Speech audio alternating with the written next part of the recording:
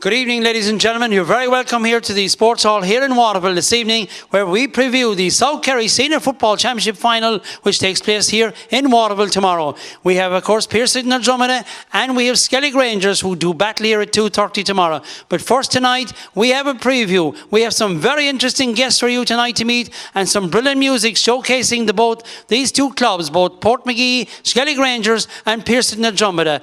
And of course, we hope that wherever you're watching this, all over the world, we hope you will have enjoyed our night show here from Waterville J Grounds. We're starting off with a tune tonight from Imla Vicnigaun from Valencia, and she's playing the mandolin, which indeed was created by Paul Evans from Carsavine. Two beautiful tunes. Over to you, Imla Vicnigaun.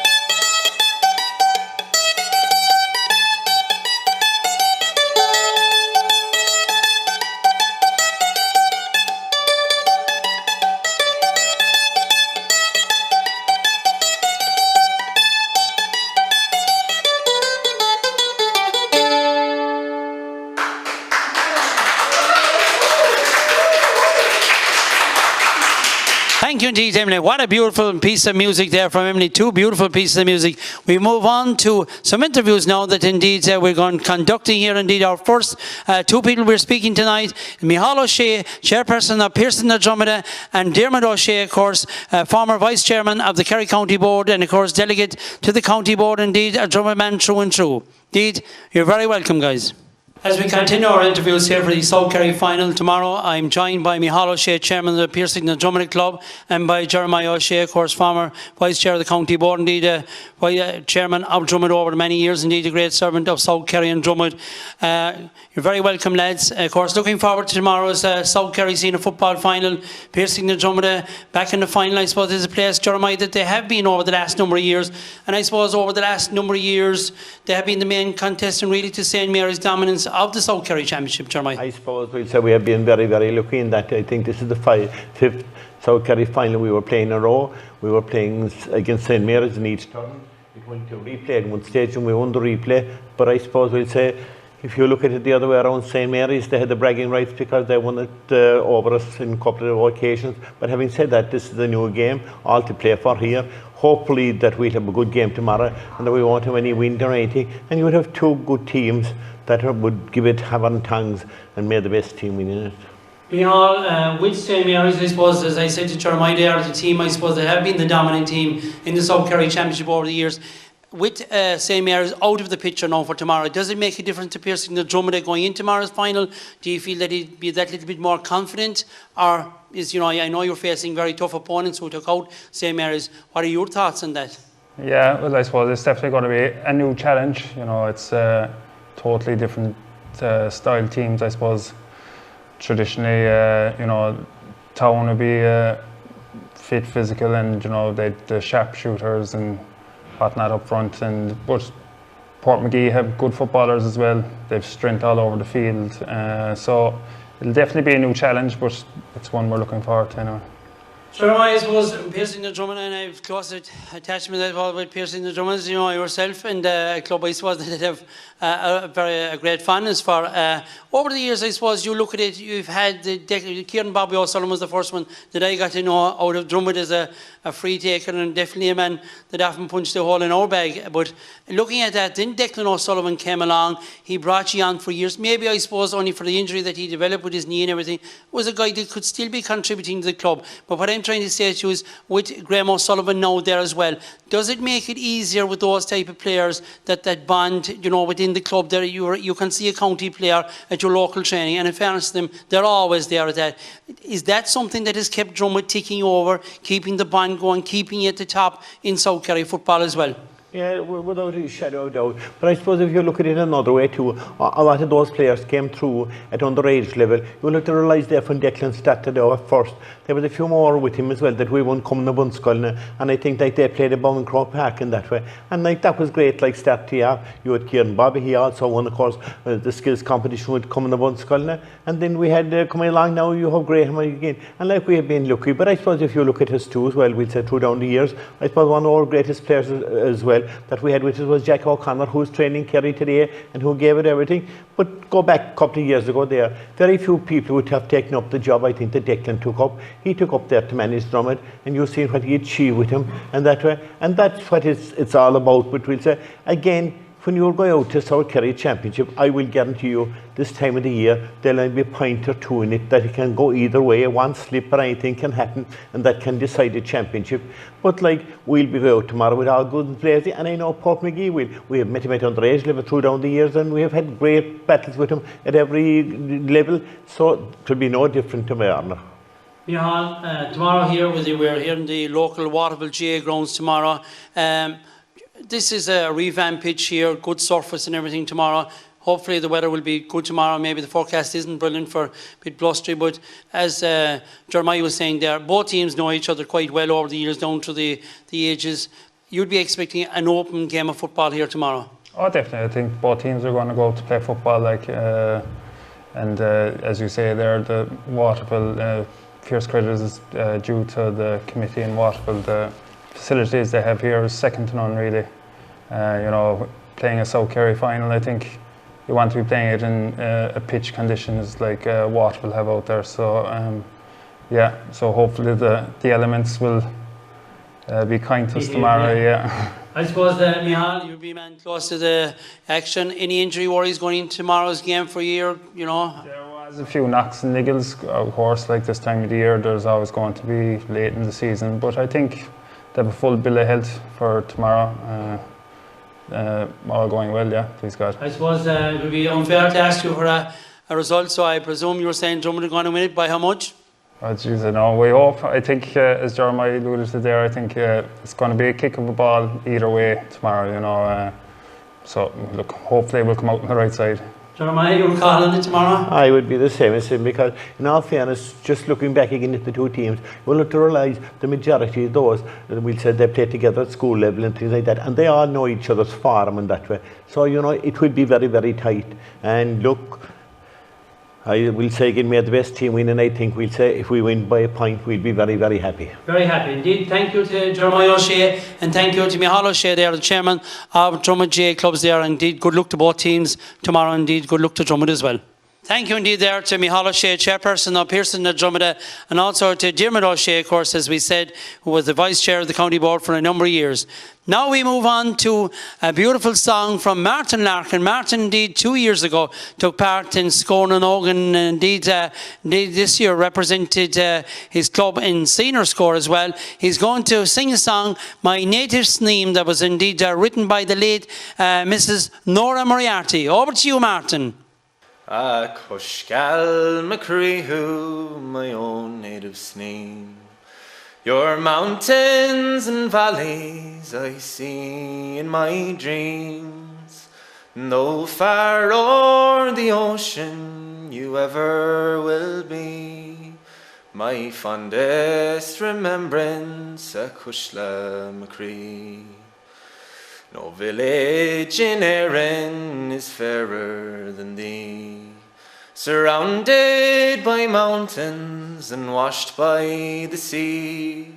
Your beautiful rivers and rambling boreens will be my fond memory, a Cushla Macree.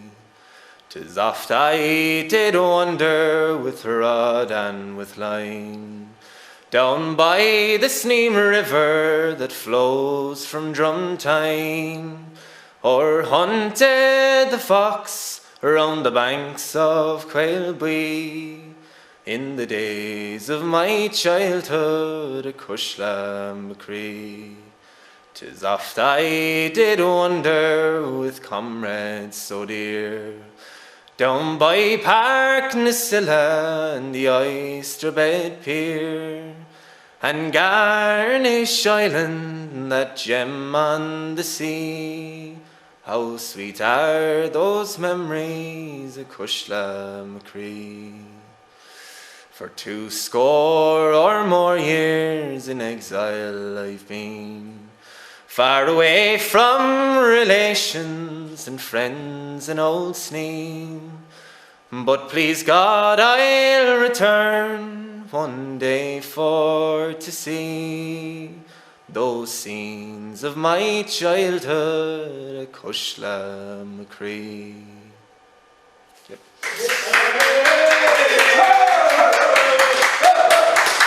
Thank you indeed there to Martin Larkin. What a beautiful song there about his native Sneem, and of course what a beautiful part of the country. Now we're moving on to an interview with the first lady chairperson of the Skellig Rangers Club, and that is Katie Casey. You're very welcome. I'm back again. We're joining you again, of course, in our interviews for tomorrow's South Kerry Senior Football Final. I'm joined by the chairperson of Skellig Rangers, Katie Casey. Katie, welcome again to our preview for tomorrow's match. Being the lady chairperson of the Skellig Rangers Club, the first in the history of Skellig Rangers Club? Yes, yeah, I started this year. I took over from Gerard Murphy. Prior to that, I was secretary for a few years. So I'm looking forward to a lot of preparations as chairperson. Of course, a good club and a good committee by you back there in Portmagee, and a lot of preparations going in as chairperson for this South Kerry final. There was a few bits and pieces, all right, that I wasn't aware of, but you know, we had a good base. Like, there's a great executive there. They've been together for a few years now, so they know the ins and outs, and there was people that had been involved previously when we last reached the South Kerry Championship, so they kind of put it in the right direction, as they say. And of course, you wouldn't be the first lady chairperson of a club in South Kerry. Of course, you have Sudan Neilera, you have Deirdre Lina Village. So the ladies are getting right to the top of ladies football down there and men's football down here. And so it's a great change. It's great to see it happening, because we've always said in the clubs, even in Mid-Kerry and everything, new people coming in, ladies coming into committees, and Dr. Crokes indeed have proven that in Killarney. It does bring a lot of vibrancy and new side to things as well into the thing. How have you found it as a chairperson yourself? Well, to tell you the truth, this is my first year, so I've great support, really. To tell you the truth, I was a bit nervous at the start, because I had never done anything like this before, and that I was the first woman to be chairperson. But no, I got great support, great backup, and there's a lot more. There's people maybe say that wouldn't have been involved before are getting involved as well now when they see, like Colette Murphy now is the secretary. There we have the children's officer as a woman, the Cushion secretary, Yvonne O'Shea, Mary Devan, Fiona O'Sullivan. There's a lot of women. And it's a great thing, because it's a community club, and that you need everybody involved, as you say, and coming in. Looking forward to tomorrow's match. You would love to be the lady chairperson, and Jack Murphy going back to Portmagee tomorrow evening. Without a doubt, yeah, absolutely. But I think it'll be a tough battle all round. Yeah, he got over St Mary's in the semi-final, and now playing Dromid Pearses. I suppose it's a novel pairing, as I said to a number of the interviews earlier on. It is a novel pairing, Dromid Pearses and Skellig Rangers in a South Kerry final. I think 1990 somebody said they played in a junior final. So, I mean, it just probably is the first time that they have clashed in a senior final. I believe it is, yes. As far as I know, it is. I suppose it's the first time in a few years we've gotten there. I know Dromid Pearses have been there quite a few times recently, and of course against the Marys. I mean, I think it's 7 out of the last 8 or 9 that they've been in. So they'd have more experience maybe of finals and stuff like that. But we got to the Junior Premier final last year. We were kind of unlucky on the day. But hopefully that experience will stand to the lads and the management, because it is pretty much the same group that are together again this year. As you said, you got to the Junior Premier final last year. Guinea Willow went on to play in Crow Park and probably were a little bit unlucky to lose on that final. So that same team is there tomorrow. They've built from this team. And of course, you have a great management team. Looking back with Brian Hickey and those, very excellent Brian. Brian really has brought a big dimension to even football, even as I've known him for a long, long time. And he really does his stats, he does everything. Yes. He's very much a team guy, and really, he's a guy that has really, brought Skellig Rangers together. Definitely, yeah. I mean, the team he has with him now, PJ Shukru and Brendan O'Sullivan, Francie O'Driscoll, they're together now with a few years, so they know what they're doing, and they have kind of, it's not just about football, it's they're building into the whole thing about building and working for the club. And it's obviously they're progressing quite well, and that's rubbing off on the underage as well. It's encouraging more participation all around. I suppose with the amalgamation of a lot of clubs in South Kerry, at underage level, it's great to be able that your senior team, you're still, able to field, as I said, population decline in rural areas of South Kerry, indeed all areas of rural Kerry. It has been, I spoke to somebody earlier on, immigration probably robbed you of a team in 2009. There was a team that probably would have gone on to the higher levels of the divisions of the county league, but you've thrived at it, you've stayed at it, and I suppose tomorrow you'll be very happy to take the Jack Murphy home. I'd be delighted to take it home. And I'm sure everyone else in Portmagee and in the club, the Glen, etc., would be delighted if we could. But I think it's going to be a very tough game. I think the teams are very evenly matched, and I'd say the weather is going to play a big part in it as well. I mean, it's going to be the same for both sides, but it's just, you just don't know really what way it'll go, yeah. So, Katie Casey, best of luck tomorrow to Skellig Rangers, and we hope you enjoyed the match. That's Katie Casey there, the chairperson of the Skellig Rangers GA Club. Thank you indeed there to Katie Casey. Indeed, what a wonderful chairperson indeed of the Skellig Rangers Club, indeed, looking to promote Skellig Rangers as we go forward. Now it's time for a break for music, and really this is a heartwarming rendering really from the Filmore Cultists with some beautiful music here. So over to you there, the Filmore Cultists. Thank you.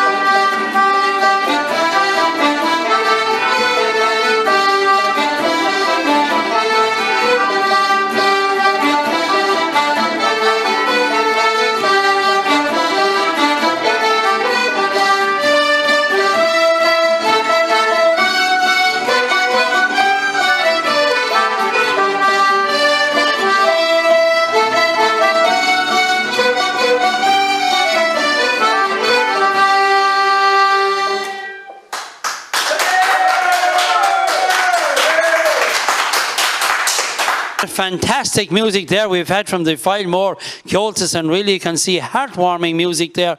So of course now we move on to, I suppose, a very successful team here in South Kerry, and that is the Southern Gaels ladies football team, who indeed this year again captured the county senior football title in absolutely exciting circumstances, in a kick-off you could call it. Indeed, we're joined by a number of the players and indeed their management team here tonight. So indeed, just to join them here, we're joined by the management team and players.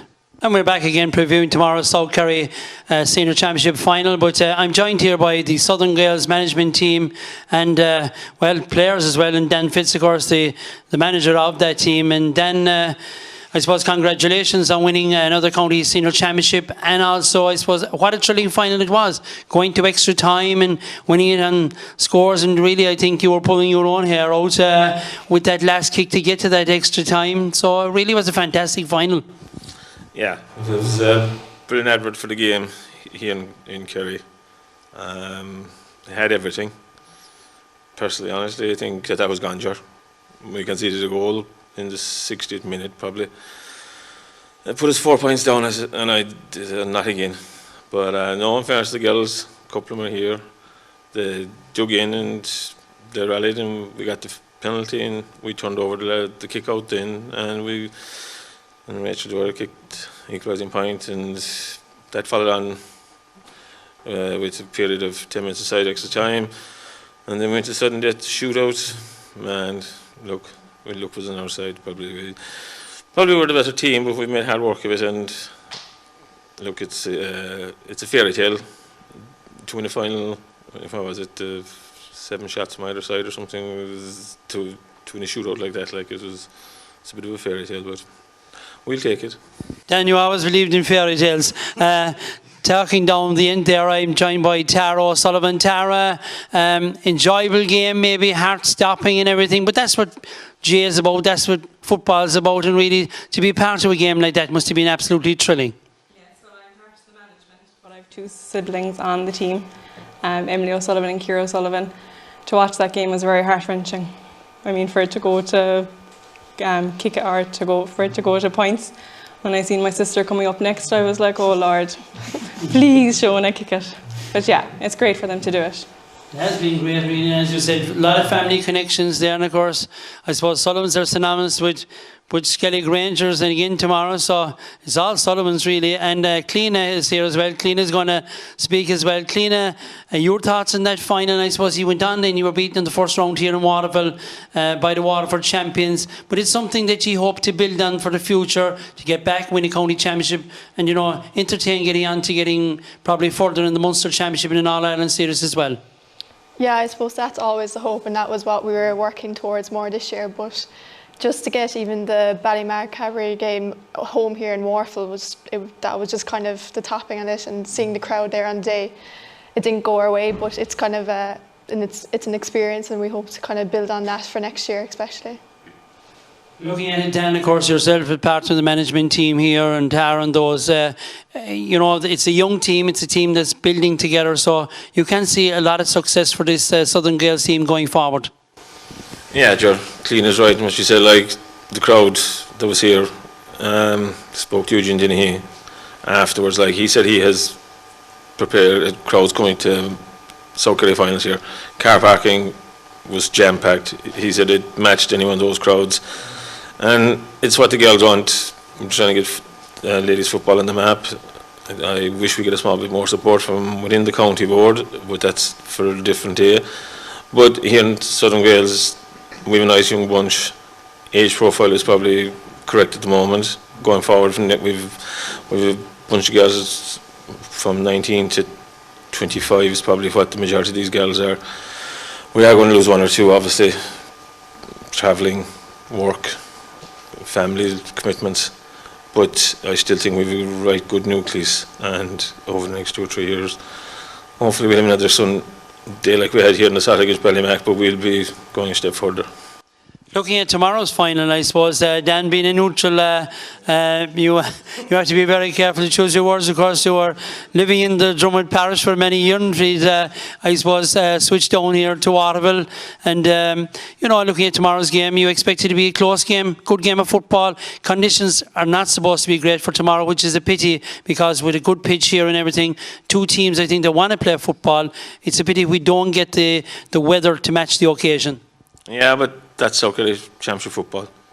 Sneem are going to be outside here 25 years tomorrow. 5-4 was the result. I was on the losing team on the day. So it's going to be the same. Tomorrow's supposed to be wet, dirty, windy. There's a wind here in Waffle the finest day of the year. I've predicted above in the bar it's going to be 7-7, and that's not City on the fence. I think that's it's going to be really tight. Both teams play football, and if you watch the two semi-finals, very few frees were given away by both teams in a dangerous position. They play football and they like to move the ball, both being good management on both sides. So I am sticking to it. It will be a draw tomorrow, and Jimmy Musgrave over there will be delighted. It'll be more money for the Skellig board. That's definitely. Tara, I suppose you'd say Drummer are going to win this game, do you? I think Cormagie will win it. I'm hoping they'll win it. I know you are. So thank you indeed to the Southern Girls ladies for joining us tonight, and to Dan Fitzpatrick here. Continued success, and really for putting ladies football on the map in both South Kerry and Kerry, and hopefully a bright future for all of you together. So thank you indeed for joining us tonight. I'm back again here. We're joined again by the Southern Gales team, of course, who were victorious in this year's County Senior Football Championship final. I'm joined with some of the managers and players here in front of me, and I'm joined by Éanna de Bush. Éanna, quite happy, I suppose, there. We spoke with Dan and some of the other girls as well. What a fantastic performance it was, as we said in the nail-biting finals, I said to him. But, for ye going forward, your goals are to win a county championship again, and maybe take it that little bit further. It is, Jerry. Yeah, that's what we're aiming for. As Dan said earlier, we were hugely up against it in the final against Fenwick Sennons. We thought it might have been gone, but it just showed the character that these girls have. There was no way they were losing, and we dug deep. They dug fierce deep that day, and it was a brilliant win. It was something to be very proud of. Then going on to the Ballymac game, we really wanted to put in a good performance, but they just were better than us today, and that's the standard we're trying to get to. And it's going to take a lot of hard work, but with this group of players, I've no doubt that they can get there. Ciara, that game, really an enjoyable game, as we've said down here that day in the first round of the Munster Championship. Big crowd here in Waterville. They're the type of games you'd like to play, in and going forward. That's what you hope to play in. For sure, Jerry, yeah, a very good game it was, but just unlucky on the day. It's just a learning curve at the end of the day, and we'll build on that for next year now. Mary Ellen, of course, you're a member of the Kerry senior squad as well. These players that you're with, of course, Rachel Dwyer, all these players that you're with, these players, having a player on the county panel as well, it adds so much to the club and to the other girls that are playing with you to look up to. Yeah, I suppose it does. We got to All-Ireland final with Kerry this year, so I suppose that was a great achievement for the club, especially to have 4 girls involved, and the Kerry captain was Anna Galvin from Southern Gales, so that was great as well. And of course, next year for you now, it's the year that we'll develop further with Kerry. Of course, great management team with Kerry as well. And you found that this year, there has been a significant improvement in Kerry ladies football in the Kerry County senior team, because they commented in a few of the games. And really this year was an absolutely fantastic year of football, different style of football, fast football. And really it was something to behold. I actually, in fact, watched the semi-final, and actually the senior championship game was on television. I switched to the ladies game. It was absolutely a fantastic game, that game, and that semi-final. So really it's on the upward trend, ladies football, both here in Kerry, which had been down for a number of years, but now it seems to be coming right back up, and the young players are coming through. Yeah, definitely. I suppose last year we were in a relegation semi-final against Tipperary because we lost 2 of our championship games. And we lost the Division 2 League final, which was very disappointing. But we came back this year and we got to an All-Ireland final, which was a great improvement, really. Ciara, could you tell me one thing? Who's the worst on the sideline? Dan Fitz, Éanna, Bernard, or Paul Murphy? Well, I'd say Paul Murphy, definitely. Oh, I won't name and shame any of them anyway. Well, Paul Murphy has been shamed with years, so it doesn't matter. It's a great group there in the management. I'm very lucky to have them all. Jesus, thinking back to the trainings, we trained very hard all year, but apparently we don't even know what hard is yet, compared to looking forward to next year now, so we'll be training hard now. So, Éanna, the final word to you here. Éanna, just looking at it yourself, going forward with the lads there, it's a big commitment, as we know, with the time consumed with people in jobs and everything today. It's a big commitment, and it's great, really, that these girls are getting the experience with the management team, that you have experience management team in the setup as well. So that adds so much to it as well. Yeah, it is a big commitment, Jar, but to be honest, it's very easy to make that commitment because you have a big group of players who are very committed themselves. So we don't have to be begging them to come training. They have a great appetite for training, great appetite for work. There's a kind of a common goal there, which is a great thing to work towards as well. So yeah, it's a big commitment, but it's an absolute joy and honour to be involved with it as well. So it's not that hard at the end of the day. We're joined as well, of course, down at the far end of the table by Paul Murphy. Paul, of course, well known for Skellig Rangers 2009 All-Ireland winning. The Regni Carl James Mike back to the street that night. They thought they were going to take over from Jack O'Connor. But anyway, that's another fact. I think the mileage wasn't good enough. Paul, with your own experience there, coming in with Southern Gaels there and lending your own experience as a senior manager with both Skellig Rangers and involvement with South Kerry, you see the commitment these girls are giving. It really gives you an uplift to see what they can achieve going forward.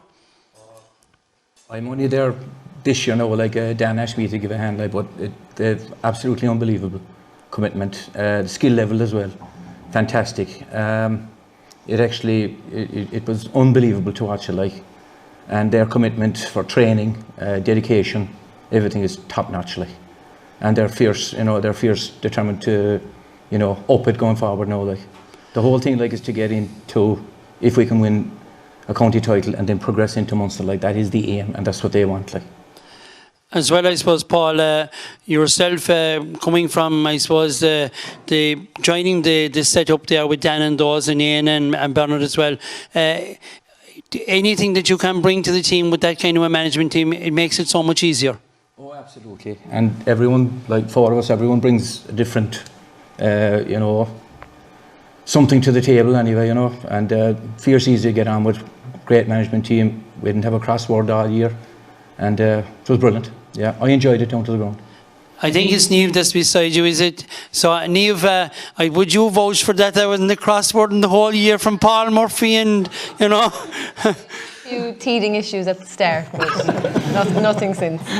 And I suppose he was in the centre of the pitch when it was the 7 kickers. Who decided on that particular evening who were going to be the 7 guys? I was actually listening to the game on the radio, and it was absolutely fantastic, to think. But is it an unfair way to decide a final, for both sides in a way that maybe those girls should have been given another day out before a county senior football final or something like that? Because the standard of ladies football is absolutely unbelievable, I think, at the moment here, and I've seen a few of the games. It's absolutely brilliant. Well, that final deserved a replay, to be honest with you. I think we all agree on that. But yeah, I think look, we won it, but I wasn't really a great help with the freeze, because I've been caught on camera down on the end of the pitch collapsing after the last 3, and I have a funny feeling it was her brother that filmed me as well, actually. But no, it deserved a replay without a shadow of a doubt, And Bernard, I suppose, not last, I know you're last to speak, but definitely, Bernard, I suppose you could dish out a lot on these guys like Ian and Paul Murphy and Dan Fitz there. I know you would tell me the truth about him, but joining the team as Southern Gaels, really, it has been a fantastic setup in here in Waterville, especially, and the clubs, have been very accommodating for training and everything here in South Kerry. Absolutely, yeah. The reality is that Southern Gaels depend on the support of the clubs in South Kerry. We trained in Valencia this year quite a bit, and we played a few games. Waterville, purely on the basis, and we played all our games last year and trained all in Valencia last year, and we're very grateful for that. But I know even beforehand, Southern Gaels would move around, so very grateful for the teams in South Kerry of facilitating Southern Gaels. And Southern Gaels, from a club setup, wouldn't be what it is today if it wasn't for the work that's put in to underage with girls.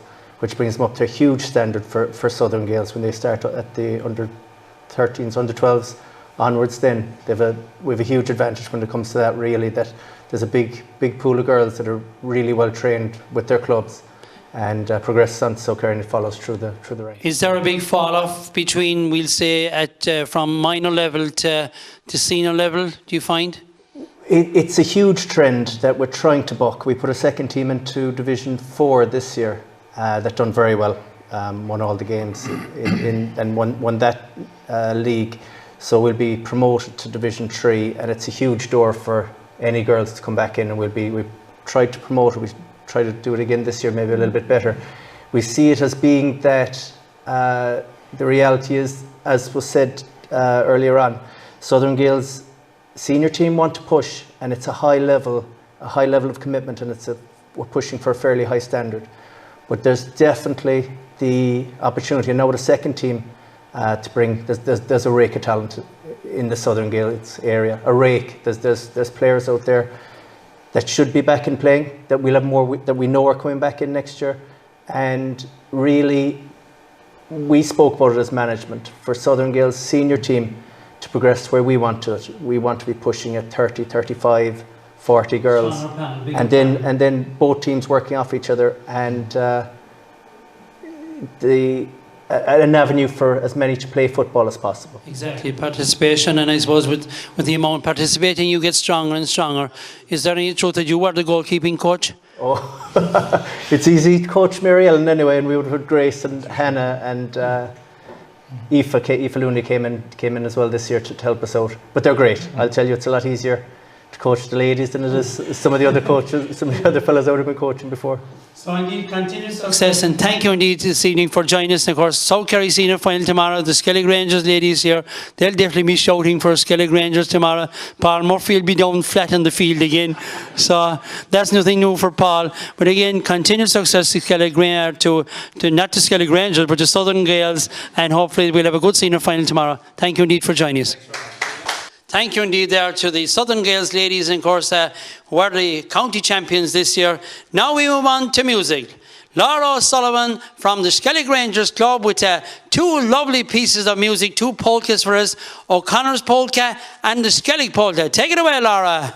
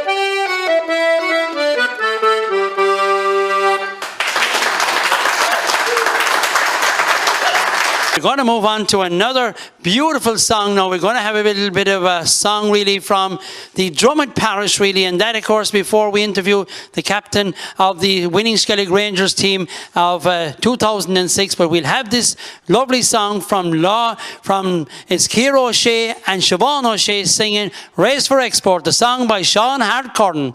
Come gather round and listen to these lines I now pin down.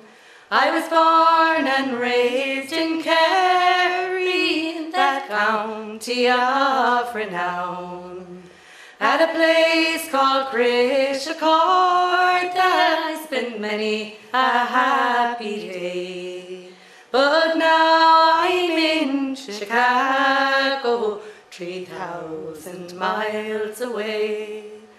The night before I left here, the neighbors gathered round, and as I tried to say goodbye, tears on each face I found.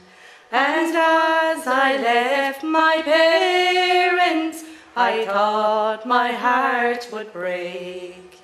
But living back in Kerry was more than I could take. The ones I loved so dearly and thought so much of me, but now I have to leave them, my wife and children 3. As one went to her mother, I dearly heard her sigh. Oh, Mammy, tell me, Mammy, why is poor Daddy crying? Her mother cried as she replied, your Daddy now must go. From us, from John and Ely, that's why his tears do flow. But when he saves our passage, he'll send it on to me, and we'll be off to join him in the land across the sea. No more to Goomavoher will I drive a bus or car. No more for the Dromid Pearses will I send it over the bar. No more to swim in Powlesop or live in Bonadreen. Oh, never again will I hear a song on the road from Carsiveen. The men who died on Irish soils are by lonely roadsides too. Thought we'd live and prosper in the land of Roisin Dhu, but years of native government have proved to be a sham. We're still being raised for export to John Bull and Uncle Sam. And now we have the captain of the winning Skellig Rangers team from 2006, the man who raised the Jack Murphy, and that's Johnny O'Driscoll. Welcome, Johnny. Welcome back again, and we continue our interviews for the South Kerry final tomorrow. I'm joined by Johnny O'Driscoll, the winning captain of the 2006 Skellig Rangers team. Indeed, what a day it was, Johnny, for there to captain in the last victory in the South Kerry Championship, and one I'd say you remember quite fondly. I remember it all right, yeah. It was St. Stephen's Day. It was a replay. We beat Waterford after extra time that day by a point. Great day, great occasion for the club. But we had a couple of good weeks afterwards. But no, it was the start of a good period there at that time for us. We won in 2004 the South Kerry League, 2005 I think South Kerry League, Championship then in 06, and then we went on to win the All-Ireland in 2009.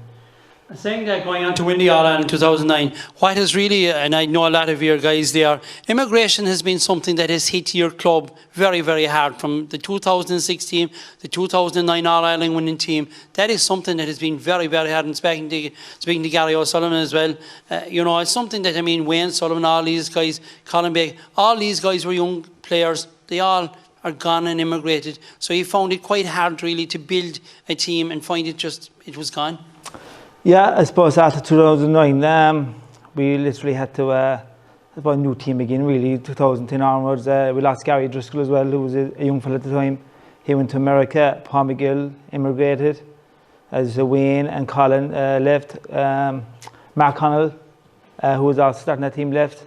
So we lost a lot of good very good, big, strong players. Christopher Driscoll left as well. So if you just count all them from 2009 or 2006, 2009, like there was a big turnover of players. But we were lucky. Like we've always been able to have players coming through. And look, the way things are going today, you see a lot of clubs joining up and trying to put teams out. And we're still on our own, and we have subs tomorrow. Look, the way things are going, you have to take what you have, and we're happy with that. I suppose one thing when you look through the Skellig Rangers team, there are so many Sullivans and that team in between Driscolls and everything. They're very tight in, as Micheál Mahertig once said. He said, they're all Sullivans. He said, I don't know if they're brothers or not, but he said they're all God's children. So I suppose for any commentator looking at it, I suppose a lot of Sullivans back there tomorrow, 8 or 9 of them on the team. You're backbone by a number of families as well, of course. Oh yeah, like Port McGee, like it'd be a very small area. You'd have from Annagar Bridge back to the village, out to the couple of houses in the Glen, like, and that, like, so the Sullivans would be dominant. You have the Lovies, Arcas, and then you have Dash and from the Glen, and his nephew is playing with his nephew tomorrow, Finan, and Stephen Sullivan, of course, will be another Sullivan. A lot of Sullivans there, all right. Looking at tomorrow's game, how do you find you've beaten St. Mary's? I suppose who have been the dominant team in South Kerry football, generally, of course, the town team are always that bit dominant.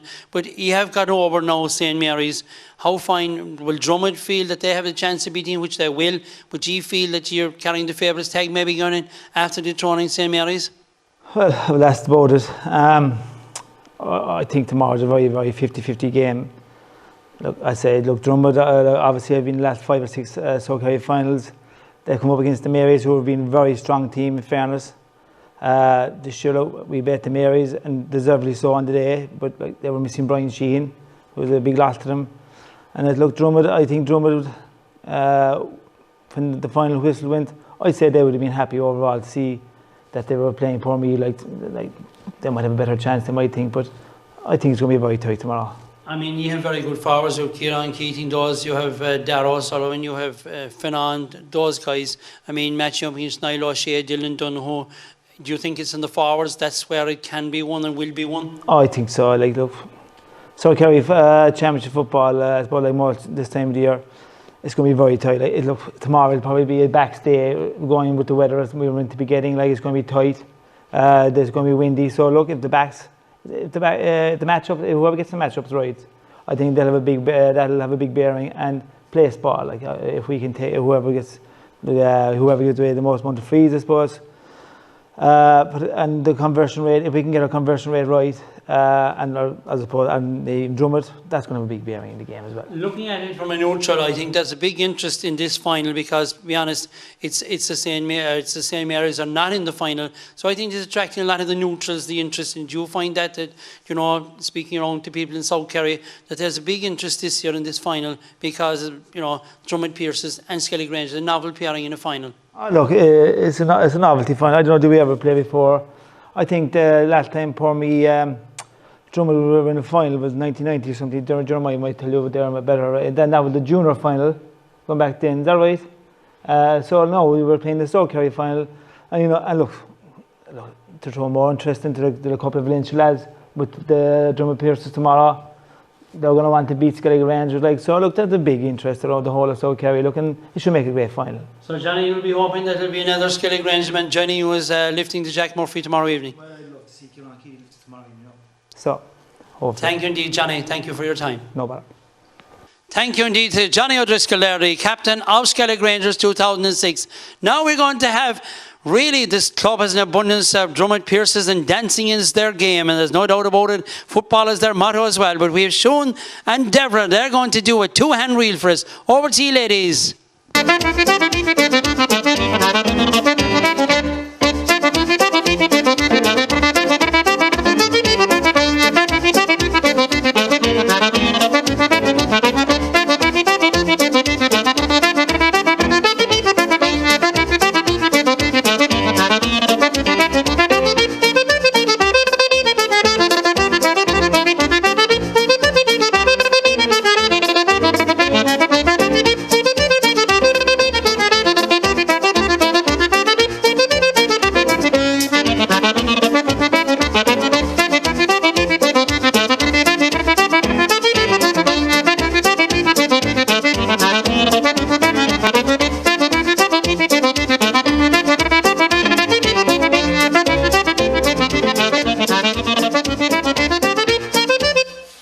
indeed there to those two great, lovely girls dancing there. And now we're going to slow it down a little bit from the fast dancing.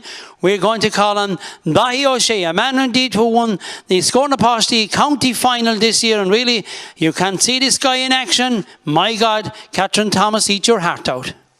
My name is John Joe Kelly, and I've been single the most of my life. All I wanted was a bit of comfort, some money, and a wife. But me prayers, they weren't answered, and the food got in the way. Sure, me weighing scale was like a taxi meter, changing mad from day to day. But first of all, for you to understand, I'll tell you how it all started. There was this slimming program on RTE, and I was broken hearted. My woman had left me for another bloke. All he had was money. But sure, I couldn't help being broke. When she left me, I started to feel sick. Imagine to go off with my own brother Mick. I never thought she'd leave me so quick. So I started distress eating and gained a stone or 5. The pints were thrown back every night with 10 or 12 mince pies. So that's where RTE came in with their weight losing show. Now me gaining weight was very fast, but losing it was very slow. The show was called Operation Transformation to help the Irish lose weight. But sure, at the rate I was going, I'd say I was closer to the pearly gates. But still, I tuned in every Wednesday and every Thursday, and the ad break challenge I always tried. And when I stood up in my own scales at home in my boxers, I'd let on Catherine Thomas was by my side. She'd say, "Well done, John Joe. I mean, you're looking so great. I'd say you've nearly lost a full baby body's weight." I did some squats, push-ups and more, and after 1 or 2, I'd be lying straight flat on the floor. I was broken-hearted. I could not sustain. The pints and pies were back again. Until the Sam Maguire GA team, they were looking for a back. They go, "John Joe, you're fine and strong. You'd have him on the rack." Except I failed a corner forward and failed a corner back. And sudden time I'd get the ball, I'd always give it back. So there was only one position for me to try, and they chanced me in the goal. Yes, 87 final. We lost 5 points to 12 goals. The football season had ended, but my walking season had just begun. I progressed so much in the walking that I even started to run. Went into mass one Sunday, met all the neighbours there. Some were glancing sideboard glances, while more just stopped to stare. There was little doubt about it. I was causing quite a stir. The widow Maloney smiled and nodded, but I didn't look at her. Going out to church that Sunday, the rumours there ran rife. "John Joe Kelly's like a new man. He must be looking for a wife." They thought it was amazing. New image died unfurled. Was I going on fit his families to take on your man Fitzgerald? But those weren't as complimentary as the spinster Molly Ryan, who said, "I'll see you at the doctor's," 'cause she thought that I was dying. But her gossip, it didn't faze me, and I continued with my plan. I felt my health improving with every mile I ran. With my self-confidence now soaring, I made myself a promise that I'd be on TV one day with the gorgeous Catherine Thomas. So I donned a pair of Nike shoes, some running shorts and vest, and began a run to Dublin in order to complete my quest. As I ran up through the Midlands, many locals lined the route, saying, "There goes the gallant John Joe in his high-vis running suit." I soon arrived in Dublin and headed for Montrone's. I felt my body tingle from my head down to my toes. Catherine had heard my story, and she met me at the door. The minute that I saw her, my spirit stayed sore. It filled me with elation, and I said, "Catherine, please put me in Operation Transformation." She quickly eyed me up and down, slowly shook her head. I tried so hard to hold back the tears. These words at last she said, As for Operation Transformation, I'm afraid the answer's no. See, John Joe, you're much too fit to be on the show. But if you are interested and you don't mind my approach, I'd love to bring you home with me as my personal fitness coach. Well, friends, that's my story, and I'm sure you'll all agree. Operation Transformation has brought out this change in me. Did I do it for the glory, or did I do it to be on TV? Ah no, it's much more simple. I did it all for me. Gurmeen Mahagov. Thank you indeed to Dahi O'Shea, and really what a wonderful recitation there by Dahi O'Shea. Now we're going to be joined by the chairperson of the South Kerry board, and that's Suzanne Nealera, and indeed by the secretary Jimmy Musgrave. Indeed, very welcome to the programme. And you're very welcome here back again to the Waterville GA Club here tonight, and previewing tomorrow's South Kerry Senior Football Championship Final. I'm joined by the chairperson of the South Kerry Board, Suzanne Nealera, and I'm joined by the secretary, Jimmy Musgrave of St Mary's Carsavine. A very important day, Suzanne, for the South Kerry Board. I suppose it's the pinnacle, it's the big showcase, the Jack Murphy Trophy for the winners for the South Kerry Final. It's always a big day in South Kerry football, and you know, a big day in county football, because it's something that people travel from all over the county to see the South Kerry Final. Yeah, we're looking forward to it now tomorrow, to a different game this year, Pearses and Dromid versus Skellig Rangers, hoping for a big crowd, lots of talk around South Kerry and beyond about it, hoping to be a close game, good contest, and a good day here in Waterville. Hopefully, I'd say the weather will be good. We're expecting it to clear around 1 tomorrow, so we're all set, ready to go now. Jimmy, I suppose as secretary of the South Kerry Board, getting the teams in, getting the programmes prepared and things like that, a lot of pressure on the week of a South Kerry final for you, you know, as a South Kerry Board, indeed as secretary. Oh, definitely, there's a lot of pressure, George, you know, but I suppose I'm lucky in one sense. I'm retired now. That was the one thing that came out of COVID for me. And I have plenty of time to do it. I have a good chairperson, there's a good executive there on the South Kerry Board, and working with good people, 2 great clubs as regards cooperation. This the big thing is cooperation. And the businesses around there, then the big thing with the programme is getting adverts that'll pay for it and everything like that. And dealing with great clubs, as I said, great people to come up with money, come up with sponsorship, and come up with articles. And there's another man I must mention there is Brian O'Sullivan, who's got great insight into all these old things. He's got a fantastic memory, and so it's all systems going on for tomorrow, and hopefully. It's actually always a superb publication, the South Kerry programme for the final. Suzanne, turning back to you again.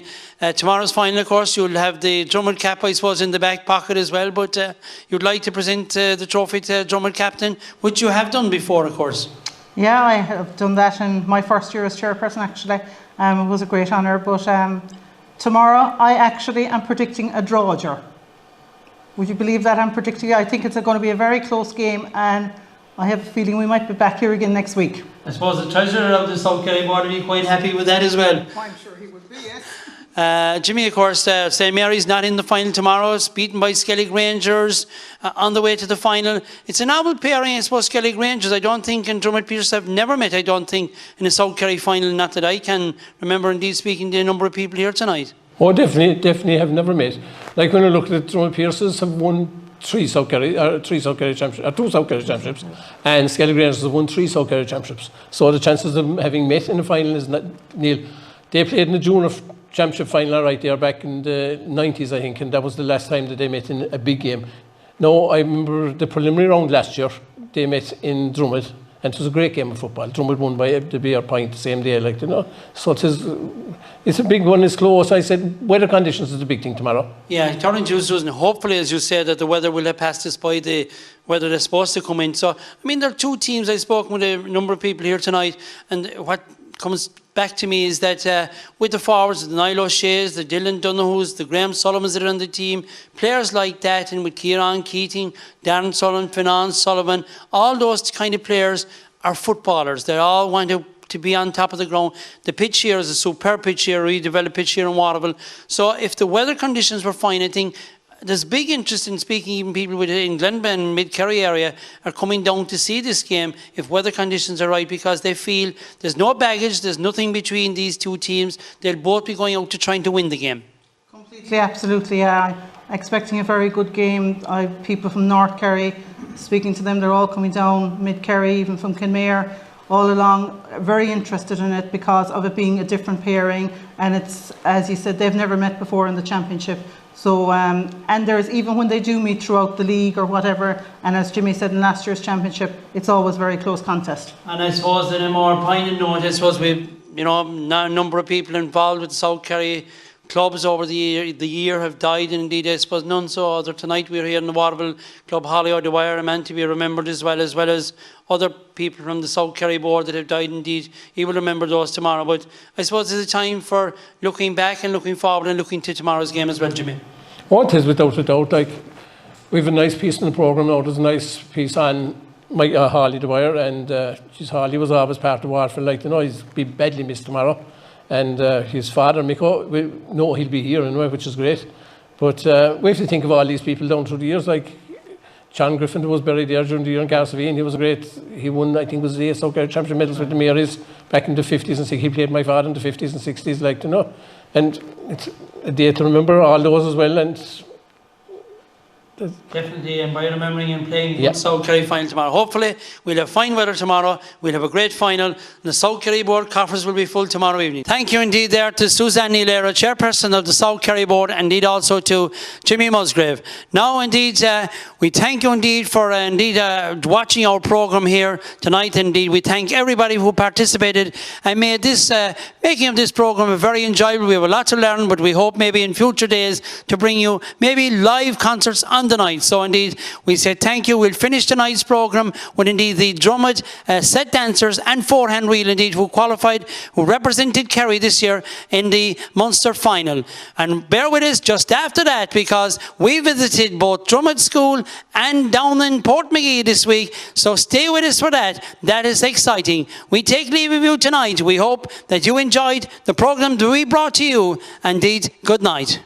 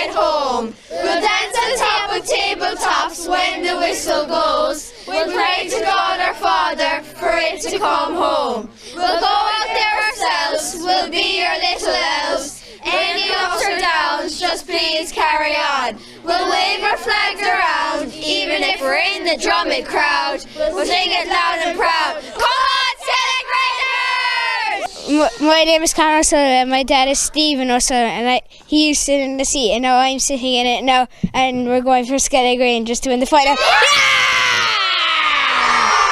Hello, this is Simon Hickey, and my dad's Brian Hickey, and he coaches Skellig Rangers, and we're shouting for Skellig Rangers!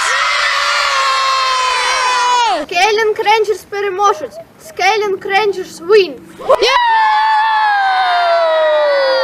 Who's going to win Saturday evening?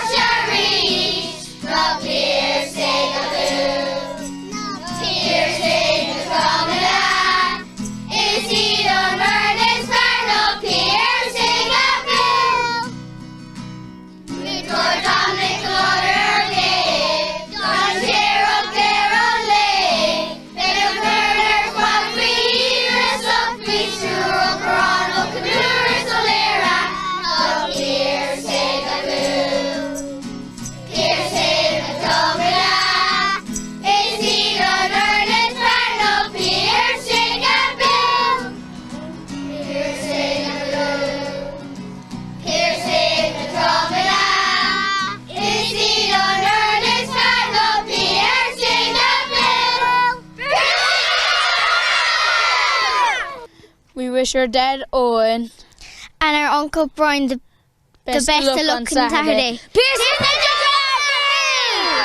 Best of luck to our dad Aidan on Saturday. Gunori Gagala dead. August Niall. Sicklehar on Saharan. Gunari Gagala dead. Fern piercing the Dromida. August Moon to Dominic Aaron Saharan. All Moorla dad. August Fern piercing the Dromida Aaron Saharan. Best of luck, Dad. Good luck to my dad on Saturday.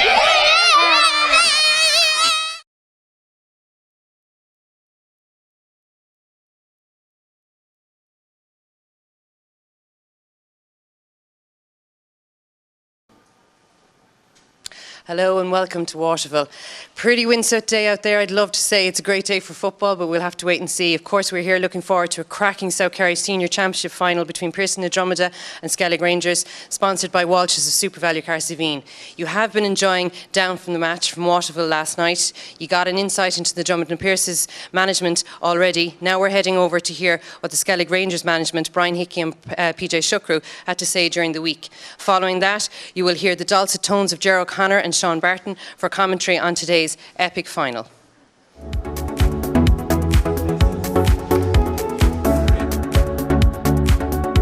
I'm here with the management team of the Skellig Rangers Football Club. Brian, first of all, talk to me about how you've been going so far this year.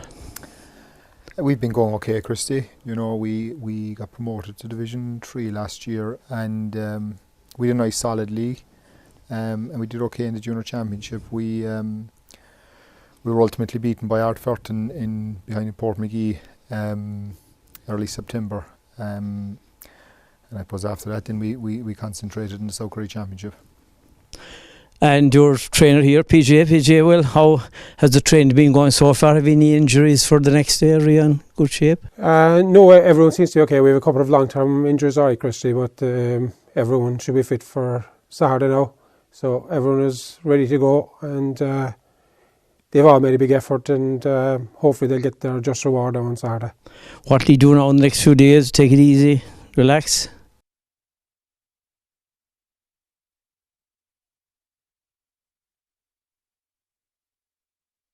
And Brian, of course, you were involved in 2006 when he pulled off that famous victory of the South Kerry Championship. I was, yeah. And it's, you know, it doesn't feel like it's that length of time ago, to be honest. It's still a very, very vivid memory for myself, and I'd say for the people of Portmagee. And you know, we've been waiting a long time to get back and get an opportunity to try and do something like this again. For a club like ours, these opportunities don't come around too often. And you know, we're just delighted and really looking forward to the weekend now. What's the difference now, Brian? How you find these as a manager now this time around than a player? Is it tougher or easier or what? Is it tougher or easier? It's you know, they're both very enjoyable, both very different. As a player, I certainly only had to worry about myself, and that was my priority. But as a manager, you're worried about 30 fellas.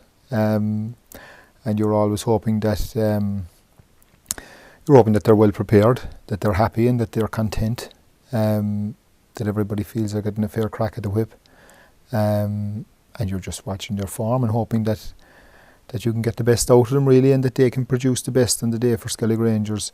So it's very, very different. You'd love to be togging out yourself. I'd love to be turning back the clock and going out playing if I could.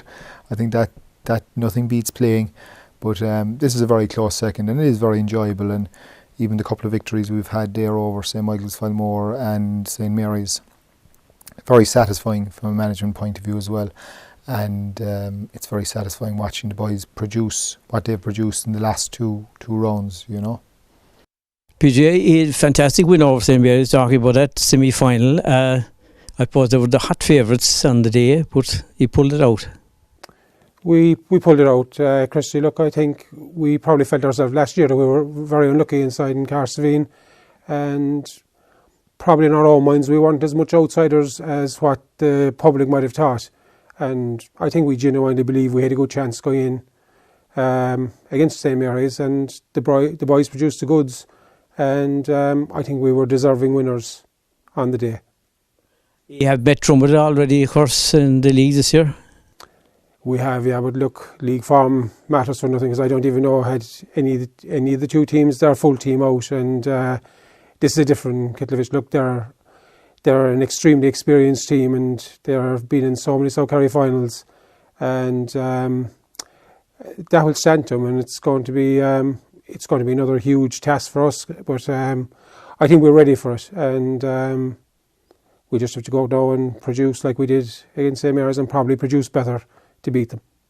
And Brian, where can you see it being won or lost now the next day? You know, it's difficult, Christy, because I suppose ultimately the scoreboard is what'll matter. And looking at the forecast, I suppose weather conditions are predicted to be poor again, so it'll be difficult to get scores. We're expecting water to be quite open, windy, a lot of rain forecast, so it'll be difficult. But I suppose, look, we're hoping that we may get a couple of more scores than them up front, but it'll be an all-merciful battle. And Dromid are very strong from 1 to 15, and they have a good squad as well to come in, you know, and they're particularly strong around the breaks, around the middle, great tacklers, great work ethic, very few weaknesses, and very similar to ourselves really as a club. They're coming from a rural background. They're trying to create their own tradition really, like we are, and they're building all the time as well, which is interesting, because I suppose, look, we're very similar, very close in our mentality, but it's going to be a battle. That's the bottom line, and I think whoever gets maybe, you know, could be a fortuitous goal or anything, a couple of scores, it'll make the difference on the day. Mm-hmm. winning the All-Ireland Championship in 2009, the junior course. It was a fantastic achievement. Those massive celebrations. Will there be as big now after next weekend, PJ? Well, I've no doubt that there will be big celebrations, especially if this is pulled off. Like it's a big thing for our club, and it's one thing for the players that are playing now, but for the young people behind the Port McGee, to have something to aim for and have a team that's actually winning. And I think these boys seen the team in 2006 and they've seen the All-Ireland, and that actually drives you on to want to do it yourself. And I think that's what they have that's what the boys have now at the moment. And I think that we're very, very fortunate, because as we have this opportunity, whatever the result is the next for myself and Brian, with the 3 years that we've been involved, like the support we've got from the board has been unbelievable.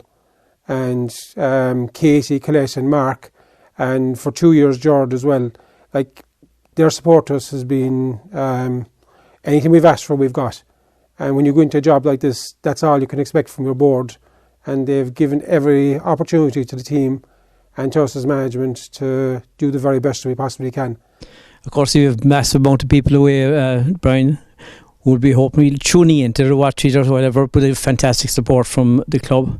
Yeah, we do, and a lot of ex-players and a lot of players, I suppose, that, you know, if circumstances were different, they'd be lining out with us, and we'd love to have them.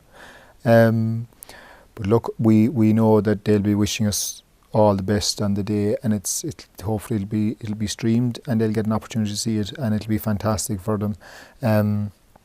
Similarly, last year in the county final, there was a piece put together by I think it was Eilish O'Shea organised it, but it was lovely. It was lovely for the players, and it meant an awful lot to the players. And you know, even though they're on the other side of the world, they're still very, very much a part of our community. You know. There we see the management team there of Skellig Rangers there, Bernard, and of course Sean Barton joining me here. Dreadful conditions here this afternoon in Waterville for the South Kerry Senior Football Final. Sean, definitely not a day for football, there's no doubt about that. Yeah, desperate conditions. Very strong wind there blowing from the lake hotel side down, but it's going to make it very, very hard for everybody here today. Even the spectators you can see out there today, they all have their big oil coats on, and it's just a pity. It's a pity because the South Kerry final is one of the big flagship championship finals of the year, and it's a big comparison from this day last year, which was the sun was shining and we did an outstanding game of football here last year. But no doubt, look, it has to be played today, and that's it. You have Dromid and Skellig Rangers, and I've no doubt they will put on a big performance today. Looking at it, as you said, it's going to be difficult to play football because these are a novel pairing in a South Kerry final. Skellig Rangers and Dromid Pearses have never met in a South Kerry senior final. As far as I know, they have met in junior finals, but never in a senior football final. It would have been a game, I suppose, that would have brought out, shown us here with Graham O'Sullivan playing with Dromid Pearses, the Dylan Dunhu's, the Niall O'Shea's. These are all very good footballers, and same with Kieran Keating, Darren O'Sullivan, and those with Skellig Rangers. So we would have been in for an open game of football today, but as you said, the wind blowing down from the Hogshead into the ground here, up into the village in here at the ground, it's going to make it for a very difficult, and I suppose the proverbial two halves, no doubt we're going to see that. Yeah, it's going to be very difficult, and I think today the wind will have a big bearing, and probably a free taker today will be vital, because as we've seen here the last couple of years, last year was a good year, maybe the year before conditions were a bit tougher, and it was actually Brian Sheehan that day, his frees, that really won the game. So look, no doubt you have great free takers on both sides. You have Darragh Sullivan and Kieran Keatings with Skellig, and you have Niall O'Shea, Dylan Dunhu with Dromid. So personally, I think myself it will probably come down to that. Probably come down to a miss or two. So indeed we will join Sean again there for his analysis on the game. But now we're going to hear from Bernard Casey, because indeed there's a little bit of controversy going around South Kerry, because I think Bernard has claimed that he won, himself and the nephew are arguing that he won the South Kerry Championship in 1968 when he kicked the ball over the bar from in front of the stand. But knowing Bernard Casey, I don't know did he, but we'll join him now anyway.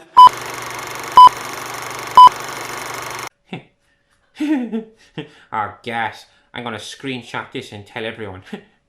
Isn't that great now, huh? Yeah. Are you sure? Fair play to you, Christy, boy. I'm delighted to hear that now. Christy, be all happy now. There's trolls all over the place, like. Yeah. Alright, sure, I might sue after. Alright, best look. Good look. Who are you talking to? That was Christy Reardon. You know, see our videos. He just done to me that. He said that the South Kerry final is going to be live streamed now the next day from Waterville. Christ, isn't that great now? I'm sure that people from South Kerry all over the world. That is sure. Hidden Pat Fox's son Richie, he's out in Abbey Debu. He is, I'm sure there's a reckoning of Foley's gang between America and Australia. Christ, they'll be able to watch it now and everything. And I know one of the Shahens was born in Kuala Lumpur, whatever they call it, And sure, McCarthy, the Loro's brother, then David, he's out in Kinmare, but he's so starved he wouldn't pay the petrol or the fee into the pitch, so he'll be able to watch it too. They're even coming from Gdansk to watch the final. It was great by the South Kerry final, It was the pinnacle moment in our social calendar. But big day out in Waterville now the next day. If the conditions are anything like the semi-final, I'd say the whole lot of us could be blown into Loch Coran. Or better again, maybe into Hog's Head. That's the only way the likes of us will get in here. Christ, the finals used to always be inside in town.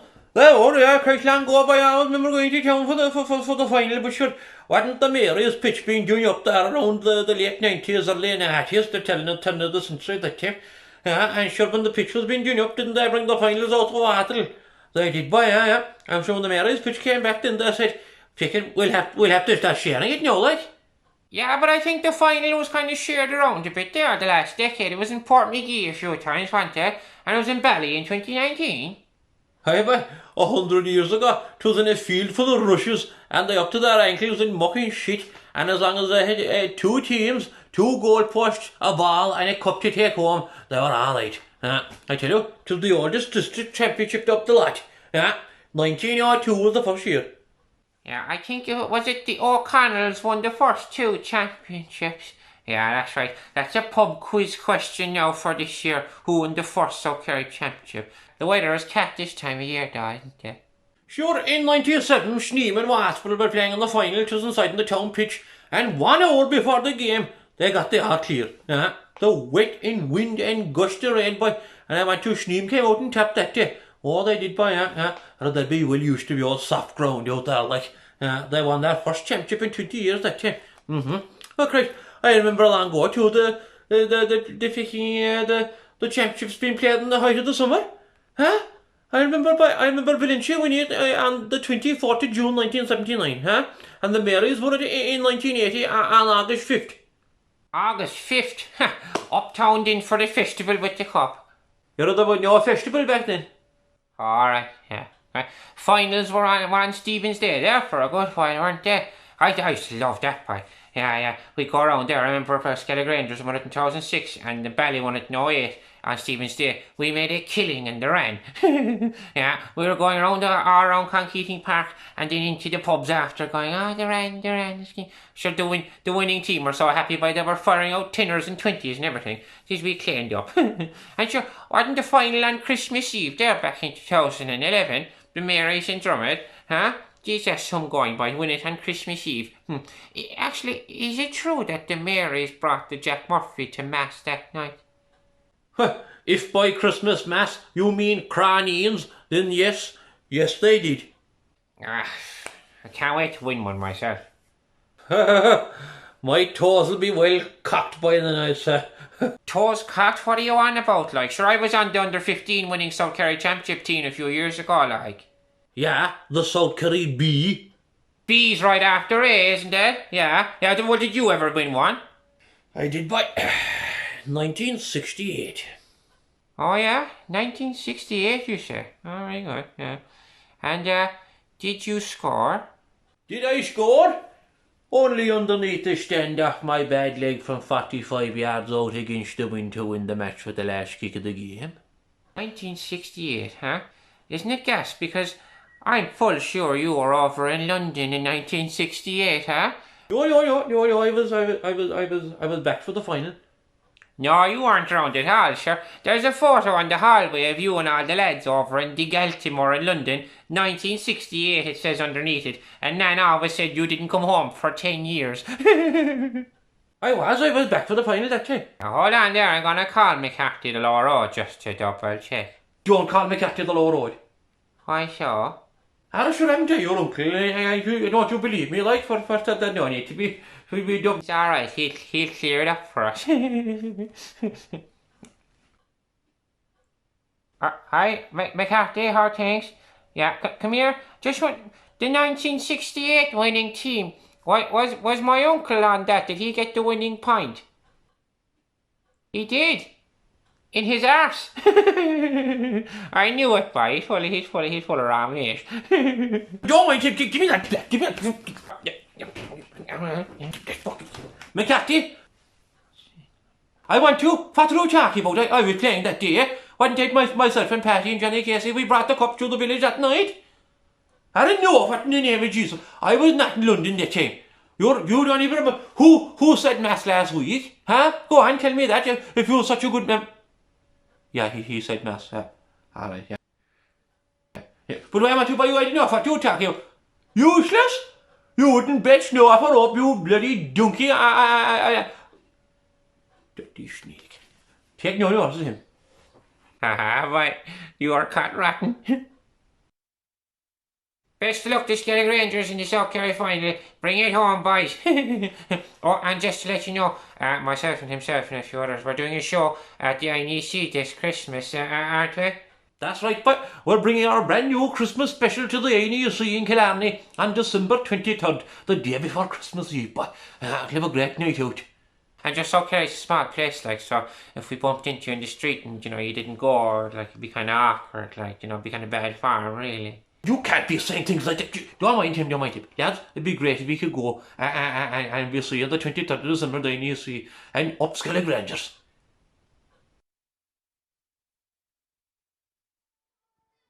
And you're very welcome back, and I suppose the debate will still go on because nobody's quite clear whether Beryl Casey kicked that point or not. Indeed, they never didn't find out either from McCarthy to Lord Roscoe. Maybe someone else, maybe the history books might tell you. But if you want to see more of Beryl Casey, remember he's in the INEC on his show the 23rd of December. And as he said there, we know you all, so you better buy those tickets and be there. What a comedian, what a story, in all fairness to Beryl Casey. Sean, the wind seems to have died a little bit here in Waterville at the moment, but the rain is still coming down.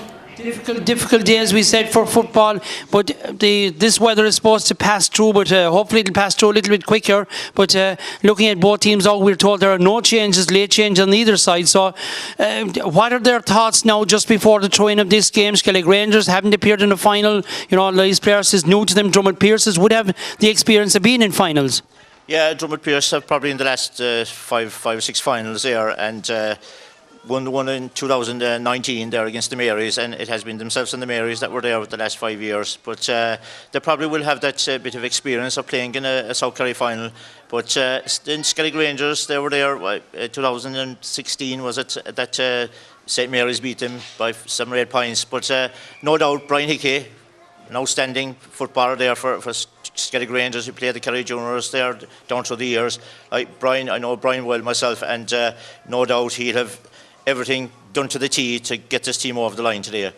Definitely, because knowing a few people that have dealt with him, they said his management style and nothing has left a chance really. So talking about Skellig Rangers, we're going to hear from, I suppose, a great legend of indeed a man who immigrated at a young age, indeed was a member of the Kerry panel at the time, and we hear from his words now. That's Gary O'Driscoll. Sit there, talking to the camera.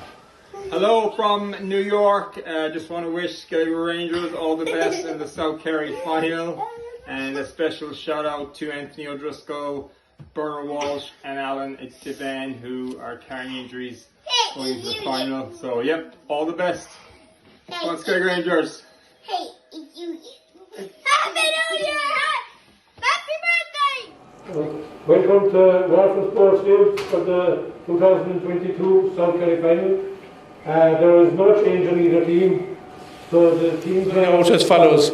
Pearse na Dromid. In goal, wearing number 1, Donal O'Sullivan. Right full back, wearing number 2, Micheál O'Corran. At full back, wearing number 3 is Shane O'Connor. And left full back, wearing number 4 is Keelan O'Flaherty. At right half back, wearing number 5 is Graham O'Sullivan. Centre back, wearing number 6, Kevin O'Shea. And left half back, wearing number 7, Patrick O'Sullivan. In midfield, wearing number 8, Dominic O'Sullivan. And number 9, Seamus Holinchik. At right half forward, wearing number 10 is Kevin O'Shea. Centre forward wearing number 11, Polo Conacour. And left half forward wearing number 12 is Sean O'Sullivan. And right full forward wearing number 13 is Garwood O'Sullivan. Full forward is wearing number 14, Niall O'Shea, and number 15, and captain of the team is Dylan O'Donoghue. The Skellig Rangers team line out as follows. In goal wearing number 1, Patrick O'Sullivan. Right full back number 2, Gerard O'Sullivan. Full back wearing number 3, Ronan O'Shea, and left full back number 4 is Adam Kennedy. Right half back wearing number 5, Sean Kennedy. Centre back number 6 is Brendan Murphy, and left half back number 7 is Seamus O'Sullivan. At midfield wearing number 8 is Aidan O'Sullivan, and number 9 is John Murphy. Right half forward wearing number 10 is Michael O'Sullivan. Centre forward wearing number 11 is Finan O'Sullivan, and left half forward number 12 is Martin O'Sullivan. At right full forward wearing number 13 is Darragh O'Sullivan. Wearing number 14 at full forward and captain of the team is Kieran Keating. And left full forward is number 15, Dermot Keating. That is indeed the lineouts for this afternoon's match here in Waterville. As we say, the conditions are terrible conditions here in Waterville this afternoon for the South Kerry Senior Football Championship Final. As Jimmy was saying, there are the two teams. No changes, Sean, no late changes.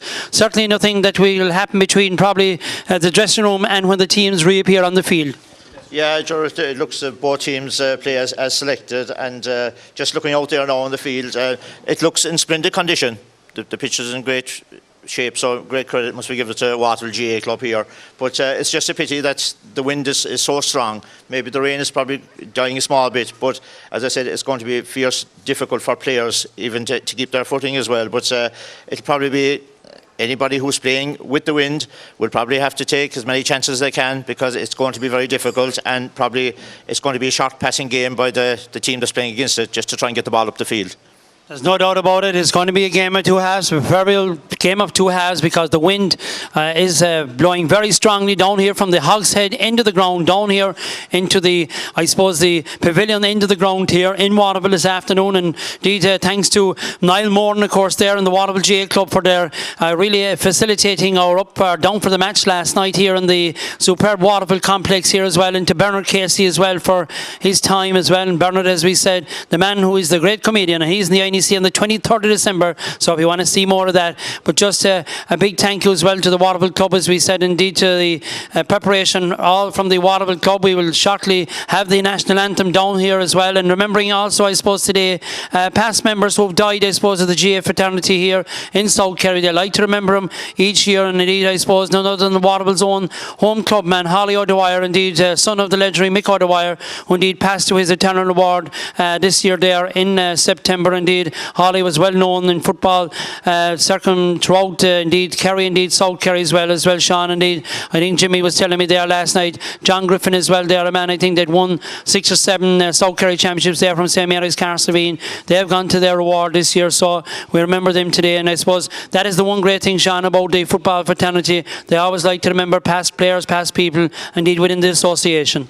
Oh, definitely, Joe, yeah, and South Kerry is a great area for that, and they do always remember those players. And as I said, all those players gave great service to their clubs down through the years, and well remembered today.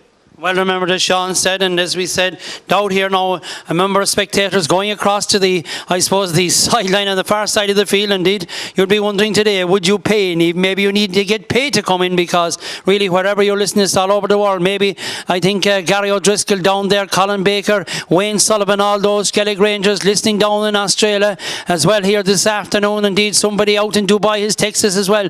I think he's going to have twins, they tell me shortly, and if Skellig Rangers win today, he's going to call one of them Skellig, and he's going to call the other one Ranger. Maybe names they could call a dog, but far about if the Skellig Rangers win this afternoon, they'll be quite happy. The Sullivans also in America, down in Boston and in Mississippi down there, someone listening this afternoon on this live stream. We hope the weather's a little better than where we are this afternoon, but no doubt it's a South Kerry Senior Football Final here in Waterville. A game, I suppose, that really down through the years, and remembering, I suppose, another man that passed to his eternal reward 4 years ago yesterday, and that was the great Wishy Fogarty. a man who I suppose always came down to the South Kerry finals. Indeed, I suppose I had the privilege of doing commentary with Weesey on several South Kerry Senior Championship finals, but as both teams will be shortly ready to reappear on the field here, Sean, I suppose looking out here, the referee of course this afternoon is Jonathan Griffin, the Glenbeigh-Glencar referee. Very good referee, it has to be said, and not being biased or anything, but he has handled especially the Austin Stacks Karen Sir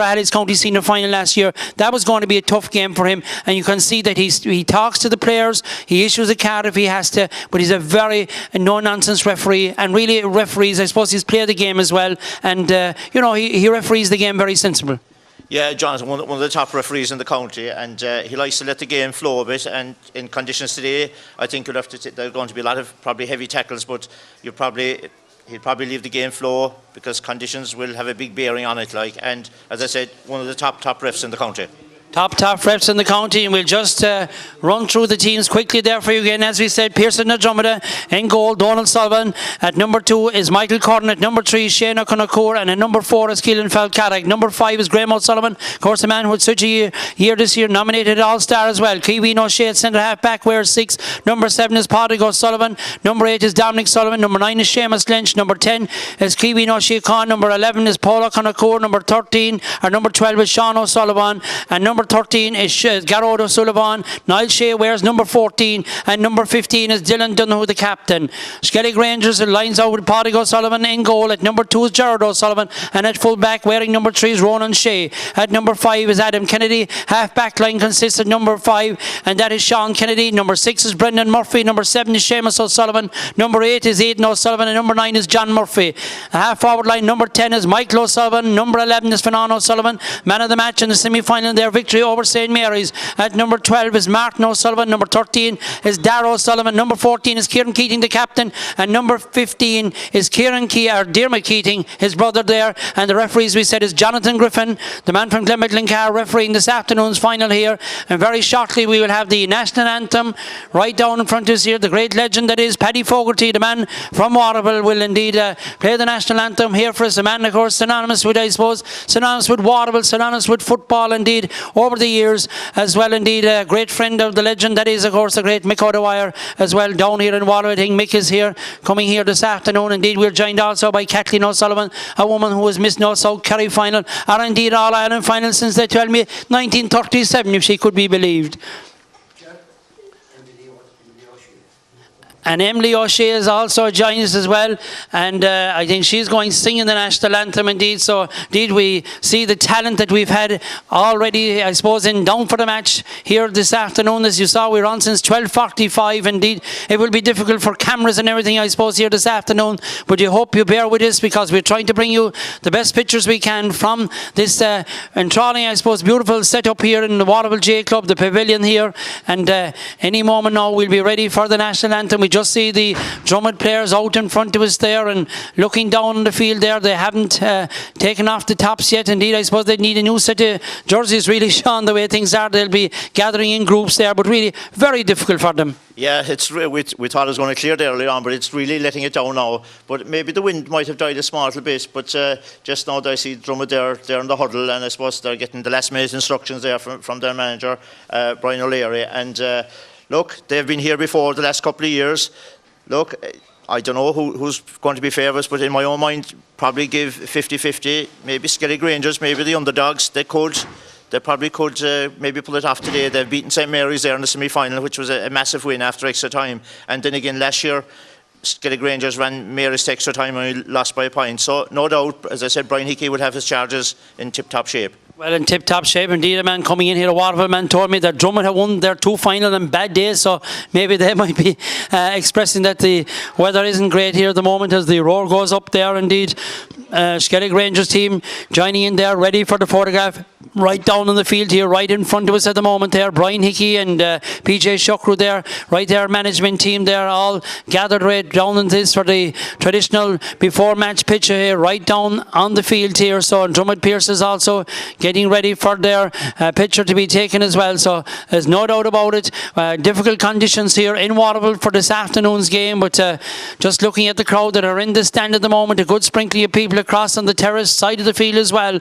And as the the Skellig Rangers team breaking away. Indeed, I suppose only for the weather we would have a fantastic crowd, because really a lot of people very interested in today's final here down in South Kerry. It's a traditional finals, one of the best finals I suppose you will see in with traditional football. I suppose the great players over the years have graced it. The Mick O'Connells, the John Egan, the Sneem team, of course.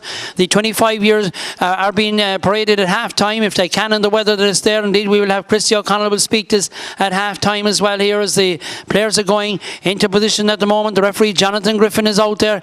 We'll be turning shortly, as we said, for the national anthem, but just looking down, the rain absolutely pouring down at the moment here. In fact, the rain has got heavier, the wind has eased a little bit, but really it's very difficult, and Sean, it's going to be very difficult for players. Oh, it's going to be very difficult, Ger, and just as we said there earlier on, I think it's going to be a game for free takers. Will probably be, and you've got to take your chances with that strong wind as well, and you'll probably want maybe 6 or 7 points up on the board, maybe at half time. So we're ready for the national anthem here. Paddy Fogarty of the Waterville Club. In pair by Club President Paddy Fogarty and being sung by Emily O'Shea of Piercing the Drum.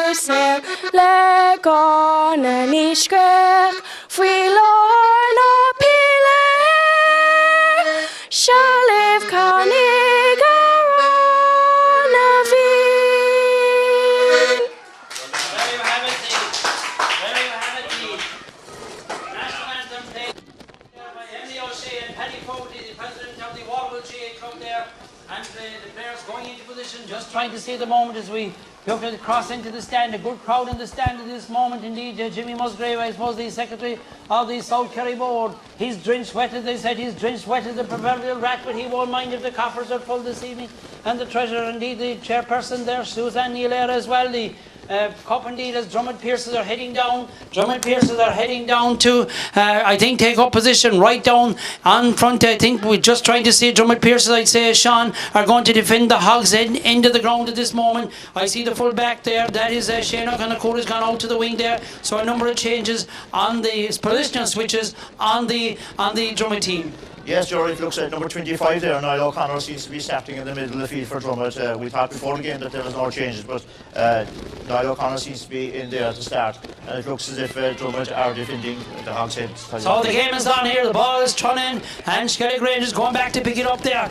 Wet conditions here. There, Dromid Pearses and Skellig trying to walk it out here. Giving it out now here to Martin Sullivan. Martin Sullivan hold on to it, gives it into the centre here. Aidan O'Sullivan, Aidan Dash O'Sullivan, of course, the man who won a county championship with South Kerry. The ball being taken forward here, trying to go down it. Even this beautiful pitch here in Waterville, the rain splashing on it as we can see at the moment, because really the rain is incessant at the moment. A free to be taken. Kieran Keating, the captain, drives the ball inside against the wind in this first half. The ball seems to be touching the ground. There's going to be a free in for Skellig Rangers, a free in for Skellig Rangers. And really, as you said, Sean, if they were to get a point here in a game like this, it's really a point against the head.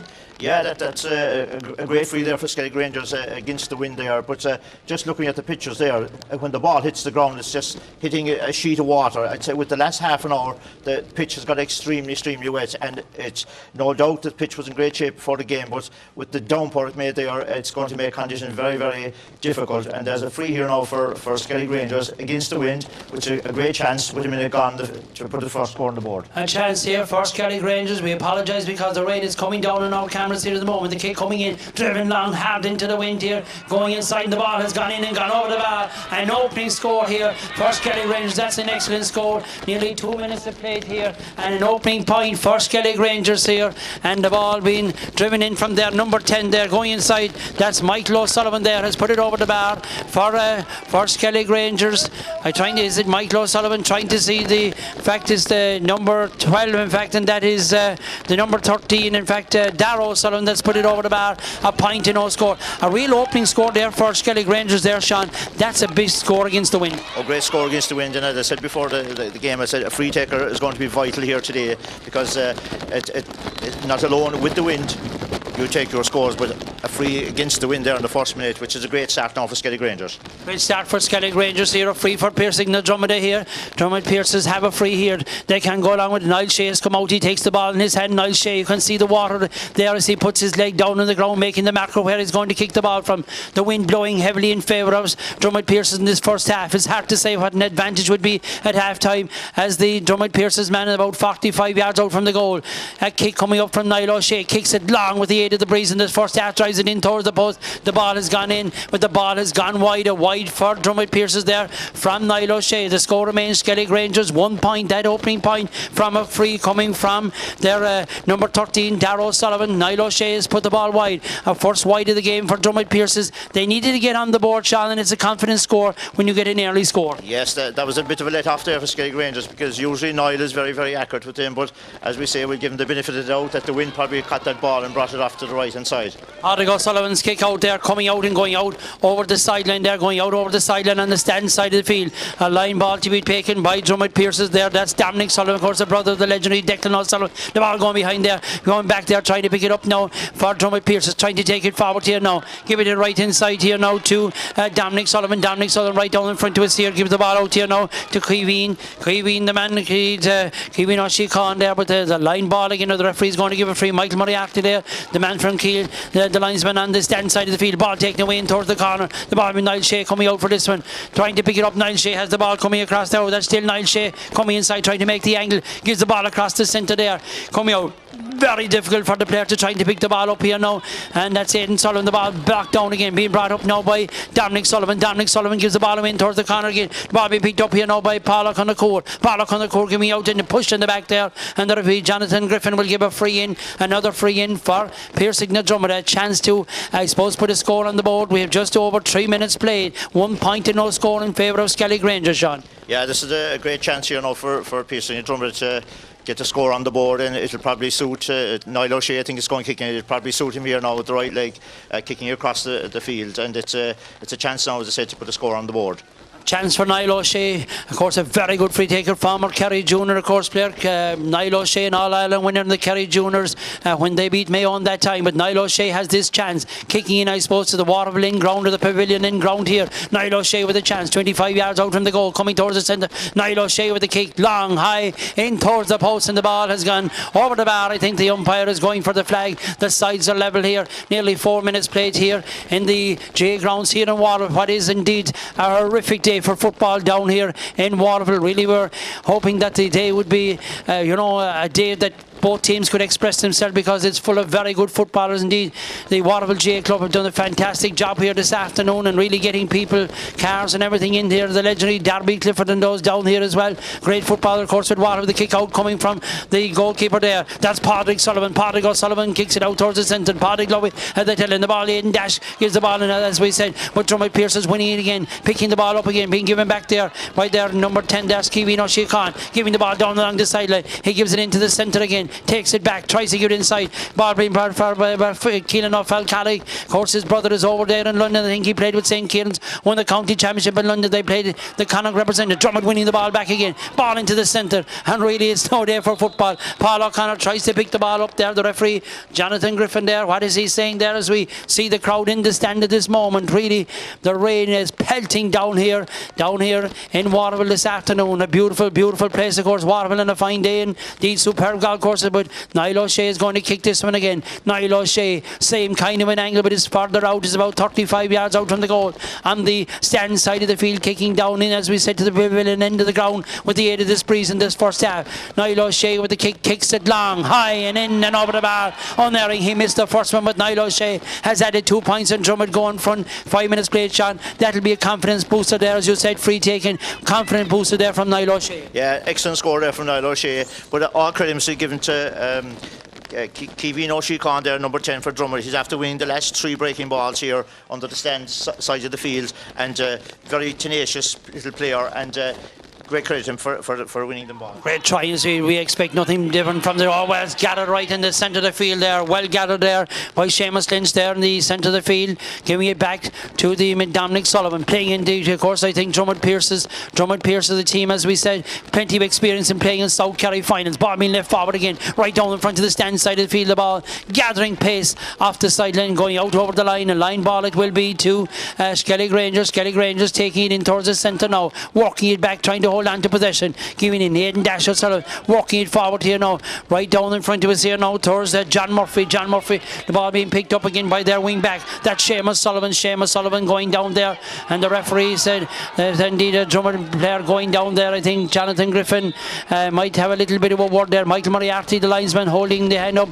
Is the referee going to call something back there? But I really think there was a little bit of handbags, really. I think there wasn't a whole pile in it. It was probably time delay more than anything there at this moment there, as we look out here, and we'll pause here just for the moment from our pitchers on the field there, because it's very important to keep the lens clear, and that is what Christy Ryan is trying to do to this afternoon, and you must really see his job is so difficult here this afternoon. Jonathan Griffin has said just calm it down, get on with the game, and Skellig Rangers take their free, but it's gone astray into the centre again. Jim Lynch takes it forward now. Niall O'Shea back helping out. That's picked up again here by Patrick Sullivan. Give it forward to Niall Shea. Give it back now to Dominic Sullivan. Left foot kick from Dominic Sullivan in towards the post, but the ball has gone wide. That's Dromid Pearses' second wide with the aid of the breeze in this first half, and they lead by 2 points to 1.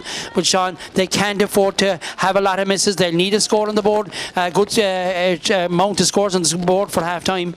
Yeah, Skellig Rangers will be happy enough now. That's the second wide there for Dromid, and probably a half after the effort there. Probably, I know we're back to the conditions again, but it was probably a chance of a good score, like it was straight in front of the goals. But a let off there again for Skellig Rangers. A let off there. Dromid Pearses picking the ball up again, and really this man is in the game so far. That's Kevin O'Shea gives the ball into the centre again, trying to walk it forward for Dromid. They'll hold on to the possession. They're well able to retain it. That's picked up there by Shane Connor. Shane Connor going across towards the dugouts on the far side of the field, on the terrace side of the ground there, going out towards Graham Sullivan there, the ball going down along the far side, and the ball will go out. Will it? No, it's kept in there on the far side into the race for possession here, going forward, trying to pick it up now for Dromid Pearses. Seen there the number on his back here, walks it across here to the centre again. Dromid Pearses, long kick in towards the post here.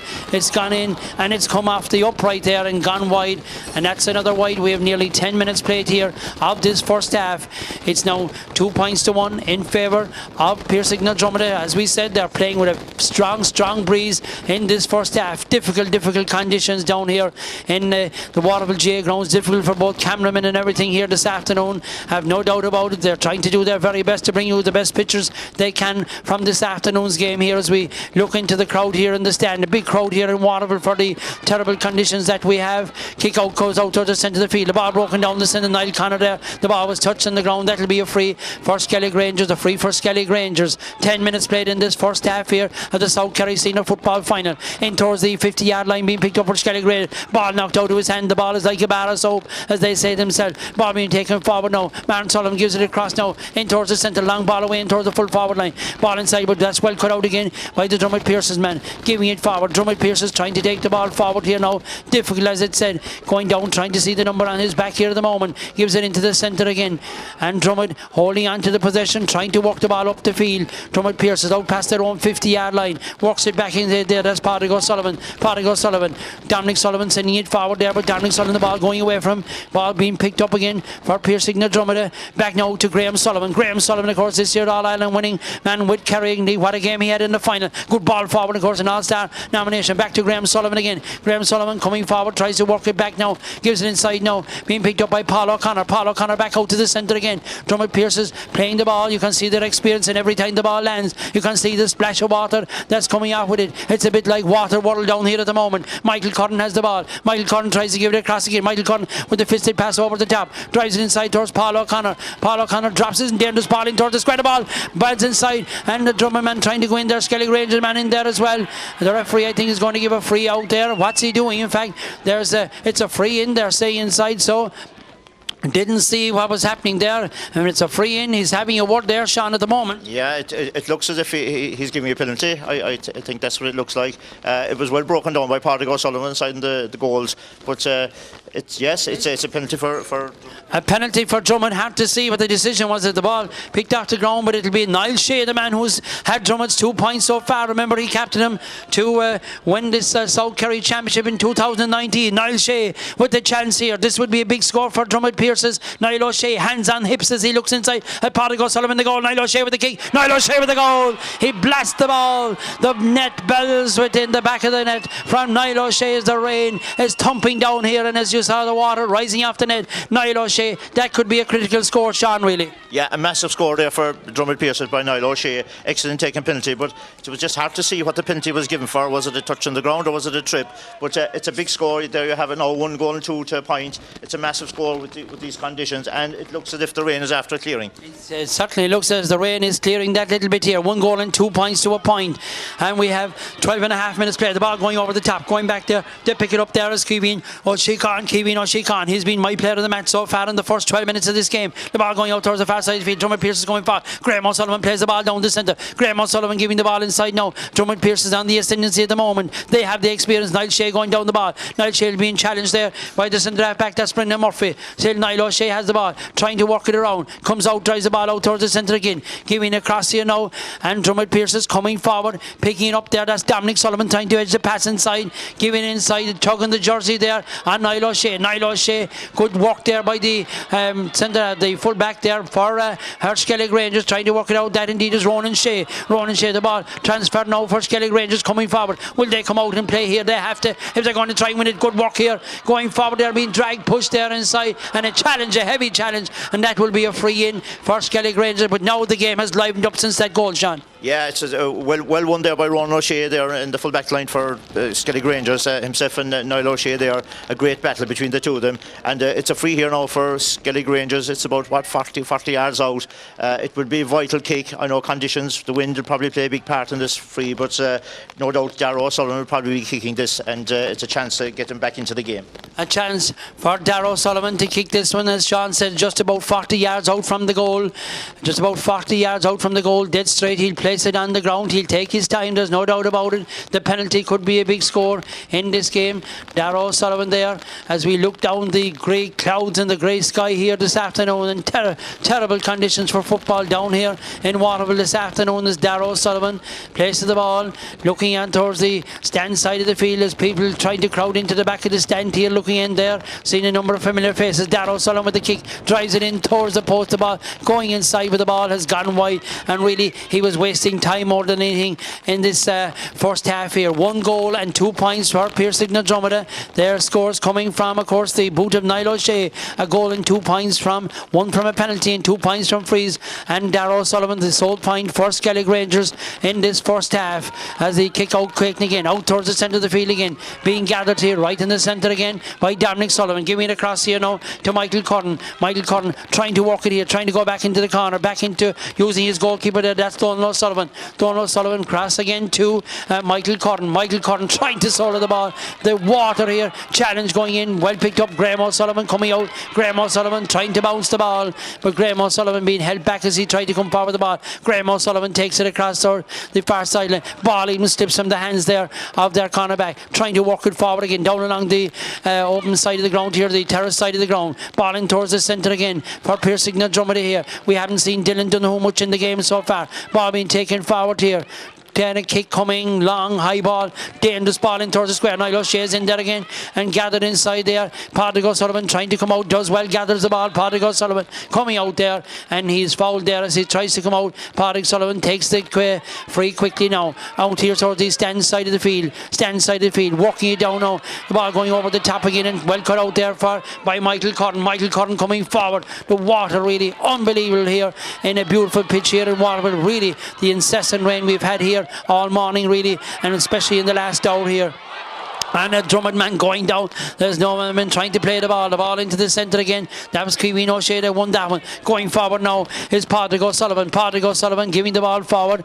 Long ball now going away inside again for Dromid Pearse. The ball inside in towards Niall O'Shea. Niall O'Shea with their touch in the back. They're down in front of us, and really if it was rugby you'd really be wondering was there a scrum or whatever, because really it's a difficult day for both players and referee this afternoon. Joined of course by the great Patrick Brennan there, the man from down there, and Balance Skelligs as well of course, and looking down as the ball went out over the line here. There'll be a line ball, terrible conditions really, Sean, for football here for these two teams. Yeah, terrible conditions, but great credit must be given to both teams for putting on this display here today. And Dromid Pearses, Kevin Sheehan here, number 10, he's having a great game, and Graham Sullivan is coming into the game there in the half-back line for Dromid.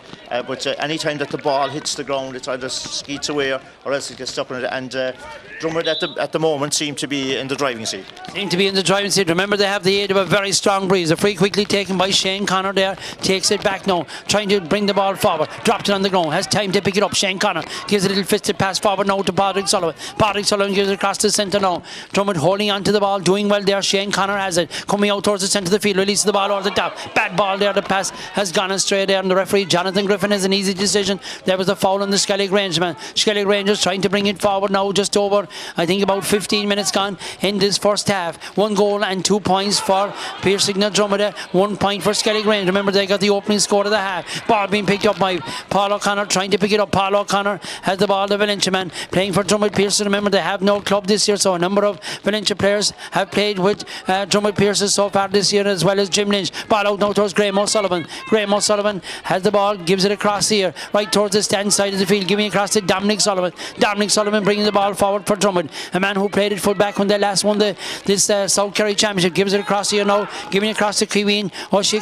Kiwi giving it back to Graham Sullivan. Graham Sullivan holding on to it, gives the pass across the field, and he cuts it out. Well done there, just going over the top there. The pass just made the man walk to the forward now. Kick coming inside for Dromid Pearses for a chance, and an excellent score there. Gone in for Pearse and Dromid there. The ball has gone over the bar, just trying to see who the scorer there was, Sean. An excellent score there by Patrick O'Sullivan, number 7 there, wing back there for Dromid. And patient build up. Graham O'Sullivan, Kevin Sheehan there took their time and took the pass, and I think Dylan O'Donoghue is starting to show a bit now inside in the corner as well.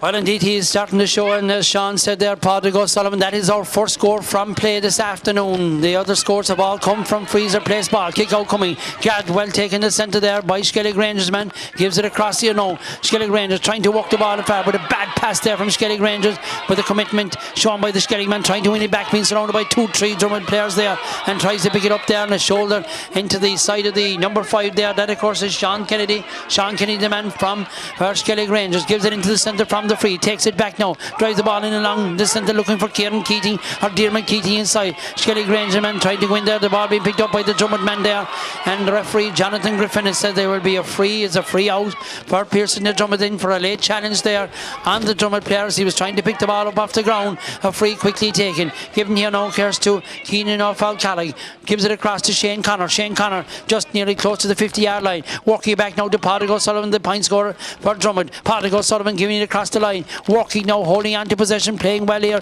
Pearse and Dromid give to Niall Connor. Niall Connor, we didn't know who he replaced, but Niall O'Connor has come in. He wasn't listed to come in, but Niall O'Connor came in there in the middle of the field, and Patrick, and there Jonathan Griffin signals there's another free. Jonathan Griffin signal for a free, but the free has gone astray. Skellig Rangers have it, but really very, very difficult conditions. People may say that the ball has been passed astray from time to time. Patrick O'Sullivan giving it across here now. Pearse and Dromid holding on to the possession. 1 goal and 3 points to 1 point, and we have played just over 17-18 minutes of this first half. This South Kerry Senior final, the Super Value, Walsh's Super Value South Kerry Senior final. Graham O'Sullivan has it. Graham, of course, an All-Star nomination this year. Graham O'Sullivan, some say if you're judging in All-Ireland finals and semi-finals that he probably deserves one. Graham O'Sullivan with the kick, but there's no All-Star reward for Graham from that kick because the ball has gone out over the line there. I think Dromid probably, Sean, have kicked 4 or 5 wide so far in this first half. I make that the fourth wide there by Dromid there in this first half. And look, they've won 3 on the board, and will they rue those misses in the second half? Nobody knows, but conditions are really, really difficult. Conditions are terrible there. Just nearly 19 minutes played here of this South Kerry Senior football final here. 1 goal and 3 points for Pearson na Dromid, 1 point for Skellig Rangers. And the kick out coming from Padraig O'Sullivan. Drives the ball away out towards the open side of the ground here. Nearly 21 minutes played. The ball being picked up there on the far side by Adam Kennedy. Kennedy trying to give the ball across. Dangerous ball across there. The ball has gone astray. Paul O'Connor giving it back here. And going forward there is Niall O'Connor. Niall O'Connor walking across now. Chance for Pearson na Dromid for a kick here in towards the post, but the ball has gone in and gone wide again. That's their 5th wide in the 21 minutes we have played here, and really, as Sean was saying, those could be costly wide, Sean. Yeah, 5th wide the game there by Paul O'Connor, and he just probably maybe rushed a little bit. He had a little bit of time, and he probably had a man on the overlap, but the 5th wide, and still only 1-3 on the board. Like Skellig Rangers, even though they're down to 5 points, they'll still be maybe happy enough with the way things are going. Happy enough, as Sean said, the way things are going as we change from time to time back to us here, and we apologise, I suppose, for the conditions here this afternoon, and just trying to keep the cameras clear. The kick out coming from Padraig O'Sullivan, going out towards the centre again, going down to try and pick it up there for Skellig Rangers there, and Paul O'Connor is around him there. Skellig Rangers challenging there. It will be a free in fact for Dromid, quickly taken there by Kevin O'Shea. Dangerous ball inside. Padraig O'Sullivan coming out there. Padraig O'Sullivan coming out, does well there, gives it out now. Kennedy takes the ball forward now for Pearson, for Skellig Rangers, trying to take it forward here, walking it across there to his cornerback there. That's Gerard O'Sullivan. Gerard O'Sullivan there, ball walking right across here, but Pearson na Dromid, both players, in all fairness to them, all players going for the ball, making a desired attempt, not really concentrating on the man. You must certainly say that this afternoon. And the ball being brought forward here now by Dylan Dunhu, the captain. Dylan Dunhu giving the ball inside here now. Chance going inside, being picked up here for Dromid Pearses. Chance coming back here, and that's a chance going forward, and the ball has gone in inside. And has it ended up in the net? It has indeed. It has ended up in the net. There's a goal for Pearson na Dromid there. I think it came in from Seamus Lynch there, a goal, and really, Sean, that is going to be a big difference. That's a big goal in the 23rd minute of the game. Oh, massive score there for Pearson na Dromid, and it looks like you see in the picture there, I think Niall O'Shea was probably involved in it, and Seamus Lynch and number 11 Paul O'Connor, they were all involved on that move, and that's a killer blow now to Skellig Rangers. A killer blow for Skellig Rangers. 2 goals and 3 points for the Dromid Pearses men, and going down trying to pick it up there, and that'll be a free for a push in the back there on the number 8 there. Of course, that's Aidan Dash O'Sullivan there. As the free is going to be taken. Going to be taken for Skellig Rangers there. Going forward now, driving down into the centre again. And an opportunist goal, it had to be said. Skellig Rangers trying to play the ball, not going to travel well in the ground there, and going back there to Skellig. Drummer man trying to go back there. The referee, he'll probably have to, the referee will probably have to, well, he thought he was going to call it back there, but he hasn't. The ball being picked up again there by Kevin O'Shea. Really has been outstanding so far in this game. Dromid Pearses with Graham O'Sullivan. A left footed kick from Graham in towards Niall O'Shea. Ball gathered inside. And that's a great catch by Niall O'Shea again, Sean. An outstanding mark by Niall O'Shea there, and but the referee has changed his mind. He's actually giving me a free out, whatever happened. He said it was holding by Niall O'Shea as he was coming to the ball. Yeah, it was hard to see that one because he was in front of his man, and it's Niall that actually got the last goal, so Niall have got 2-2 on the board there. So. Main man at the moment is right, as Sean says, and really what a score it was there from Niall O'Shea there. So it's 2-2 in this game so far. Ball being picked up by Paul O'Connor again. Paul O'Connor trying to transfer the ball back inside here now. Dominic Sullivan here. Dominic Sullivan giving it away back to Graham O'Sullivan. Graham O'Sullivan trying to bring the ball out now. Ball goes out to his grasp, but he has time to gather it again. Giving across here now, walking across here to centre half back. That is Kevin O'Shea. Kevin O'Shea trying to go down the ball. He'll pick it up up here and trying to take it forward again. And the referee holding up play there. He says there will be a free there. A free at this particular moment there. A free for Piercing the Dromid there. As we look out here, big crowd here for the conditions that are here. The rain seems to have ceased at this particular moment, and there's no doubt about it.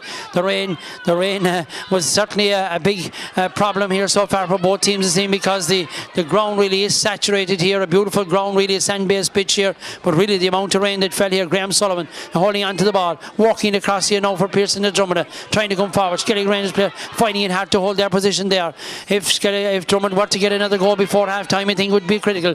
Niall O'Shea has it again. Niall O'Shea giving it across here, walks it now towards Dylan Dunno, walks it across here now again, walking it out the field, holding on to it there. Kevin Sheehan gives it to Dylan Dunno. Dylan Dunno gives it across now. Pearson the Dromid trying to bring it forward now, walking it down here now towards Pádraig Sullivan. Pádraig Sullivan to Graham Sullivan. Graham Sullivan there, no relation. So many Sullivans on the team this afternoon, both by Portmiggy, indeed by Skellig Rangers and Dromid Pearses. As Micheál Hertig once said, they're all Sullivans. He said they may be related, brothers or sisters or whatever they are, he said, but they're definitely all God's children. As the ball, this sideline ball over for Skellig Rangers on the far side of the field. 2 goals and 3 points for Dromid Pearses.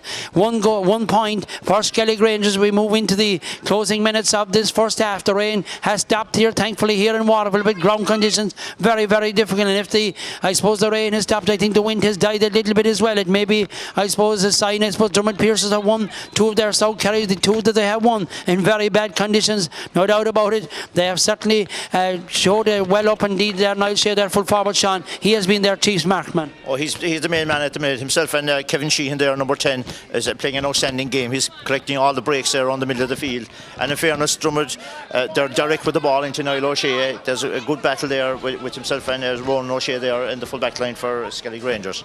Ball being picked up here now where Skellig Rangers trying to go forward there. I think it's Kieran Keating. The ball is turned over again. Dylan Dunno way back in his own defence. Dylan Dunno plays a good ball forward here. Being picked up here again by Niall O'Shea. Niall O'Shea turns inside and challenged there. And to be fair, I think with the Skellig Rangers player, I know Niall turned into him there. He's holding his hand up there here. Adam Kennedy, he's saying he didn't mean it. I think Jonathan Griffin accepts that, because in the day that is, I think he more or less slipped into the player even that he was trying to turn, Sean. Yeah, I think conditions played a big part in that there. Niall just turned back in, and it was just unfortunate that the Skellig Rangers man slipped into him, but now it is a free in again for Pearson the Dromid there, and it's that man again, Niall O'Shea. He's first every ball there, last 10 minutes he's really turning on the style there. He's definitely been a thorn in the Skellig Rangers side in this afternoon here in Waterville here. We often say beautiful Waterville, but it's definitely not beautiful this afternoon, because the rain really has been causing big problems. Nearly 28 minutes played here.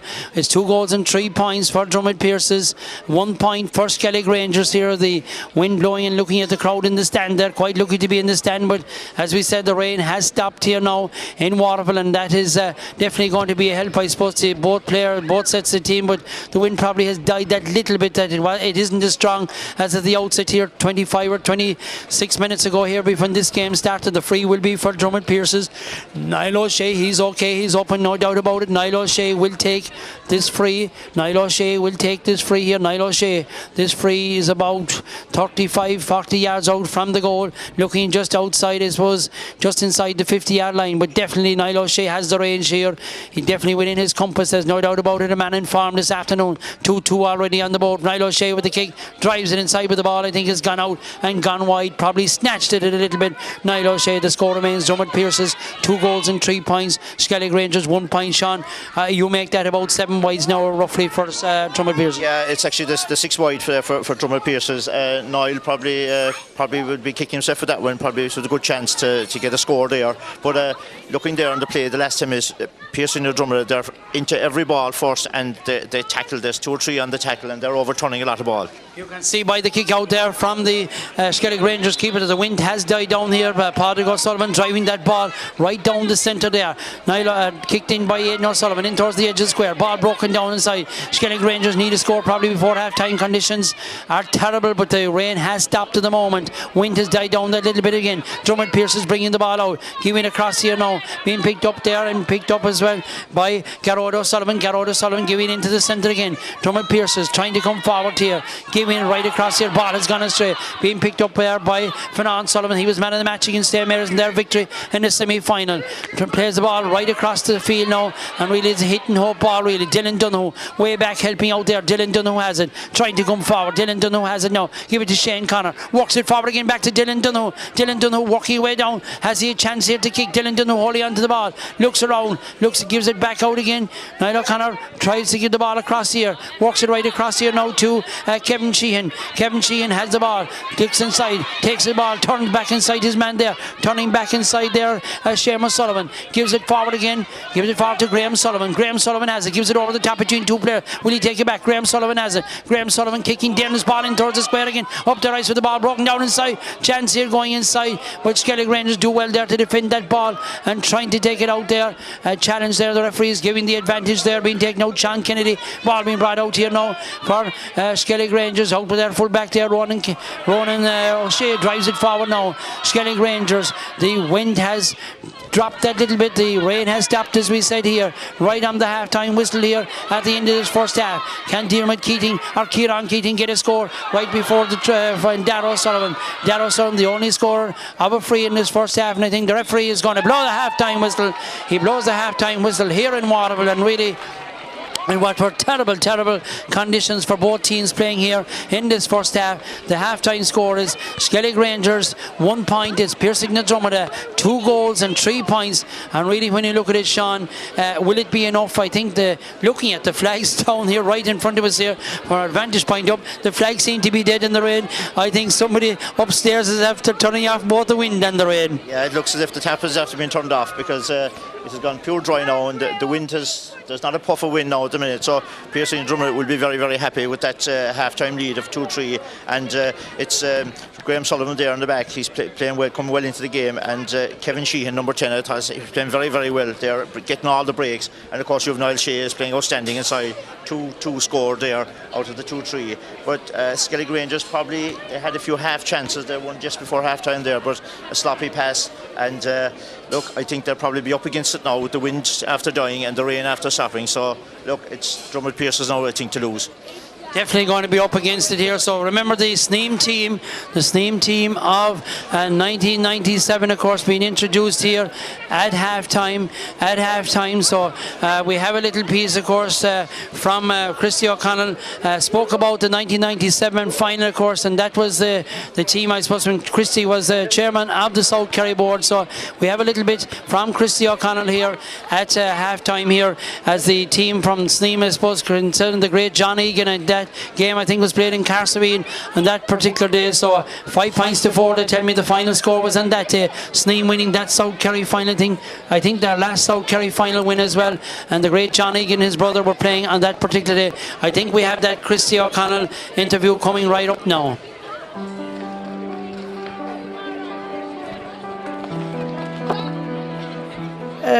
My memories, Christy, of it was a very close and exciting final. The day itself was very windy.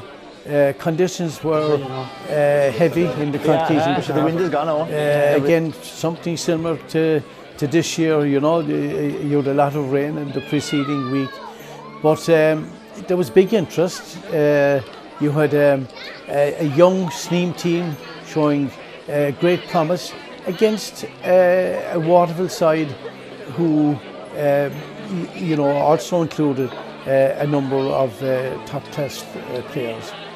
The score at half-time, Sneem played with the aid of the very stiff breeze in the first half, and they led at half-time. They had, you know, 2 exceptionally crafty forwards. One, of course, was Kieran Burns on the 40 for them. Kieran got man of the match. A typical performance by Kieran. At that stage in his career, he was extremely effective. A very stylish player and scopy. And then Michael Hussey. Michael was also in a rich vein of foreign.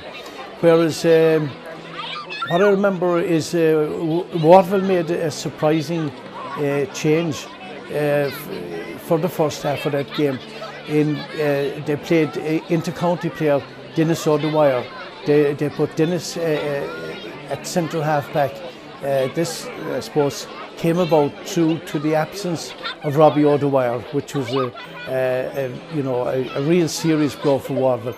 But likewise, in fairness, it has to be said, Steam lost their inter-county senior player, Killian Burns. Killian had picked up an injury in the weeks preceding the final, and likewise. Team of 1997,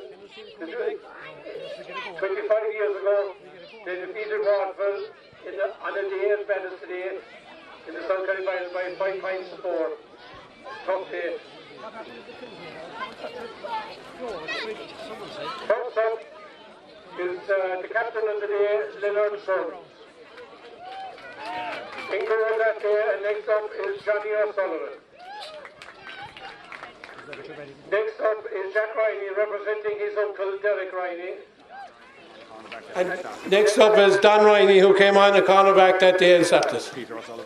Next, Peter O'Sullivan. Donal O'Sullivan. Then there's Donal O'Sullivan. Gerald Shuckrow. Michael Hussey. David O'Leary.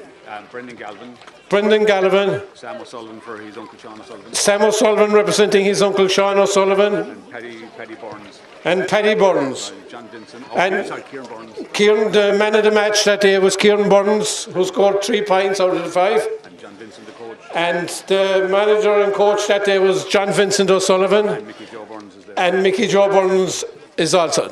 Thanks again to the winning 1997 Steam team.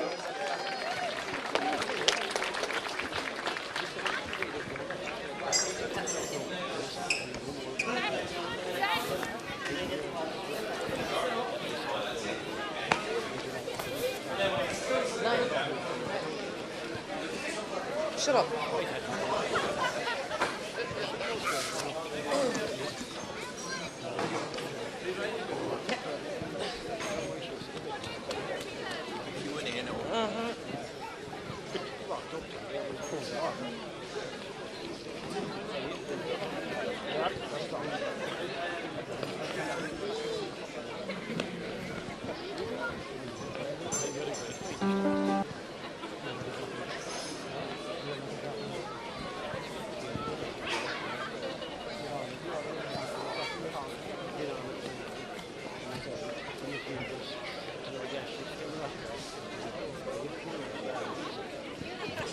Now, welcome back to us here in Waterville.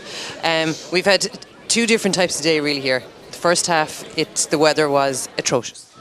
Yeah, unfortunately, the weather came in as forecasted. It's done exactly what the apps were telling us all week. Really tough first half. So Dromid looks like they picked the smart side of the first half and have a nice lead going into half time. It won't be till later on. We'll find out who actually had that decision with the toss, that who won the toss and who decided, do you know what, we'll wait for the second half to go with the wind. It is a slight advantage more to Dromid Pearses now because maybe Skellig were banking on that in the second half. They were. I suppose they were looking for, yeah, exactly as you said. I'd say Mike Hardy in them there was doing a lot of praying last night, hoping for exactly what's happening. So all guns blazing for Drummond in the second half for sure. And the sun is coming out in Waterville here today for the second half. Now, I should have introduced you at the start. I'm joined here by Niall Moran, chairman of the Waterville. Excellent facilities, I must say, and credit to you even last night for the facilities for the lads for down for the match and everything like that. But it's all the work that goes in behind the scenes. It's not just everybody showing up here today on the big day. No, look, it's always a privilege to have a South Kerry final here and to show off our facilities. We did up the facilities there in 2018, and to show them off here today is an absolute privilege. Last night was a big success, and we were glad we were able to host it here last night, and hope everyone enjoyed it and up for the match or down for the match or whatever you want to call it. So it was a huge success. Christy was complaining he was here till 2 o'clock this morning editing. He'd so much footage, so it's a good complaint to have too much footage. But over the years, the South Kerry final it's always been an occasion. Like I can remember back to Skellig Rangers' last win, and that was an epic battle with your own club, Waterville. And that went, I think it was 2 games, and it went to extra time even in the second game, below in Mary's. It was a very interesting day. I was hoping you wouldn't bring that up as I was playing those days. how we lost that first game, and we're 6 points up at half time, and to come back and then to go to extra time, and then on the replay, then to be beaten the replay.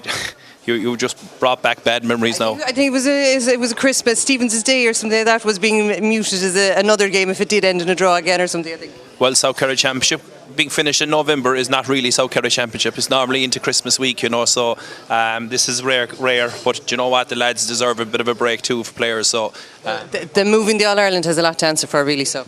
Absolutely, and everyone seems to be up for it. Everyone seems to be gung-ho for it. County League was run off exceptionally well. Junior Club Championships were straight in, and then here we are now in November finished, and the lads can actually have a break. Rather than being 12-month season, now it can be down to a 9-10-month season. And even on a club perspective, like, and everything like that, you have a pitch outside there that, for the amount of rain that was here earlier on today, has held up extremely, extremely well. How important is it, even for planning for next year, that the pitch gets a rest? Oh, absolutely. Once this game is over now, we've signs there now, we're shutting it down completely. No one else shutting down. We have a huge programme now of maintenance to go in. We'll spend a nice probably 20 grand now in the next couple of months, sanding, top dressing, coring, and getting the pitch ready for next year. It's been a very busy year in the club here. We've had Southern Gales, we had Renard as well as they're doing up their facilities playing here as well. We had all the Southern Gales teams, with all our underage teams were combined there with Dromid Pearses as well underage. So very, very busy season here in Waterville. How is it looking for, say, Waterville now? There's a lot of talk around the place about rural clubs. How is it for Waterville? Honestly, it's a struggle, a big, big struggle. Here in Waterville, we are combined with Dromid Pearses, thankfully, and we just about put out teams. Minors, we can only play 13 aside. Under 15s, we're lucky enough we have just about numbers to play 15 aside, 13s play 15 aside, and in the under 11s then you're down to really tight numbers. Now next year under 13s, we're probably going to be looking for the third club to make up a 15 aside team next year. So we'll have to wait and see, and they were commemorating the 25 years for the Sneem team outside. They're joined with Sneem Derrynan since that, so we'll have to wait and see in 25 years' time. How many teams are still competing in the South Kerry Championship? Yeah, it's not looking good when you're talking to all the other clubs around South Kerry. All the big buzzword at the moment is Australia, America again. You're hearing a lot of people are on about going again. Our own club players are the exact same. So you can't stop people going. You're just hoping they'll come back to keep things going, keep it alive. There's a great club, there's great work being done in all the clubs in South Kerry to keep things going, keep the show on the road. So hopefully we can keep it going. So on a last note, impartial thoughts, who's going to take the cup? No, just quick, one word. Dromid Pearses. Thank you very much. One, of course, was Kieran Burns on the 40 for them. Kieran got man of the match. A typical performance by Kieran. At that stage in his career, he was extremely effective. A very stylish player and scopy. And then Michael Hussey. Michael was also in a rich vein of form. Whereas what I remember is Waterville made a surprising change for the first half of that game. They played inter-county player Dennis O'Dwyer. They put Dennis at centre half back. This, I suppose, came about through to the absence of Robbie O'Dwyer, which was a real serious blow for Waterville. But likewise, in fairness, it has to be said, Sneem lost their inter-county senior player, Killian Burns. Killian had picked up an injury in the weeks preceding the final, and likewise he was a huge loss to Sneem. Again, there were a number of promising players on both sides. You had the Egan family, they were gone, like the four Egan brothers. John, God rest him, and his three brothers played great football for Sneem through the years. But then you had, as I mentioned, the Burnses, you had Patrick and Kieran, and of course Leonard Burns. Leonard was the captain, and a very influential captain he was. You had Chris Drummond at full back. The Rhineys, of course, Derek and Don. Don, I recall, I remember switching from corner back to centre back, and then, as I said, that the Husseys, typical Michael Hussey, and then Sean Hussey was wing forward, and They had a great centre field player at that time who later went to the United States, Sean Pete O'Sullivan, tremendous club midfielder. You presented the cup that day. Of course, you went on again the following year, 98, and Sneem won it again. Yeah, but in 97, presenting the cup to the captain, Leonard Burns, there was an air of sadness about while it was a great occasion, and Sneem won, and very deservedly won their third South Kerry senior title. There was an air of sadness about it because Sneem very sportingly dedicated their victory to Dennis O'Sullivan. Dennis had died a young man, and he was very much part and parcel of the group, and was always a very valued member of South Kerry teams. Very nice guy actually, very pleasant man, God rest him. Dennis would, of course, his brother Jacko was in goal that day. And also prior to the game, there was 1 minute silence observed. Neely Curran, great Waterville player, Lawrence's brother, there was a minute's silence because Neely had died suddenly the week before. So it was a special, and in fairness, both clubs showed great respect, as indeed everybody. You know, it added an air of poignancy about the occasion. Now, that's lovely, Chris.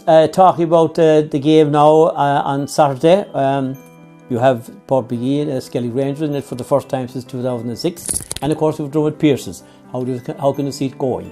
It's very, I think it's going to be a very competitive game. There's little between the two sides. We played both teams. I'm a selector with St Mary's this year, and we saw both teams at first hand. Now we played Dromid Pearses in a game that was, we were lucky to come out the right end of it. We had the rub of the green in the closing 10 minutes, and we made a very good start. Pearses will always have to be fully respected. They have been in the last two finals, and they were strong in the running. They lost the last final, and the key factor being a superb performance by Brian Sheehan. Rangers then, look, they beat us, and on the day they had the wind in the first half, and they led at half time by 3 points. And deservedly so, because to be quite honest, they kicked a few bad wides. Now, this is the big question. Like, can the Rangers forward line, they're not renowned, of running up big scores, but can they do it the next day? If they can, they are very, very serious contenders for this championship. Interesting piece there from Christy O'Connell there on the Sneem team that won the 1997 South Kerry Senior Football Championship. Indeed, a number of people and players, indeed, especially John Egan, have gone to their return reward there. Indeed, over the years, indeed, what a great team. That Sneem team that won the South Kerry Championship in 1997. The rain has stopped and the wind has died here, as I said to Sean. Somebody up there must have turned everything off, and they must have been from Dromid, because as they started this second half, as Jonathan Griffin there and his linesmen and umpires indeed down right in front of us here, we'll get ready to start this second half. It's now a different day altogether. Skellig Rangers were expecting to have the wind and rain at their back. Now that's gone, Sean. Yeah, it's gone, Joe. It's a totally different day. It's like being going to Doha to the World Cup. It has changed so drastically. But probably Dromid now will probably fancy their chances. There's no wind to play against, and as they usually say, when you win the toss, you should always play with the wind. And that's what Dromid, they took the advantage there in the first half, 2-3 to a point. It's probably a bit low scoring, but they got the goals, and they seem to be the difference at the minute. Jonathan Griffin has turned the ball in for the start of the second half. Ball is on here. Pearson and Dromid picking the ball up there. Free for Pearson and Dromid.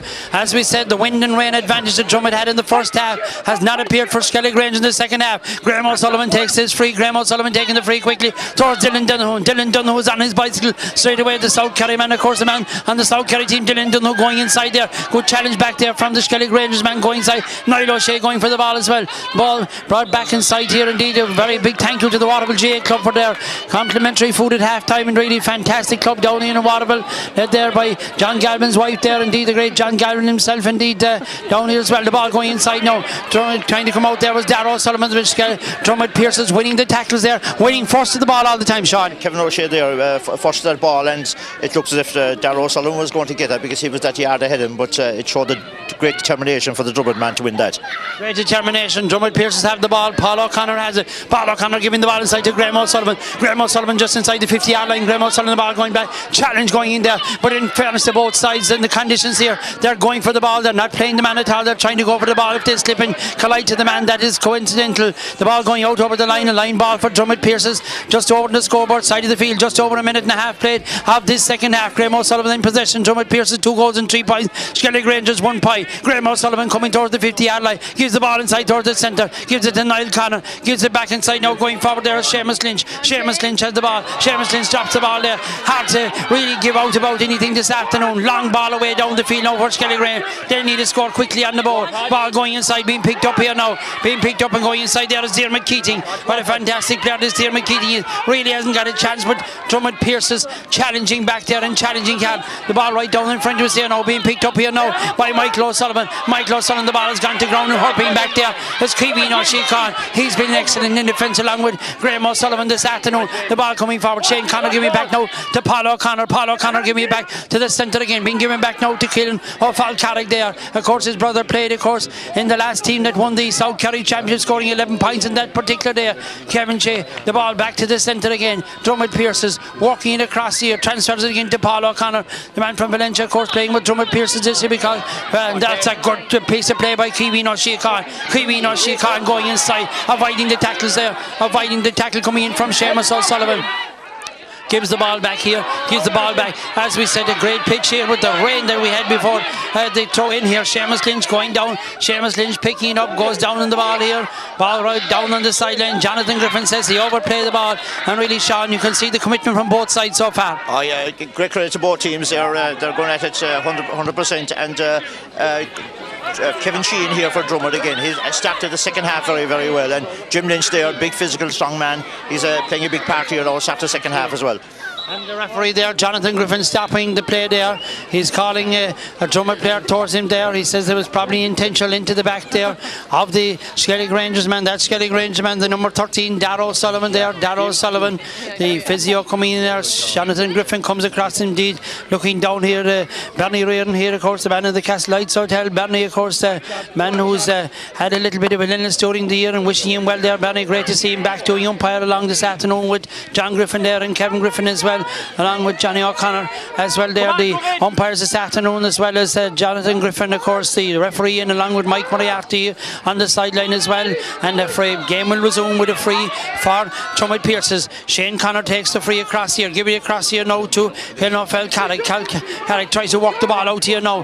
Dromid Pearses coming out towards their own 50-yard line, being challenged there by Michael O'Sullivan, the referee. Jonathan Griffin says that with the pull back there will be a free for piercing the drum, and he's telling to bring the ball forward. Shane Connor will do that. Shane Connor takes the free as he was on the run there, gives the ball inside to Dylan Dunho. Dylan Dunho is pulled back there right on the 50-yard line, and the Skellig Rangers man that made the challenge is down injured, and will Jonathan Griffin, he won't be writing any Christmas cards to him. I think he's going to take his name, but there will be no need of the address or the air code either. He's getting up into, he's rising slowly there, and he apologises, but he takes the drop of water there. That's Brendan Murphy taking the water from the bottle. Indeed, if he hasn't taken enough, it has fallen from the sky so far this afternoon. The yellow card, indeed, the first yellow card, I think, of the game so far, and that goes to Brendan Murphy, the man from Skellig Rangers. Indeed, special out there to Wayne O'Sullivan and Colin O'Sullivan, listening over in Australia and watching the pictures this afternoon over in Australia from all here at the South Kerry board. Indeed, to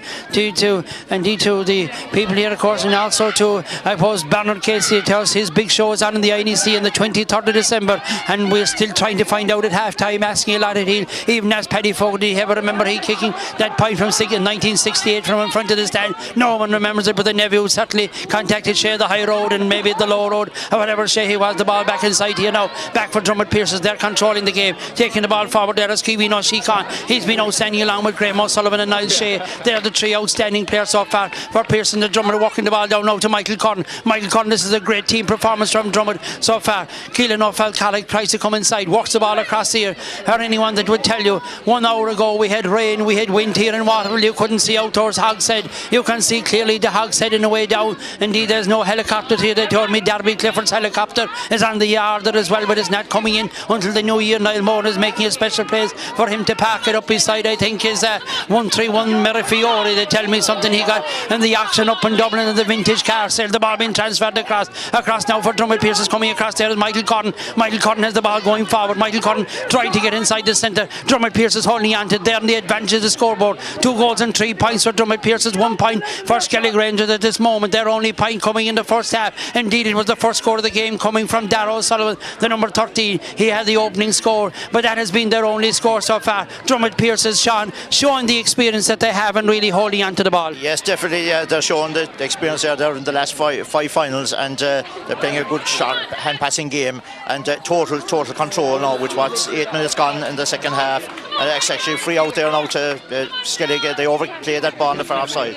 Just showing the importance, as Sean was saying there, their experience of playing in finals, their experience of a team. Indeed, we saw them playing the relegation playoff of the intermediate championship against our own side, Glenbeck Carr last week, playing probably a shadow team. We could see from a number of players they had on the field that their strength in this panel, no doubt about it, the strength down to 30 in this panel so far. Indeed, looking down the Skellig Rangers, see Brian Lovey O'Sullivan, he's on the bench this afternoon, and a bounce there, overplayed the ball, and really that's a bad mistake from the Skellig Rangers man coming out. It's difficult to criticise any player this afternoon because really the conditions were terrible indeed. Even the rain has now cleared, the wind has died. It's still very hard to play football in the conditions. Niall O'Shea will line this up. He has 2 goals and 2 points so far in this game.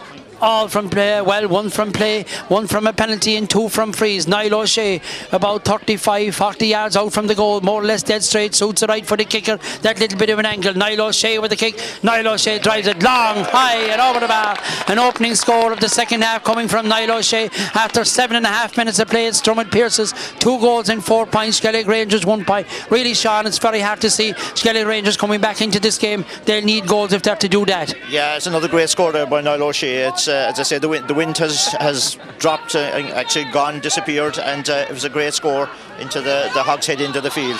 Little push on the back there in the middle of the field, a free in for Skellig Rangers. A free for Skellig Rangers. Niall O'Connor, the judge, to foul the Skellig Rangers man. Long ball now for Skellig Rangers. Away inside. They need a score there. They need it quickly. Coming back now, driven high and driven in. Kieran Keating, the captain, has put it over the bar. Kieran Keating, I spoke to his father. He had a knee operation. Indeed, Kieran Keating there has popped it over the bar. A point for Skellig Rangers. They needed that score. Their first score of the game came inside a minute and a half of play in the first half. But they were hoping that the wind, I suppose, would be there. Maybe the rain, not so much, but definitely the wind. But the wind and the wind has died down. The rain has died out. The referee, Jonathan Griffin, running in there. He's telling him no wasting of time. He's asking Donald O'Sullivan, the Dromid Pearses goalkeeper, to keep the tempo going. We're not going to waste time. Donald O'Sullivan will have this kick out. Donald O'Sullivan the kick out. 8.5 minutes gone here. 2 goals and 4 points. Ball broken down. Skellig Rangers coming forward now. A challenge going into the back there of the Skellig Rangemen there. Number 8, Aidan O'Sullivan. Aidan Dash O'Sullivan there. There'll be a free for Skellig Rangers there. Number 13, Darragh O'Sullivan will take it just inside the 50-yard line. Just about 15 yards in from the side, and he's going to place this one on the ground. Darragh O'Sullivan, a very good long kicker of the ball. We've seen him indeed in the challenge game, indeed up in Mid-Kerry there about 3 months ago. He really pointed 8 or 9 points from long distance here. Darragh O'Sullivan will take this kick for Skellig Rangers. Looking into the post, no win whatsoever behind him in this second half. Second half that's 9.5 minutes old as Darragh O'Sullivan poises, stands, gets ready to kick. Darragh O'Sullivan with this kick for Skellig Rangers, on his way with the kick, drives it inside, hard enough to get a punch on it, goes inside, gone in and gone over the bar. A good touch there by Kieran Keating again, I think, inside there, Sean, and a nice kick.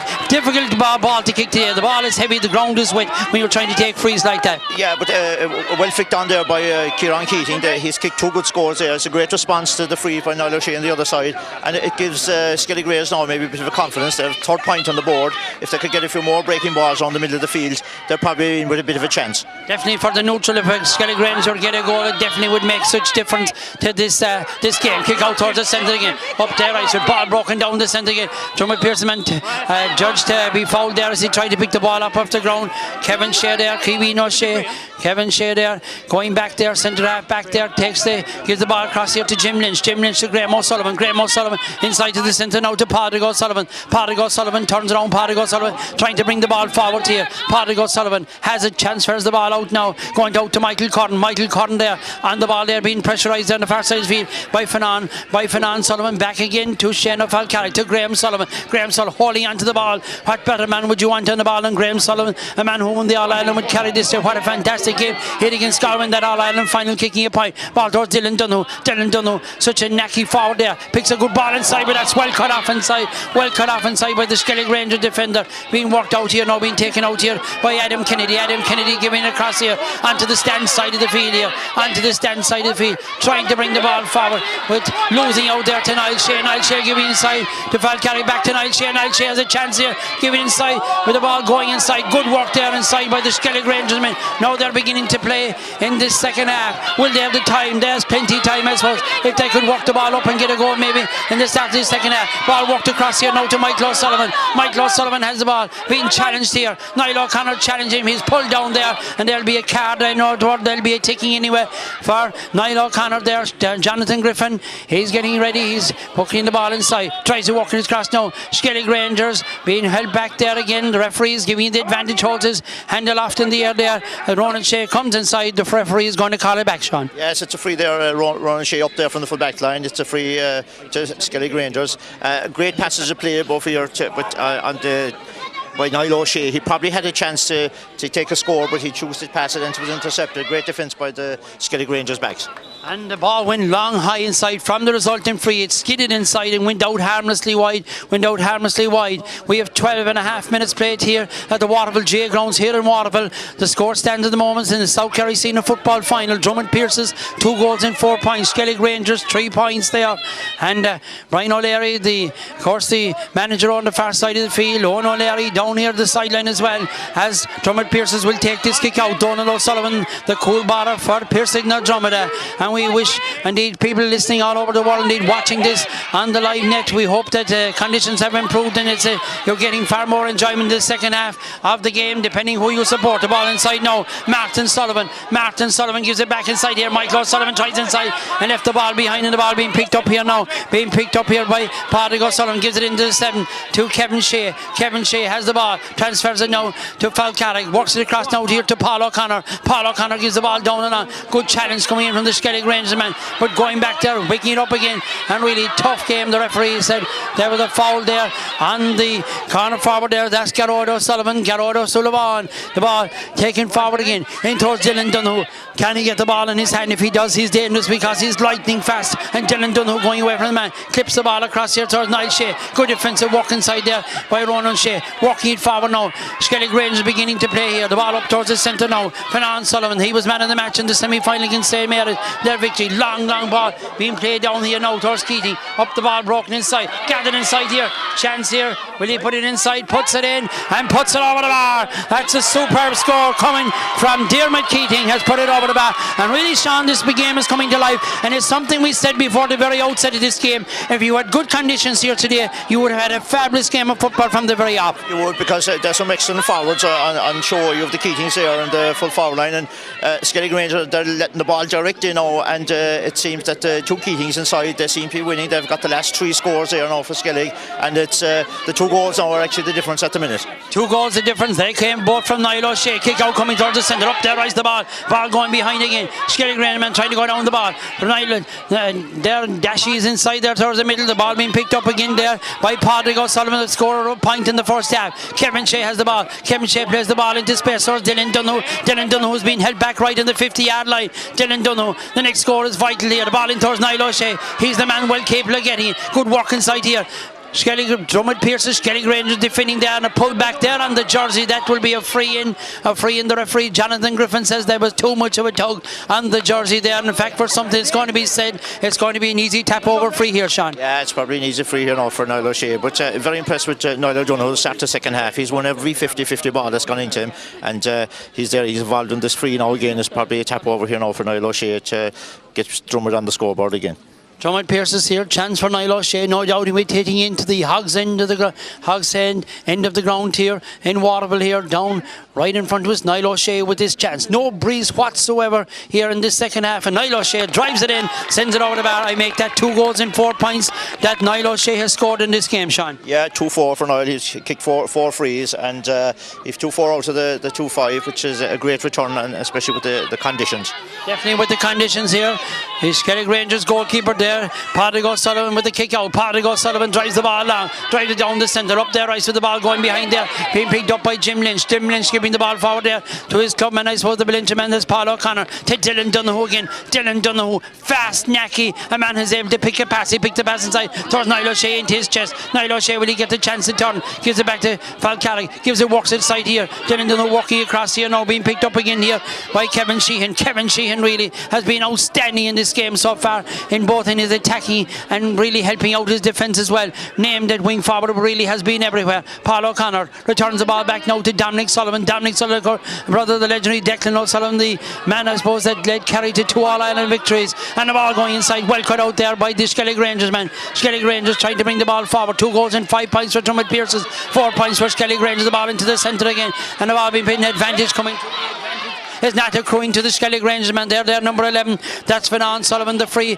will be taken now. Be taken by the Skellig Rangers. Gives the ball inside here. Trying to work on it now. Keating has the ball. Keating gives it into the centre of the ball. It's cut off there. Cut off there. And would work there from Lynch there for Jim Lynch there. The man for Dromid Pearses. Give it right down in front of us here towards Dylan Donoghue. Dylan Donoghue inside to the centre. Shane Connor has the ball coming forward. Shane Connor has it now. Going away up the field. Shane Connor still has the ball. That's great work from Shane Connor really. Being held up. The referee said he was pulled back. There will be a free for Pearson and Dromid. Great defensive there by Pearson and Dromid. Shane Connor there took that ball about 30 yards up the field. Big Jim Lynch there in the middle of the field is playing very well here to start the second half. Playing very well. Shane Connor takes the free, going down there, trying to go back to pick it up there. Is the number 5 Sean Kennedy there for Skellig Rangers. Even the sun is beginning to rise over down in the dip down here in Waterville at the moment. We've had all this season. The referee Jonathan Griffin holds a hand up. He's allowing the advantage go. Ball out towards the centre. Ball going behind Dominic Sullivan there. There's a race right here being picked up. Well done there by Finan Sullivan. He does well there. There's a foul right on the 50-yard line. A foul right on the 50-yard line. This will be a chance again. Will he try and go for a score from here, Sean? Yeah, it's a free in there right on the 50-yard line, as you say, George. But it's a chance. It looks like Darragh O'Sullivan is going to kick it again. Is it? He's going to put the ball. Looks as if he's going to put the ball on the ground again. Conditions are slippery for kicking off the ground. Of course, the ground is very wet as well, Sean, for kicking. Yeah, very, very, very slippery now for kicking. But he's going to go for it off the ground. Going for it off the ground. Remember the last time he took that free, it was Diarmaid Keating got it fisted and put it over the bar. This is a chance. They need to get scores quickly. They are 7 points behind. 2 goals and 5 points for Pearson and Dromid. 4 points for Skellig Rangers. 18.5 minutes played of this second half of the South Kerry, the Walsh's Super Value sponsored South Kerry Senior Football Championship. Of course, the videoing this afternoon. See our videos. The man down there, the great Christy Reardon, indeed with his team here this afternoon. And really a great thank you to them for really trying to provide the pictures for people who are watching all over the world. The kick coming from Darragh. So that's a great kick from Darragh. So drives it inside. That's a fantastic kick. Sean Barton, as good as kick as you'll see. Yeah, probably one of the scores of today's game. It's an excellent kick there. It brings it back into 6 points again. 2-5 to 5 points. That's what, about 12 minutes left in the game. 12 minutes, as you said, left in the game. Paul Hayes as well here.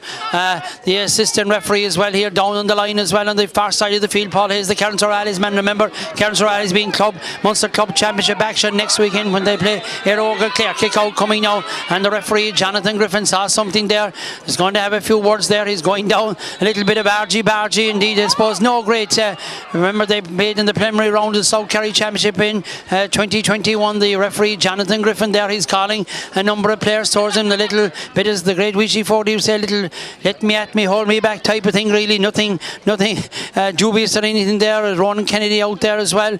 Ronan Shea down there as well. And the referee, Dylan Dunhood there as well. So the referee, the touchy, so there's no doubt about it. And Jonathan Griffin just issues yellow cards all round, and they're on a warning, there's no doubt about it. Nearly 20 minutes played. We have 10 minutes plus injury time. This South Kerry Senior Football Final. I suppose for the neutral, what a goal would do for the game. Out towards the centre, Jim Lynch does well. Doesn't nail to hold on to the ball. Go down there. And there, yes, the referee said there was a pull back there on the Skellig Rangers man as he was going to the ball there. And the referee, Jonathan Griffin, is going to bring this ball forward here. He's going to bring it forward here. Another chance for Darrow Sullivan, you say, Sean? Probably, yeah, about 35 yards out. It's a chance for Darrow Sullivan, put another score on the board. A bit of indiscipline there by Pearson the Dromid. I think it's Kevin Sheehan, is it? Is he getting a bit of a ticking? And it's another chance to put a score on the board. The referee there has issued a yellow card there to the number 10 there. That's Kevin Sheehan there getting the yellow card. He has played very well so far. This free taken, of course, by Darrow Sullivan. Darrow Sullivan, his last kick really was a superb, really true shot off the boot, really followed it through. And as we said, the sun beginning to rise down here in the west end side here is this kick coming from Darrow Sullivan. Chance for Darrow Sullivan now. On his way, if he can kick this one, Darrow Sullivan driving in, turtles it in. That's a lovely kick of a ball, and really super kick of the ball. And really, we've seen him, I think, against Glencarn Challenge game this year. He was the one player that we inquired about because his kicking is superb, there's no doubt about it. Yeah, he was one of the players that stood out that day, and that's his third point of the game. Excellent kicks, and it's one of the great skills of the game, kicking the frees off the ground. And himself now, and of course Brian Sheehan was the king of kicking the frees off the ground. But they're excellent kicks. Excellent kicks, really. Kick out coming in from Donald O'Sullivan. Out towards the centre, the ball broken down again. Dromid Pearses, Niall Shea's out. When the ball was going in, Niall Shea's in. Niall Shea gives it across to Paul O'Connor. Paul O'Connor to Dylan Dunno again. Dylan Dunno has the ball. Dylan Dunno tries to turn inside to the centre. Works the ball back here now. Pearses in the Dromid. Good ball across the centre here. And pulled on there by Skellig Rangers, but it's back by Kevin Shea. Kevin Shea there has the ball. Works it back now to Michael Cotton. Michael Cotton has it there. Comes inside. That's good work here by Paddy Sullivan there. And Skellig Rangers man, the ball gone loose there. Aidan Dash O'Sullivan drives the ball long, but Kevin Shea is in the right position there, gathers it, picks it up and works it across here to Graham Sullivan. Graham Sullivan has it. Graham driving the ball down the long line. Good ball from Graham O'Sullivan into space there. Being picked up here now by Keelan Falcarrick. Falcarrick drives the ball away inside now, way towards the corner. Well gathered, Niall Shea's got inside his man. Niall Shea has the ball. Niall Shea transfers the ball inside. Falcarrick trying to come back. Challenge there going in. Ball chance there to Niall Shea. Slipped out of his grasp for one particular moment. Still Niall Shea puts it on the right. Niall O'Shea sends it high and sends it in and has sent it over the bar. A point for Niall O'Shea. That makes it 2-5 for Niall O'Shea this afternoon, Sean. An excellent score by Niall O'Shea. He actually won that breaking ball here in the middle of the field, and he continued on, and it was probably, he had a half a chance of a goal, but the ball just slipped out of his hand, but took the point with 8 minutes to go. It's a big score. 2-5 there for Niall O'Shea, first point from play. 22.5 minutes played here. 2 goals and 6 points for Pearson the Dromid. Skellig Rangers 6 points. Kick out coming now. Out down there to send the ball going past Keating there. And the Skellig Rangers man was pulled back there as he tried to go for the ball there. Cleverly done there by the Pearson the Dromid man. They'll have to lob it in around the square. They'll have to try and get a goal. They're not going to win this game with points. They're not going to come back level. Skellig Rangers taking the ball short there. Working it inside towards the centre again. Long ball away inside. Keating gathers the ball now. Trying to work it inside. Has a go at the score, but that ball will drop inside. Gathered there by Donald Sullivan there, and number 17 Stephen O'Sullivan, the wily Stephen O'Sullivan is coming into the game, a man who of course played both Kerry seniors at the very start and Kerry juniors, won an All-Ireland as Kerry junior. I think he was captain. He's come into the Skellig Rangers team there. Stephen O'Sullivan there, the ball out towards the centre again, being brought forward here now. Dromid Pearses have it. Dromid Pearses bringing it forward again, and Graham O'Sullivan releasing the ball again. The sun is starting to blaze here. We might even need suntan. We started with the umbrellas, but now maybe the suntan lotion before we leave Waterville this afternoon. Maybe the pharmacy down here might send down a few packs. The ball going inside again, gathered up by Niall Shea. Shea again really has been absolutely outstanding, and if he pops this one over, Shea goes in, sends it high, and it's sent it wide, Sean. It's the first wide of the game for the second half for Pearson the Dromid. Niall O'Shea beat his man there, Ronan O'Shea, and we were sure that he would put it over the bar, but 6.5 minutes to go. Here comes Niall O'Shea again. Niall O'Shea again for Pearson and Drummond. The ball going loose here, being picked up. Dylan Donoghue. Dylan Donoghue on the 50-yard line. Dylan Donoghue solos. Really knacky forward is Dylan Donoghue. Works it across here. Pearson and Drummond holding on to the ball. Give me it back. Keelan O'Falcarrig going back, and Skellig Rangers have it now, trying to come forward, Sean. Right down now towards Finan Sullivan has it. Good ball inside, dangerous ball in. Got it inside, he needs goal though. Pints won't do, and then he decided, well, he didn't know where he was going. He decided to take the mark, but he took a few seconds. Probably Jonathan, the ref, has given him the chance to take the mark. It was Kieran Keating. It was a great mark, and now it's a chance to put another score on the board for Kieran Keating. Chance here for Kieran Keating with the kick, left foot. Oh, that's a poor kick really. He naturally kicked it really, and that has been typical, I suppose. You need to put those chances away. Ball coming out here now. Kevin Sheehan has it, working it back. Paul O'Connor gives it into the centre again to Dominic Sullivan. Dominic Sullivan has it. Dominic Sullivan hand passing out to Graham Sullivan. Really, you can see the teamwork of this Pearson and Dromid team. Gerard O'Sullivan, give it back to Graham Sullivan. He's on one of those really runs that we associate him with, and really remember when they won the junior championship against Fires. He kicked four of the most marvellous points. Some people didn't even see them because it was in the dark and in the fog, and that particular in the JP O'Sullivan Park. Kick coming from Graham O'Sullivan, long in towards the edge of the square, and going back. That's well gathered inside by Padraig O'Sullivan. Padraig does well, gives the ball out here now, out to his corner back there. That's Adam Kennedy. Adam Kennedy slips with the ball. He'll have time to gather up. He gets away from Niall Connor. The ball goes loose again, out towards the 50-yard line. Still being gathered here, being walked inside. It's more like rugby, trying to hold on to the ball. It's hard to get the ball away from the man. It's a pity that we had the conditions we had, because really, if you had good conditions this afternoon, we would have had a fantastic game of football, because these are two really good footballing teams. And really looking at it, the ball will be driven long inside. Keating drives the ball inside, up there, right to the ball, broken down, squabbling around the goal, dangerous inside there. Inside there is Dominic Sullivan. He does well, the ball coming out. Sullivan as he gives it out here now to Michael Curran. Michael Curran skeets into it, doesn't hold on to the ball, being picked up by Michael O'Sullivan. Michael O'Sullivan, give me back now to Jeremy Keating. Keating, give me back further again, trying to hold on to the ball. Drummond doing well, crowding their defence down, holding on to the ball now. Being transferred by Darragh Sullivan right into the centre. Darragh Sullivan has the chance. They need to try and bring it inside. Being trimmed in and sent long and high and in, and gone high and got over the bar. That's an excellent score from the Skellig Rangers man there. Their centre half forward there, Finan O'Sullivan, popping it over the bar there. Good score there, Sean. Yeah, good score there by Finan, number 11, and we've what, about 3+ injury time left, and it brings it back to 5 points. But it was a well worked score there. They worked it out from the 13-metre line around the two Keatings there, and a good score by Finan. But the clock is against Skellig Rangers at the minute. The number of substitutions being made there. The number 10 is gone off for Skellig Rangers. That's Michael O'Sullivan. The number 18 is coming in there. That indeed is Brian Murphy has come in, and Dromid Pearses have also made a switch there. And number 13 went off there. That's Gerard O'Sullivan has gone off the Dromid Pearses team there. Just trying to see who has come on the Dromid Pearses team there. Coming at corner forward position there. And really with the time moving on, with 28 minutes nearly played here of this second half. Kick out coming in from the Dromid Pearses keeper. Up the ball goes. Ball broken down here, gathered by Darragh O'Sullivan. Darragh O'Sullivan being hounded there when being fouled there. I think coming in there, just trying to see who's coming in the ball right now. Shane O'Sullivan coming forward here, has the ball now, trying to work it inside. They need to leave the ball in around the square. A dangerous ball there, and the boot going in there. Really, you can see the ball had gone away from him, and he made the challenge there. Darragh O'Sullivan made the challenge. The referee, Jonathan Griffin, is going to have a word there. Probably the first real dangerous challenge in the whole game, really, Sean. Yeah, it looks like a yellow card here for Darragh O'Sullivan. Look, the ball went to ground, and I suppose conditions he probably followed through, but it was a free yellow card here, and Dromid Pearse man is down. I suppose he won't be in no hurry now getting up, as the clock is running towards the 30 minutes. As the clock is running towards the 30 minutes, have Dromid Pearses secured their third South Kerry Senior Football Championship victory. And really, you can say they won it in 2 seasons. They might have won it over 20 years, but this afternoon they won this final, I suppose, over 2 seasons, because we started this afternoon with wind and rain here in Waterville. Terrible conditions, really. And all credit to the Waterville GA Club, really, for facilitating commentating this game this afternoon because their mentors and everything were working so hard, car parking and everything indeed. This afternoon, indeed, the food served up here to the players. Niall O'Shea drives the ball long inside. We're into the last minute of normal time. The ball going back there, being picked up there now. Brendan Moore kicks the ball out here, works it out towards the centre again. And Dromid Pearses really will go into defensive mode, giving it forward there now to Kieran Keating. Kieran Keating, the captain of Skellig Rangers, plays it long.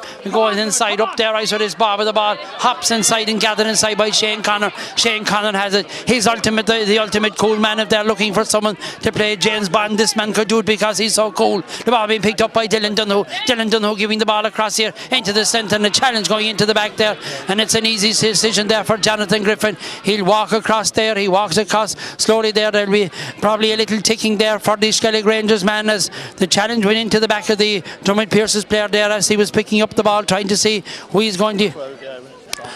Number 12 there, Martin O'Sullivan there, I think is the man who's received the yellow card. We're into injury time here now with the 30 minutes have elapsed here at the Waterville GA Sports Ground here, and there's another substitution there for Dromid Pearses. I think is it Thomas Curran has come in. Indeed, what a great servant he has been of the Dromid Pearses club there. I think Thomas Curran has come in there, and is it number 4, I think Keenan O'Falcarrick I think has gone off. It's just to give the players, he's been a great servant. The club, probably a man coming to the end of the career. He won't mind me saying that because he's served the club so well over the years. Niall O'Shea, what a servant he's been. What a servant he's been today. Inside for the number 21, that's Tomas Curran, the aforementioned man who came onto the field of play. Giving it back now to Niall O'Connor. Niall O'Connor coming forward the ball.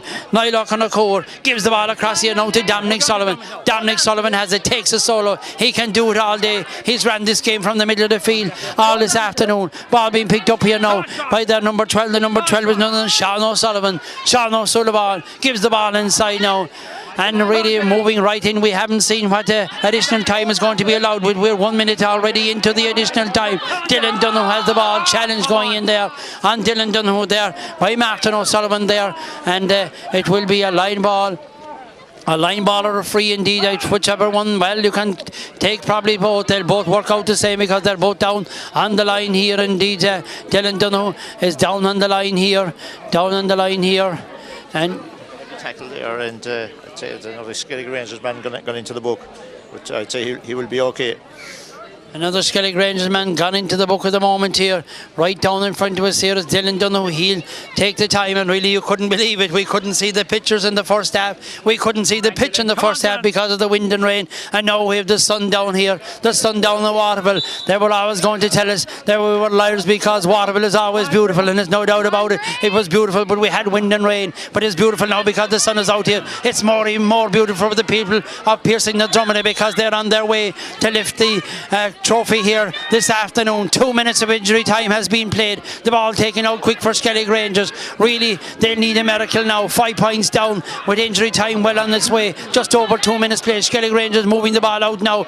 It was a pity the weather conditions, I suppose, this afternoon. This drive probably would have been a brilliant game of football. It has been a good game. It has been a great game, really, in the conditions that we were given. The ball down inside. Ball bounces inside. Gathered inside there. Keating has the ball trying to work his way inside his foul. Will he shoot for a goal? He might try and blast one quickly if the time is there. The time is now 2.5 minutes of injury time have been played. We've had a number of stoppages in the first half. He'll just probably blast it. He'll probably blast it because it could come off a hand or a leg or anything in the slippery conditions we've had this afternoon. He'll probably go for it. He'll have a shot here. Drives it inside, but gathered inside. A welter Dromid players inside. Niall O'Shea, the man that takes the ball out. And really, Sean, he has been the man of the match for me so far. Yeah, outstanding by Niall O'Shea. There he was back in his own goal line to intercept that ball, and he's kicked 2-5 today, vital frees and one penalty and 1-1 from play, and I'd say an all-round performance by Niall in very difficult conditions. Very difficult conditions, as Sean says, no doubt about it. Has to be the man of the match, my man of the match. I think Sean's man of the match. You look at it, Graham Sullivan, you also had Kevin Sheehan, you had these players with Niall O'Connor, you had indeed a lot of players. Chance here, Paul O'Connor, and he does, maybe you might see down in Dubai, and in fact it's going to be a free in. He was given the advantage, he left him take the kick. It'll be a free in, and no doubt about it. And Niall O'Shea has been announced as man of the match. There's no doubt. I don't think the adjudicators were out too long on this one, because Niall O'Shea, we may see it in the World Cup. Maybe they're not selling alcohol at the World Cup. I doubt if there'll be no one, they won't be allowed. There'll be no ban on alcohol sales, I say, in Dromid tonight in the tavern, because if there was, I'd say there'd be a mutiny. I'd say, in fact, you'd have maybe the Third World War. There could even something land that had never be seen again. And over in the tavern, the island, what a thing it has. Their third time winning the South Kerry Senior Championship. Niall O'Shea is going to take this one. Niall O'Shea with a chance. Niall O'Shea with a kick. Niall O'Shea drives it high. He nearly lands it in Hogshead, and the referee, I think, has blown it up here. Jonathan Griffin has blown it up, and really a very deserving winners here of the South Kerry Senior Football Championship. Dromid Pearses on a scoreline of 2 goals and 7 points to Skellig Rangers 7 points. Totally deserved victory there for Dromid Pearses, and as they say, goals win games, and they got the 2 vital goals in the first half, and they played with the elements in the first half. I know Skellig Rangers probably be disappointed with their display overall, but credit must be given to Dromid Pearses. They were first to every breaking ball, and you had Graham Sullivan there and Kevin Sheehan, excellent. It was a game of 2 halves, weather-wise. Weather-wise, definitely a game of 2 halves, and I suppose Skellig Rangers were very disappointing in the first half. Normally Skellig Rangers would be conditions that would suit them. Yes, you normally would, but I suppose that they are a youngish team and they seem that bit more lighter than Dromid. Yeah, well, those conditions always suit Dromid. The Dromid boys, I wouldn't say they're a lighter team, but as I said, they just didn't. They were expecting things to happen that wouldn't happen for them, no? And then maybe they were banking on that wind in the second half. Yes, the wind changed totally, and like as our commentator said earlier, like a day of 2, 3 or 4 or 5 seasons. Well, we went from torrential rain earlier on to needing sunglasses now. Exactly, yeah. So we're going to have the presentation now shortly here, just waiting for, I think, the Dromid team they're enjoying their celebrations out there, so they will be over to join us shortly. It really did come down heavy.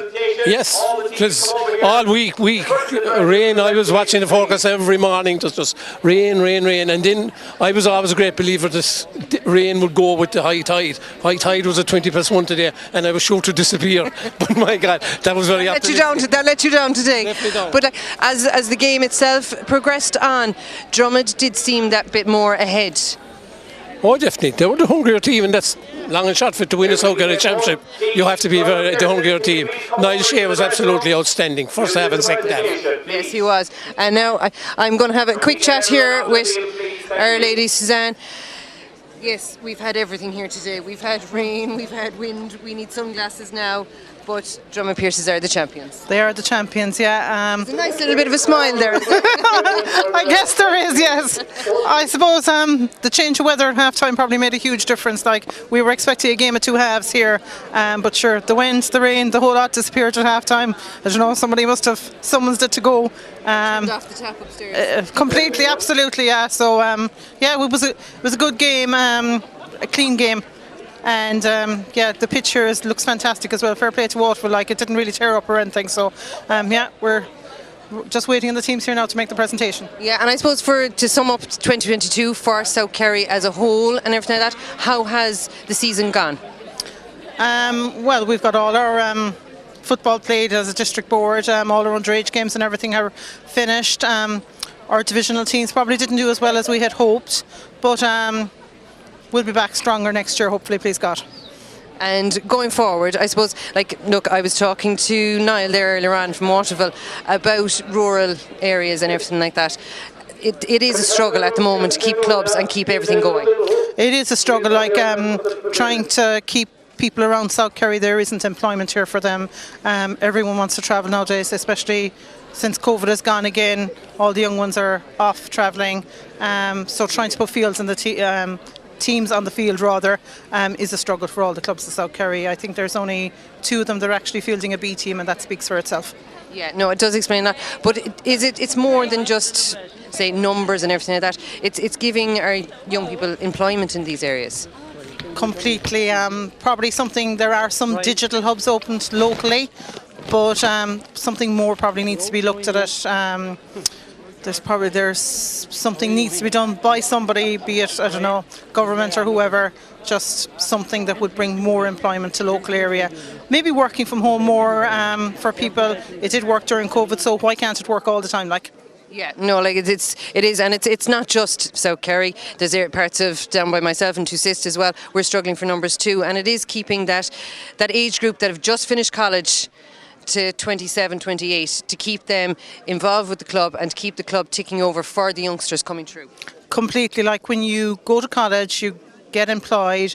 Most of those young lads will come back and play with their club, but then when they go away and they get married and have their own families, they're not going to keep doing that commute, be it from Cork, Dublin, wherever, back to their clubs, because they just physically can't. It's not just possible anymore. Like. And plus the price of fuel. Completely, absolutely, yeah, that has definitely added to the thing. So if there was employment for them locally, they probably would stay, because obviously raising kids in a rural area is better than going into the cities, but it's all about employment at the end. Plus it keeps those kids involved with the club as well. So it's a circle, it's a full circle the whole time. And I think we're still waiting. Oh, I think we have a captain here. So we're going to have the presentation now. Díobh agus fáilte gachéine an seo am tránóna go dtí Parkpella an Corán go dtí Cletha Canis, Kerry Haas, Uratha Rish in Blina ag Walsh Super Value Carsavine.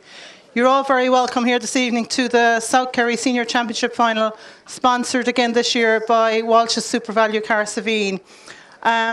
We're just after having a good game of football from both teams, a clean sporting game of football on a pitch that was absolutely spectacular. To the Waterville GA Club, you can be very proud of the pitch here today after the weather we have had, and to just see the pitch the way it has kept is fantastic. Thank you to the Waterville GA Club.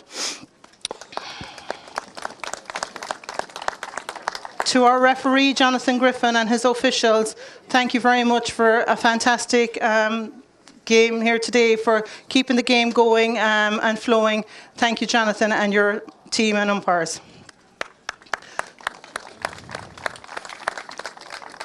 To both clubs, to Skellig Rangers and Pearse na Dromida, for a game here today, for a clean sporting game, played under tough conditions without a doubt. Thank you both, and to your team and mentors and the clubs for a great performance. Míle buíochas Díobh go léir.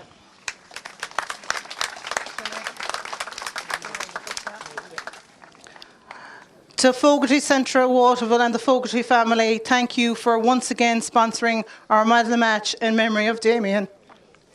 And the man of the match goes to Niall O'Shea.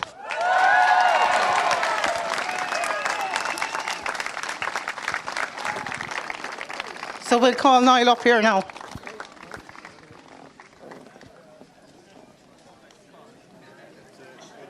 Or not.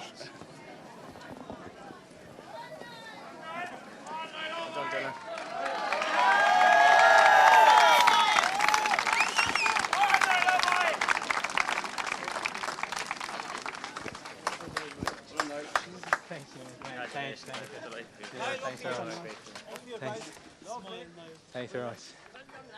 Cheers. Thanks very much, guys. Thanks very much. Cogard goes to Niall. Thanks very much.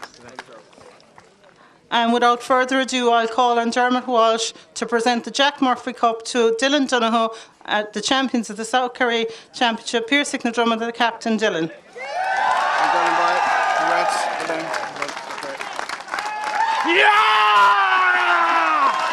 We'll have to turn around and do a photograph. Where am I going? Dermot.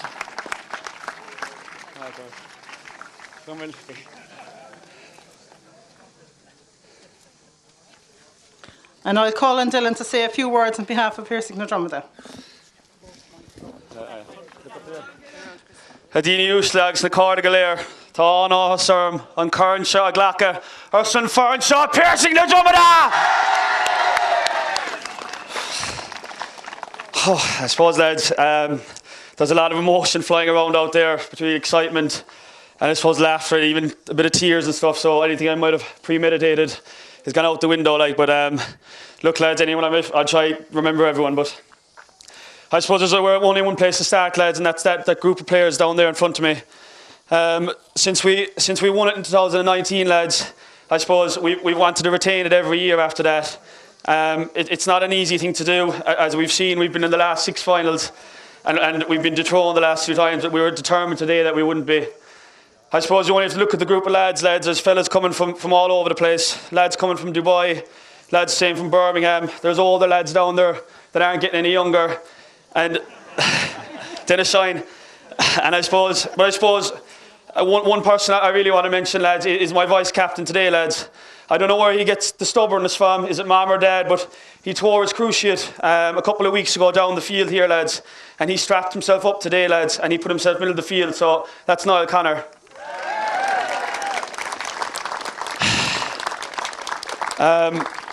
I suppose, lads, one of the most important thank yous of all is to Skellig, our main sponsors, Owen Brew and his family. Anything we ever ask for, Owen is always at first hand to give it to us. So thank you very much, Owen. I suppose to Waterville GA, our neighbours, you had the place in fine shape for us today, lads. It's a spectacular field, lads, and anyone would be jealous of. So to Wall G and also to the officials that ref the game today, lads, fair play to you. Next up, I suppose, the most important part of the team, I suppose the 3 musketeers down there, the management team. To Brian Leary, Aidan Connor and Mike Hard, lads. Look, I suppose it's been a rocky enough year, really, but Dromid Pearses football, it runs through your veins. And lads, at the end of the day, lads, we got what we wanted, and I thank you very much.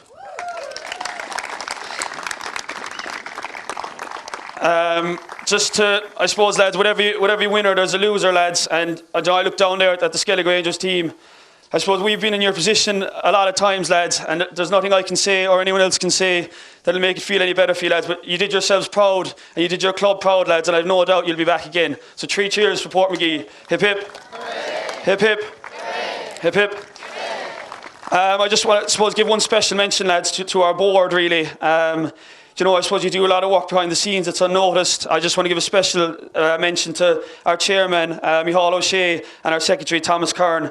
I suppose Micheál, lads, you can see the work he does behind the scenes. He's set up a new gym over in Dromid, lads, and anything you ask for, lads, he's on the beck and call for you. So thanks, Mixer. I suppose lastly, really, I hope I haven't really forgot anyone, but lastly, lads, it's to our supporters down there, lads. Win or lose, you're always by our side, lads. It's a funny story. Last year we walked off this field as defeated men to the Marys, and we went back to the tavern and we had the night of our lives. But tonight we'll definitely have the fucking night of our lives. Just to finish up, I suppose it's befitting really that myself, Shane Connor, Kevin Sheehan, it's probably going to be our last day in a Dromid jersey for a while, lads. But just to the younger lads and everyone else who's around, just keep the show on the road for us, and we'll be back again and we'll do Battle someday. So I'll leave it at that, lads, and we'll enjoy this one. Yeah! Dylan, come back 2 seconds. Live stream has to be done. Now, Dylan, I know you just want to get out there, run around with that cup and go mad, but it is a special feeling, especially after the last 2 years against Marys. Yeah, exactly, yeah. Am I holding that? No, I'm not. Yeah, exactly. I suppose, look, as I said, ever since 2019, this has been our goal, is to get back here and try win this again. And look, as I said, we fell short the last 2 years, but we put a lot of work in around this time of year all the time. As I said, there's fellas coming from everywhere, and I suppose it's a lot of relief just to get over the line. That's it. Like tomorrow morning, it'll really with a hangover. But the conditions at the start of the game were atrocious, but that penalty did give you that boost. Yeah, look, definitely. I think we probably got a bit of luck really with the rubber green. The conditions were worse in the first half and the second half, but we won the toss and we decided to go with the wind, and that was what we decided to do from the start. And I'll see you talk to you in a minute. And that's what we decided to do. The wind died down. It was in our favour. We got the penalty and got the 2 goals, and it was just a matter of holding on to that lead, really. I have another question for you, because I got a clip last week of your pitch. Oh, yeah. So did the training in the water in your pitch last week, did that aid the conditions at the start today? Do you know what? I think it did, because we obviously half the field was fine to train, but it was chaotic down there, and it was chaotic out there in the first half, so it definitely stood to some bit. Yeah, exactly. Well, congratulations, enjoy the celebrations. Now I'm going to grab you there. Man of the match, some performance. I think 2-5 or 2-6 at the end of the day. Yeah, well, look, I don't keep track of it at all, but look, it's a team performance. Man and match was only, look, it's on behalf of the team. It was an outstanding performance by everyone. Look, I'm only taking that on behalf of the whole team, and look, it's an enjoyable. Conditions were very tough in the first half, and look, thank God we went with it. But just as I was saying to your captain, there was that clip that was going around during the week that maybe the conditions were suited to you because of training last Sunday. Yeah, training last Sunday had its moments, all right, in fairness. We thought we'd be swimming out of there, in fairness. They could have done with a few ducks on the pitch. Definitely. We thought we'd have to get armbands for some lads to come out of there, but look, it's enjoyable, and it showed today how enjoyable it is. Yeah. So. Come here, I won't hold you any longer. Go enjoy it, and enjoy tonight. Thanks very much. Thanks very much, cheers. Thanks very much. Now, I think Graham O'Sullivan was to come out and join us, but maybe with the cheering outside there, he hasn't come yet. We'll see now if we can get him after the team photograph. But no, as you can see, it means a lot to Dromid Pearses. There's someone else out here I'm going to grab. 2 seconds now, and we'll see. Now, I'm going to steal another person here a second. Come over here to me. Now, you thought you'd get away with this, Declan. Turn around there to Christy. So, it's a good win. Oh, fantastic. They were really good display in difficult conditions in the first half. I just thought they seemed, the hungrier team. They were very dominant. Talking to the two of the lads there now, they decided they had won the toss, which it's a very big thing to decide to play with the wind in the second half, with the wind in the first half, because you are taking a chance. But it worked in their favours because somebody turned off the tap upstairs in the wind at half time. Yeah, but their experience as well, so it was probably the right call to go with the wind, and they were always going to start pretty well. There wasn't going to be too many nerves, I think, from the Dromid side. So that experience brings that to you, So they made hay in the first half, got a couple of crucial goals. The second goal, I think, was a huge score in the game, to be honest. And as you say, then it all calmed down in the second half. Yeah, and it all calmed down. It's like 2 different days. But how were your nerves? Is it still hard standing on the sideline and watching, or is there still an urge to go out there and, Jesus, catch that ball, I could do it better? Yeah, no, I'm glad to be on the sideline, especially in days like today. But no, I was delighted for the lads. They're really hard working. Obviously, Dominic involved as well. So delighted that they won. But they've put in a huge effort over the years. And look, being 6 finals in a row and only winning one of them before this, so they needed to win today, and it was great that they did. And it's just in general, because I remember talking to you the day you won in 2019, that it's just great for the young fellas to watch it and say, Jesus, maybe we can do it. Yeah, it's great, of course, for the young fellas. And obviously, I'm living in Portmagee, and I have a couple of young fellas, and they were delighted that Portmagee were in the final. And it's great for the young guys to see the games like this and try to improve themselves and come and try win the trophy. So it's great for football in South Kerry. Okay, well, I'll let you go enjoy the celebrations now. Thank you, Declan. Now, we'll go and see. I'm going to talk to my 2 commentators here now and just see how they sum up the whole occasion, the whole day. I suppose we have to start off and sum up the weather. Yeah. Well, I suppose really, to be honest with you, Dromid Pearses, they've shown what they're playing at a level. They're playing intermediate championship level.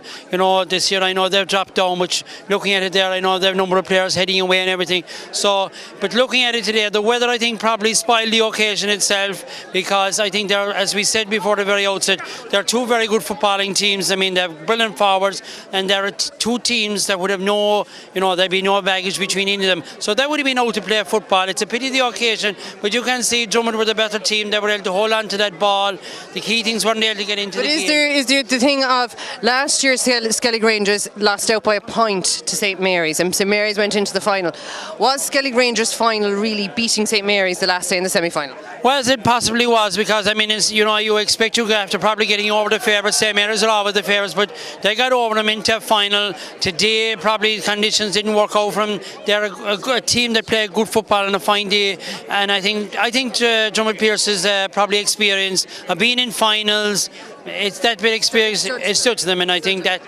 And Sean, the penalty kind of really set Dromid on the right path. Oh yeah, it came early in the game, I suppose, and when you had Skellig probably got the first score of the game against the wind, and the rain, but it did, and I suppose probably. Look, it's debatable whether it was a penalty or not. Like, a lot of people there felt it wasn't. That the condition that it could have been left past. But look, it was a penalty, and Niall O'Shea dispatched it brilliantly. brilliantly taken. And like as Niall finished up with 2-6, I think today he was outstanding. He was outstanding. We were discussing at half time as the weather was changing who had actually won the toss, and I have found out it was Dromid Pearses won the toss, and they actually decided to take that gamble and play with the wind in the first half to get the scoreboard up. So it was a gamble that worked in their favour, but I'm sure inside the Skellig Rangers management were telling them, lads, we'll have a second half of that wind, but it didn't transpire. Well, somebody upstairs, I think, turned off the rain, and in the finish, the wind and rain, especially, I suppose, the wind advantage was. An hour ago, I would not be standing out here beside you, Ger. No, well, you wouldn't want to stand beside me there. But anyway, no, I mean, to be honest with you, like the wind dying, fair enough, the rain wind, but I mean the wind dying completely. That was, Skellig Rangers would have expected that, even that Dromid won the toss, Skellig Rangers would have been saying, let's get behind the ball here, we'll try and keep the score down, we'll have the wind in advantage in the second half, and it just happened to go away. But I think still conditions are so hard out there. We had incessant rain before the throw in here, the pitch was heavy, it was very hard to pick up the ball and everything, so I just militated against having a good game. For the conditions that there were there, they did cope very well with, because the ball did spill, and there wasn't anything dirty or dangerous throughout the game, and you could have with the conditions outside. But as I was talking to the Dromid lads, I don't know if you saw the clip during the week of their training session last Sunday, and they had got experience of training in a lot of water that maybe should have been more a lake than a pitch. Well, I think they're into water polo. No, I think that's true. Yeah. But look, conditions were tough for both teams, and in fairness, it probably spoilt the spectacle in the first half. And look, I know Skellig Rangers they beat the Marys by a point, and even last year they ran them to a point after extra time. Like, they would probably have been quite confident coming into the game. But as I say, the goals win games, and Dromid got the 2 goals, and they were the difference in the finish. They were the difference in the finish. Now we'll just see who else we can get to have a few words with us. Ger, do you want to sum up anything else? Well, we're just trying to maybe get a player or two there from the Dromid Pearses team there. We have Graham Sullivan. Graham, the Willis All-Ireland winner with Kerry, of course, this year. I think Breed O'Shea be better. He's getting a Graham, congratulations. Conditions today were absolutely terrible for football, terrible for both sides. He won the toss, he decided to play with the win. But Niall O'Shea, what do you say? I mean, you know him over the years. What a player, what a performance this afternoon. Look, he was unbelievable. He was here, there and everywhere. There at the end, probably epitomises the man. Last minute shot, and he's gathering on the goal line. When you have your full forward doing that, you know he's special coming back there. Not many of them like going back, maybe doing that kind of stuff. So it's definitely a good slap in the back for him, and well done. Well, I suppose the very first time he won the South Kerry Championship, Declan O'Sullivan had won an All-Ireland with Kerry. He won your South Kerry Championship the first time ever. Today, winning an All-Ireland with Kerry is something absolutely beyond special. You've had a fantastic year, nomination for an All-Star, but still saying that, the club of Dromid that I know quite well over the years, knowing your mum and dad and everything, it's a very special day to come back with the players that you grew up with in school. Indeed, a friend of yours died during the year, as you alluded to, and the homecoming that night in Dromid, but today to win a South Kerry Championship with those type of players, it really means a lot. Oh yeah, it does. I suppose it's the whole parish, boy, and you start there in the primary school playing with each other inside in the school, the coming up skulls, the mini sevens, you're working your way up to the levels, you're meeting older fellas, and then when you come into the senior panel and everyone's bonding, and it's a very close-knit group inside there, and the parish is very close-knit as well, so you can see how much it means out there. There's fellas with tears in their eyes who are a lot older than I am, and I think it just shows how much it means, and it'll bring great positivity going into Dromid now into the new year and stuff. It'll just, you'll have that buzz around the place for a while. They were wondering, actually, just a question for you, Dennis Shine O'Sullivan, nobody seems to know his age. In fact, somebody said he's like Roger Miller, the bid for the Cameroons, that he's probably still playing and he could play for the Cameroons. Dennis Shine O'Sullivan, he really shows the spirit of the club, and I've known the club over the years. Really, players like that, really, they're standing there, they're always on the call, they're on the day, and it's players like that that, strive yourself to play for Dromid Pearses, and to be able to use the name of Dromid Pearses, a small club, as I always said. I shed a tear in the Hogan stand when Declan O'Sullivan lifted the Sam Maguire, because I know what it means to a small club. Yeah, I suppose Shine, he's ageless is probably the word. He's a year out now from playing with his son, which is something fairly special, so look, it means so much.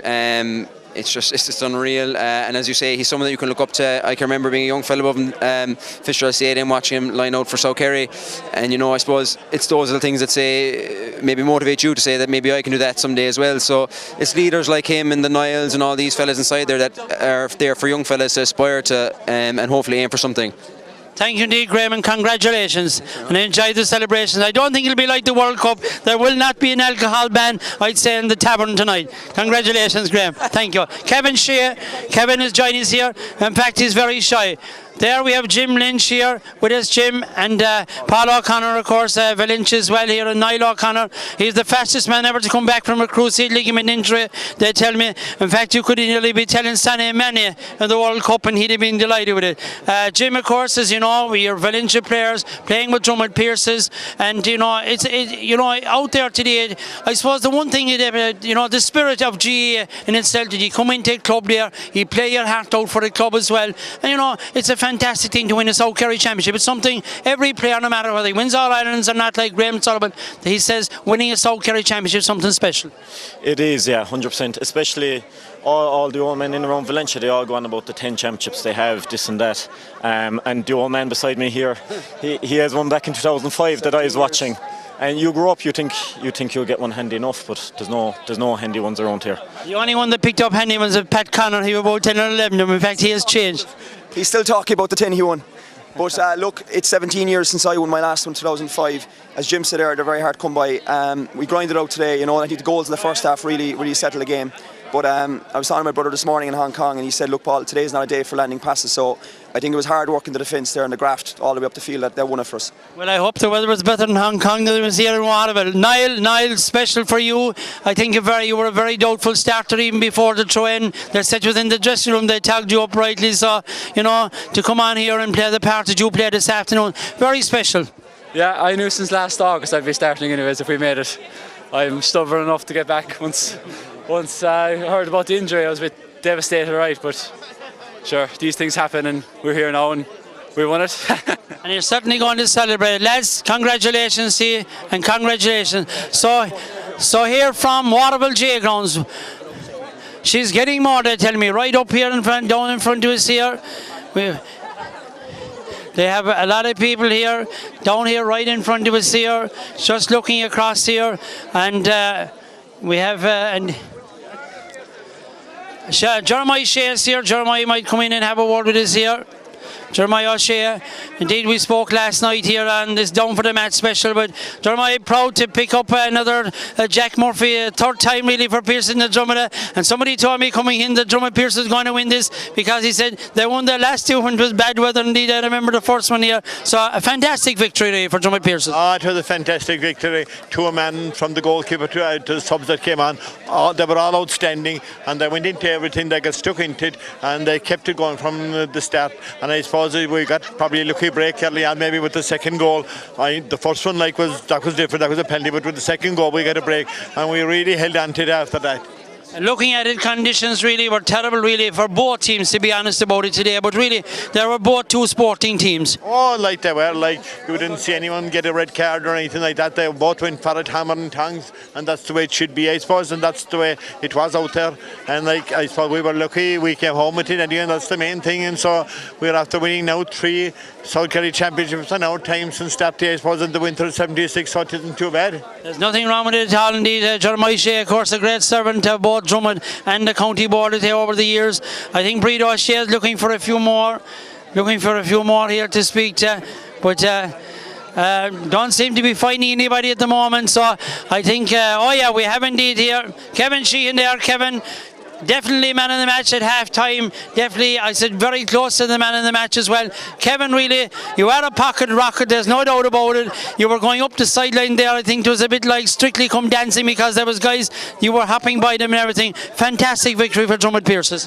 Thanks very much. Yeah, it is a great one to win the local derby, and it's tough conditions, but it's great to come out on the better side of it. Very tough conditions, but as I was saying before the throw-in, you're both two teams, in fairness, that play play very good football here, both very concentrated. And you could see today in the conditions, the only contest was for the ball. There was no man being taken out or taken in, and if it ran into him, it was coincidental because really, he both tried to play the ball. And really, what can you say about, I suppose, the man of the match, Niall O'Shea? You're a young guy playing with a fella like Niall O'Shea. Very inspirational, isn't he, this Niall O'Shea? Yeah, he is. He's a great leader. You know, when you give the ball into Niall, no matter how good it is or how bad it is, Niall will do something to try and get it back. You know, he'll fight. He'll fight on his back for the ball, and that's just the way Dromid football plays. We fight for every ball that goes into him. It's fantastic, though, to win your third Jack Murphy trophy, really, I suppose, since 2004. What a fantastic thing. In a very competitive divisional board with 10 teams, it really is fantastic to do that. I suppose it is, yeah. We'd feel we left a couple behind us over the last couple of years, and it's nice to get a second one. You know, we left two behind us recently, and we left one behind us in 2017. So we'd be delighted now to bring one home again. Thank you, indeed, Kevin. Here we have indeed Thomas Curran here as well, and we have Niall O'Shea, the man of the match.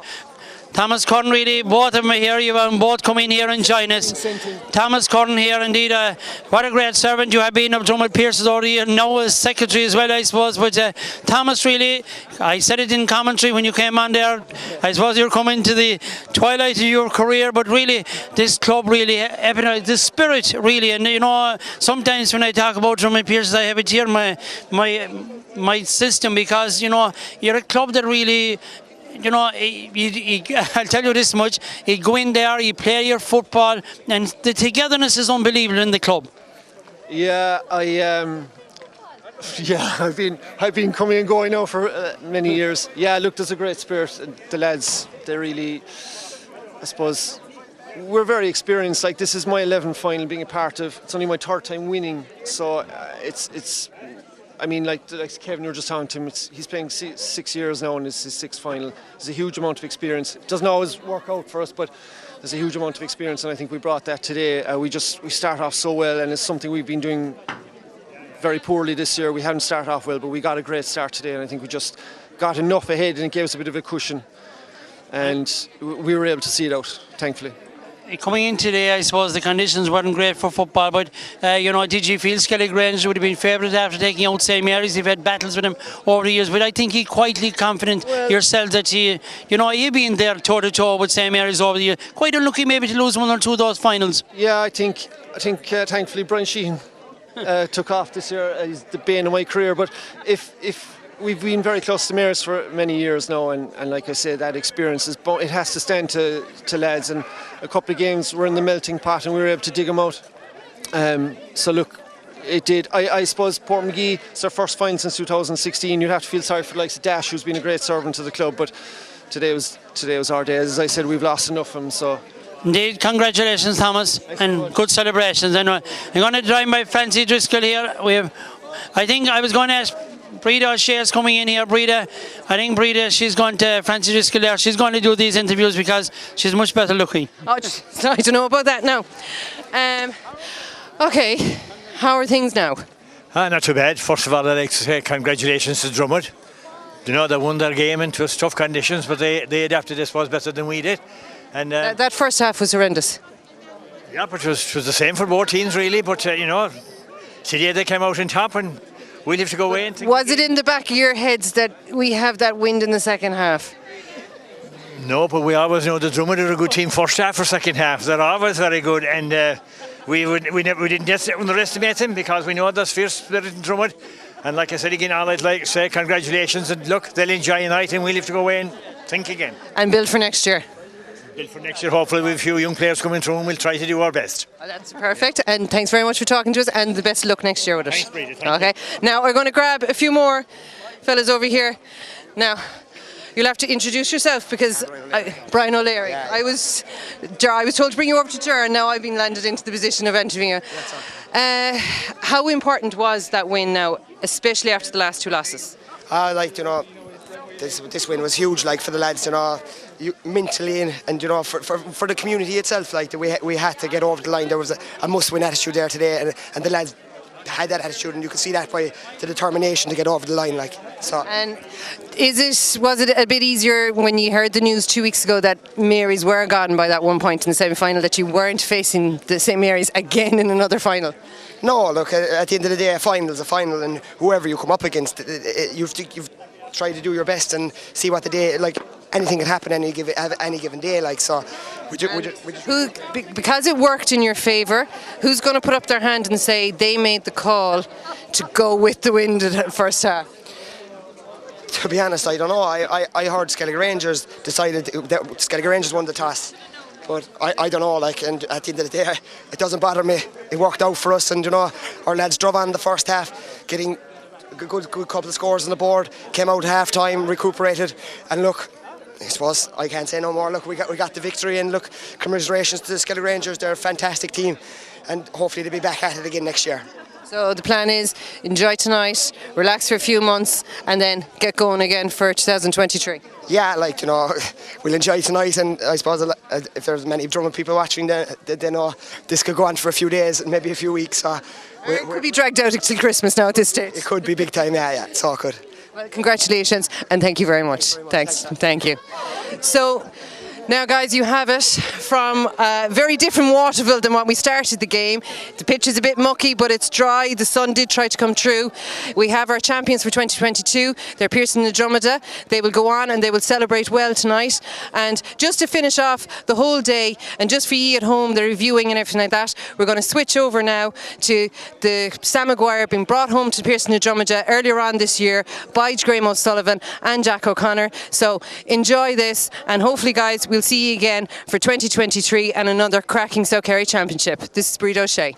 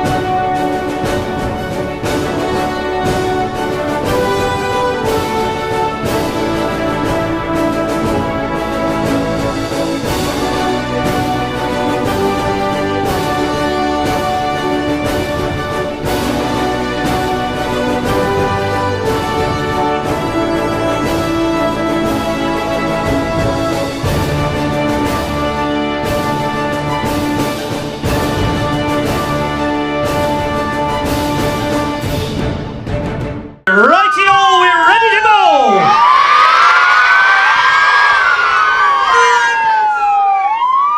The players are 1 minute away, and they're coming from that way. And there's a guard escort, so behave yourself. Right, now's the time to take out the phones and take the photographs, because they're coming one by one in the next minute or so. Okay. That's it.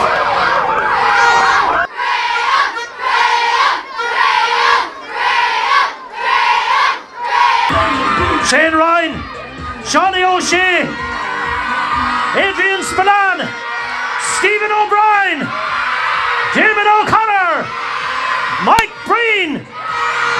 Oh lads, we've got some crowd here. The first person we're going to call on tonight, lads, speeches are going to be fairly short. But the chairman of the Dromid Pearses Club, your own man, Micheál O'Shea. Dromid Kerry.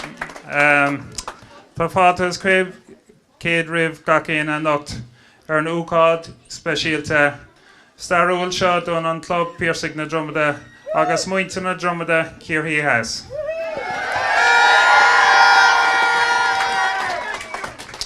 We wish to extend a huge welcome to all of you who have gathered here tonight on this special historic occasion. It's a fantastic night for Dromid Pearses GA Club and for the entire community of Dromid and South Kerry. Thank you all for being here.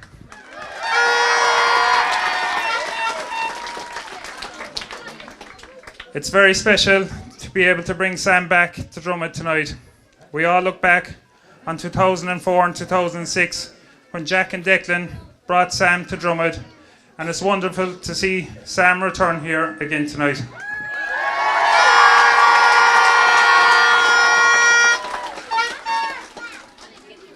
For a small rural club, we have produced some of the best managers and players the game has ever seen.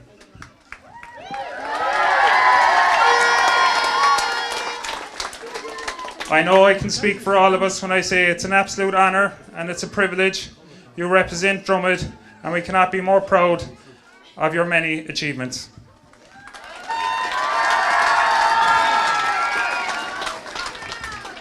Now, it took a Dromid man to make the magic click for this fantastic bunch of players, and under Jack's stewardship they've brought Sam home for the 38th time and are sure to drive on in their success in years to come.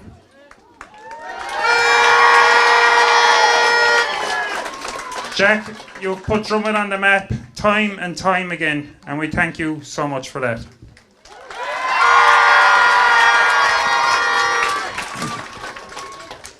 As a club and a parish, I think it's fair to say we were all starstruck by Graham's performance in Croke Park.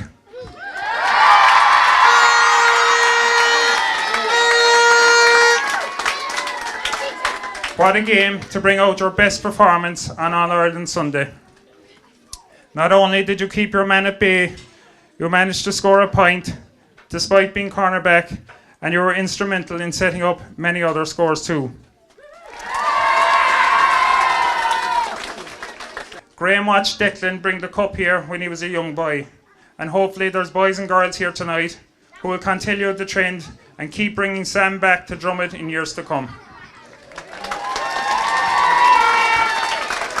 So on behalf of the club and community, we hope you all enjoy your night and safe home.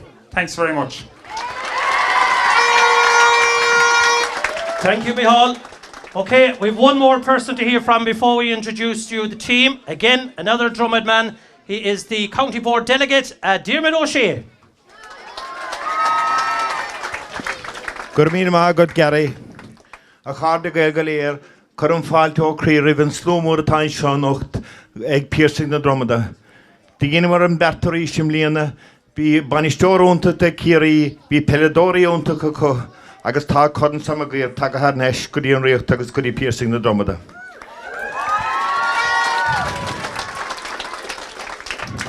One thing that strikes my eye here tonight is all the young kids that are here tonight, and I hope and pray that you watching this Sam Maguire, you at your own different grades and that can achieve a lot.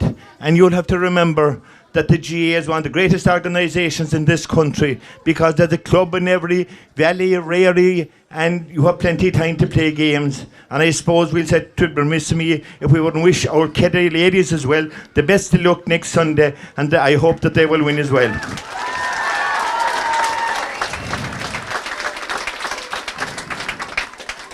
I will always think of the winter, I think of 2003, when we were over in the Ine Tavern and the great Paddy Shea, Lord mercy in his soul, came down and he was looking for a man, and he was looking for no other than Jack O'Connor.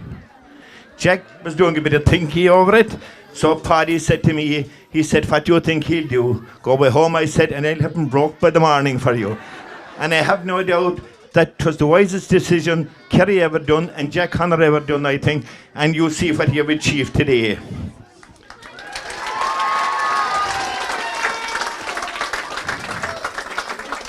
As we all said, this is a great club here in South Kerry, Dromid Pearses. We have competed in all different competitions. We competed in great tournaments and that way. And I think it is great to see all the young people from the other clubs too in South Kerry. And it's lovely to see them here tonight and mingle. That's one thing about sport, lads. We can have little battles in the field, but I think when we go outside the hotline, we're all together. The other thing I just want to say is I want to congratulate those teams, because when Kerry go out to play football, and I will also say, I suppose, as well about Galway, they went to play football the way it should be played, and our result was right. And without further ado again, I just wish them the best. I have no doubt will be coming back again, and I wish Graham, our own clubman there, who have worked tirelessly there through the year to make his break into the team, and it's great to see that happen, and I have no doubt we will have other players too. And the best of luck again to you, the supporters, and all the boys here at the back, and to the Dromid Pearses. Good meeting, Margaret Gallier. Thank you, Dermot. Okay, the moment has arrived. Would you like to meet the players? Do you want me to start from this side or from that side?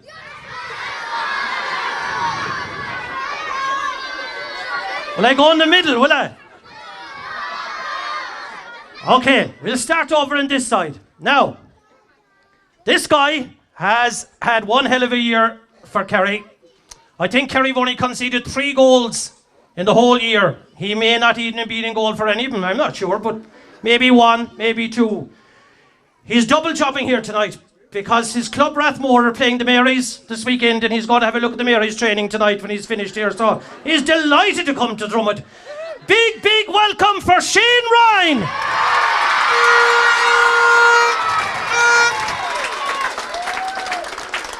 Now, I'm going to get the players to do an extra little bit. So Shane, you'll have to come out and catch that cup and lift it up for the Dromid people. Go on.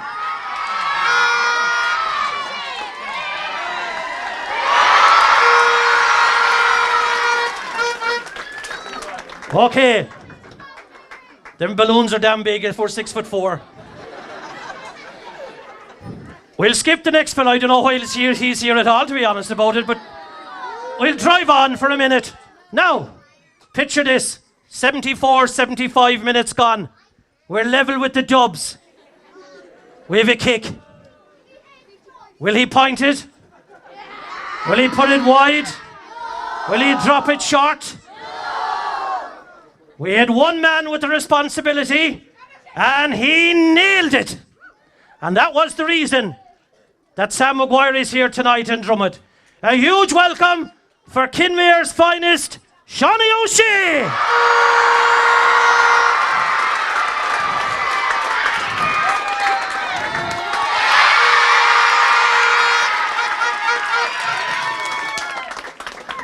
Okay, not too far from Kinmare is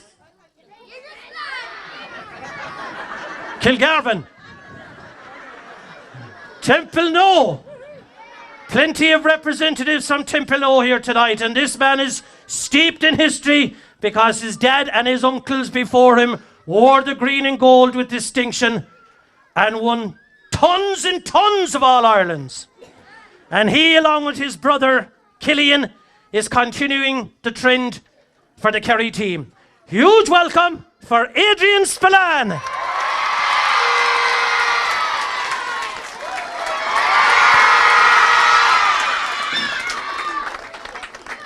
I can see the cup is getting closer to the fellas. Push it out a small bit for them. I know they're tired, but still and all, lads, come on. Now, where did I stop? Mr. Spillane, okay. We'll stay out in the Kinmare district, because this next fella, by God, he knows how to block down a kick. Not only once, but twice. Potentially 2 goals he saved, and he ran his socks off. Please give a big welcome to Stephen O'Brien.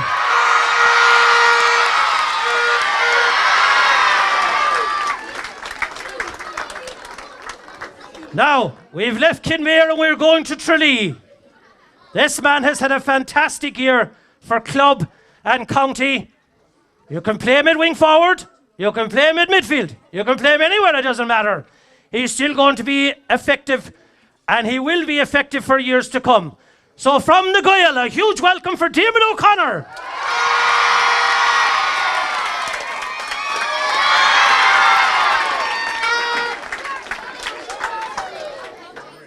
Second last.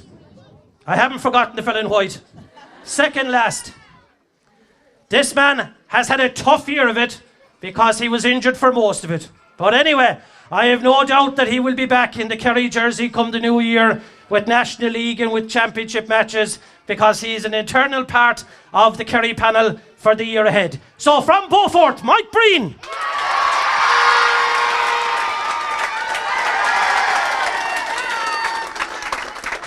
Now, we'll go back to this other fella.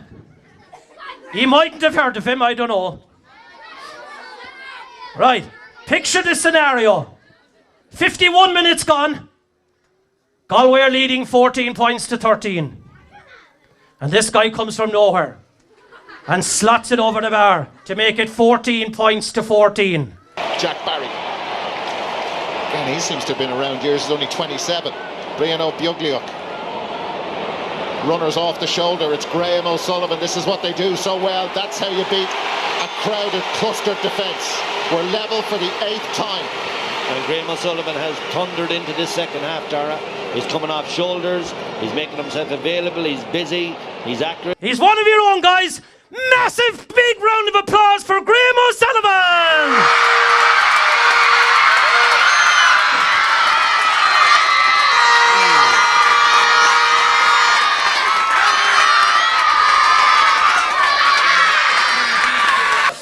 I just want to thank everyone for turning out. It's unbelievable. I actually want to thank the lads as well.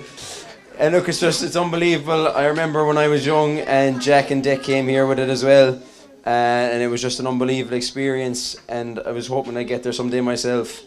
A lot of hard work had to go into it, alright. But look, I'm delighted to get there, and I'm just so proud that I got the chance to bring it home here to Dromid again.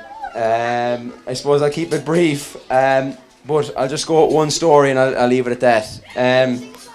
The week before the game, there was lots of people coming up to me and we were chatting away, and a lot of people were asking me, was I nervous, and what was the pressure like and all this, and yeah, I suppose I was a bit nervous, I thought. But the same very week, a young fella I played football with when I was younger, back in Waterville, sadly passed away. And I was thinking about it, and I was just thinking to myself, geez, how can I be nervous when I'm getting to live at the peak of life at the moment? This experience is unbelievable. So I just want just to remember Tristan tonight. He was a great character, a great young fella who I got on with very well, and just to enjoy the moments that you get in life, no matter what age you are, just enjoy it, because you're just never going to know. So that's all it is. Good man, Graham. Thanks a million. When I heard Jack was coming back this year, I texted him and I said, Jesus, does that mean I have to come back, Jack? But I didn't, but Jack did. And I'm delighted that he came back, because this man has got some record, guys. I actually had to Google it today. I couldn't think of it offhand. An All-Ireland winner, manager in 04, 06, 09 and 22. An under-21 manager winner in 98. Won the minors in 14 and 15. Won the National League in 04, 6, 9 and 22. Won the vocationals in 97, 99 and 2000. And won the Hogan Cup in 09. That deserves a round of applause. If nothing deserves a round of applause. And he was very happy to announce to me yesterday morning over breakfast of a new record he has. He is now the oldest manager to win an All-Ireland title. It's a good thing Brian Cody went last week. Without further ado, once again, the bonus door, Jack O'Connor.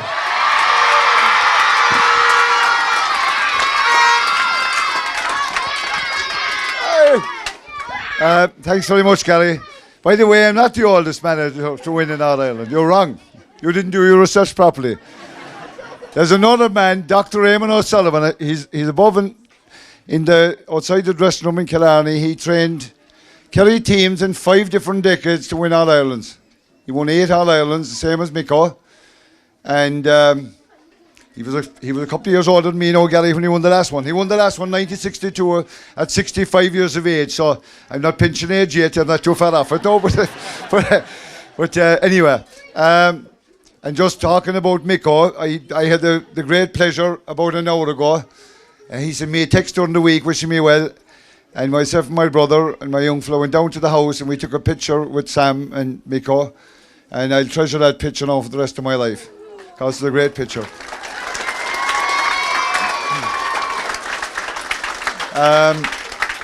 Before I talk about you people out there and the match itself, I want to pay tribute to everybody who came from the player group and the back room who came down here tonight. They've had one tough week, I assure you, and they've had very little sleep and plenty singing and plenty talking. So thanks very much, lads. I know Dromid isn't the centre of the universe. It might be the centre of our universe, but it's not the centre of every other person's universe. So thanks very much to everybody who came down, took the trouble to come down here. Thank you.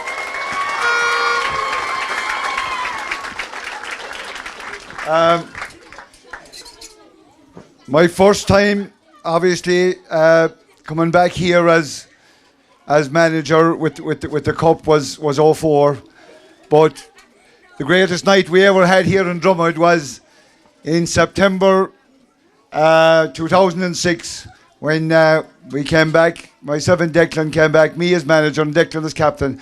And what a night that was. The heavens opened and the skies poured on top of us, but we didn't care. We didn't care if we never saw another day. That was a great night and a great day, and will never be forgotten. And Declan had the pleasure of coming back the following year again as captain. So I see Declan out in the audience there. Where are you, Declan? Put up your hand. Come on, Declan. Good man.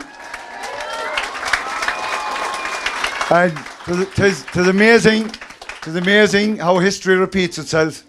Declan now is the father of 3 or 4 young lads, and they're going around with jerseys and balls, getting autographs, and and I know that he has 1 or 2 lads who are really promising. Ollie, and I can't remember the other young lad's name, but what's his name? Come on, Ollie, put up your hand here, Ollie. And what's your brother's name? Robbie. Where's he? Robbie. Good man. And Jesus, lads, it'll tell you how old I'm getting. History is just repeating itself. So he'll be up here on this stage, lads, in years to come. Give him 10 or 12 years, I'll be up here. I just want to thank the people of Dromid. Dromid has always been really good to me. The football club here was good to me. The community was good to me. The pub over the road was very good to me. So whatever I did in Dromid, people backed me. I came back from America in October '89. Myself and Mike had built the pub. And my intention, I came back with my good wife, Bridie, and Cian. Cian was only 3 months old. He came back in a small little basket. To take a big basket to fit him in now. But we came back and we intended to stay for 2 weeks to get the pub going. Mike was going to run it. But there were so many thirsty people in Dromid that I never went back. 30-something years later, I still didn't go back. So we had great times, great days. I went back playing with Dromid. I went back managing them. We got the club going, well again. Jeremiah was a fantastic driving force at the time. But finally, I just want to get on to the main man here, Graham. At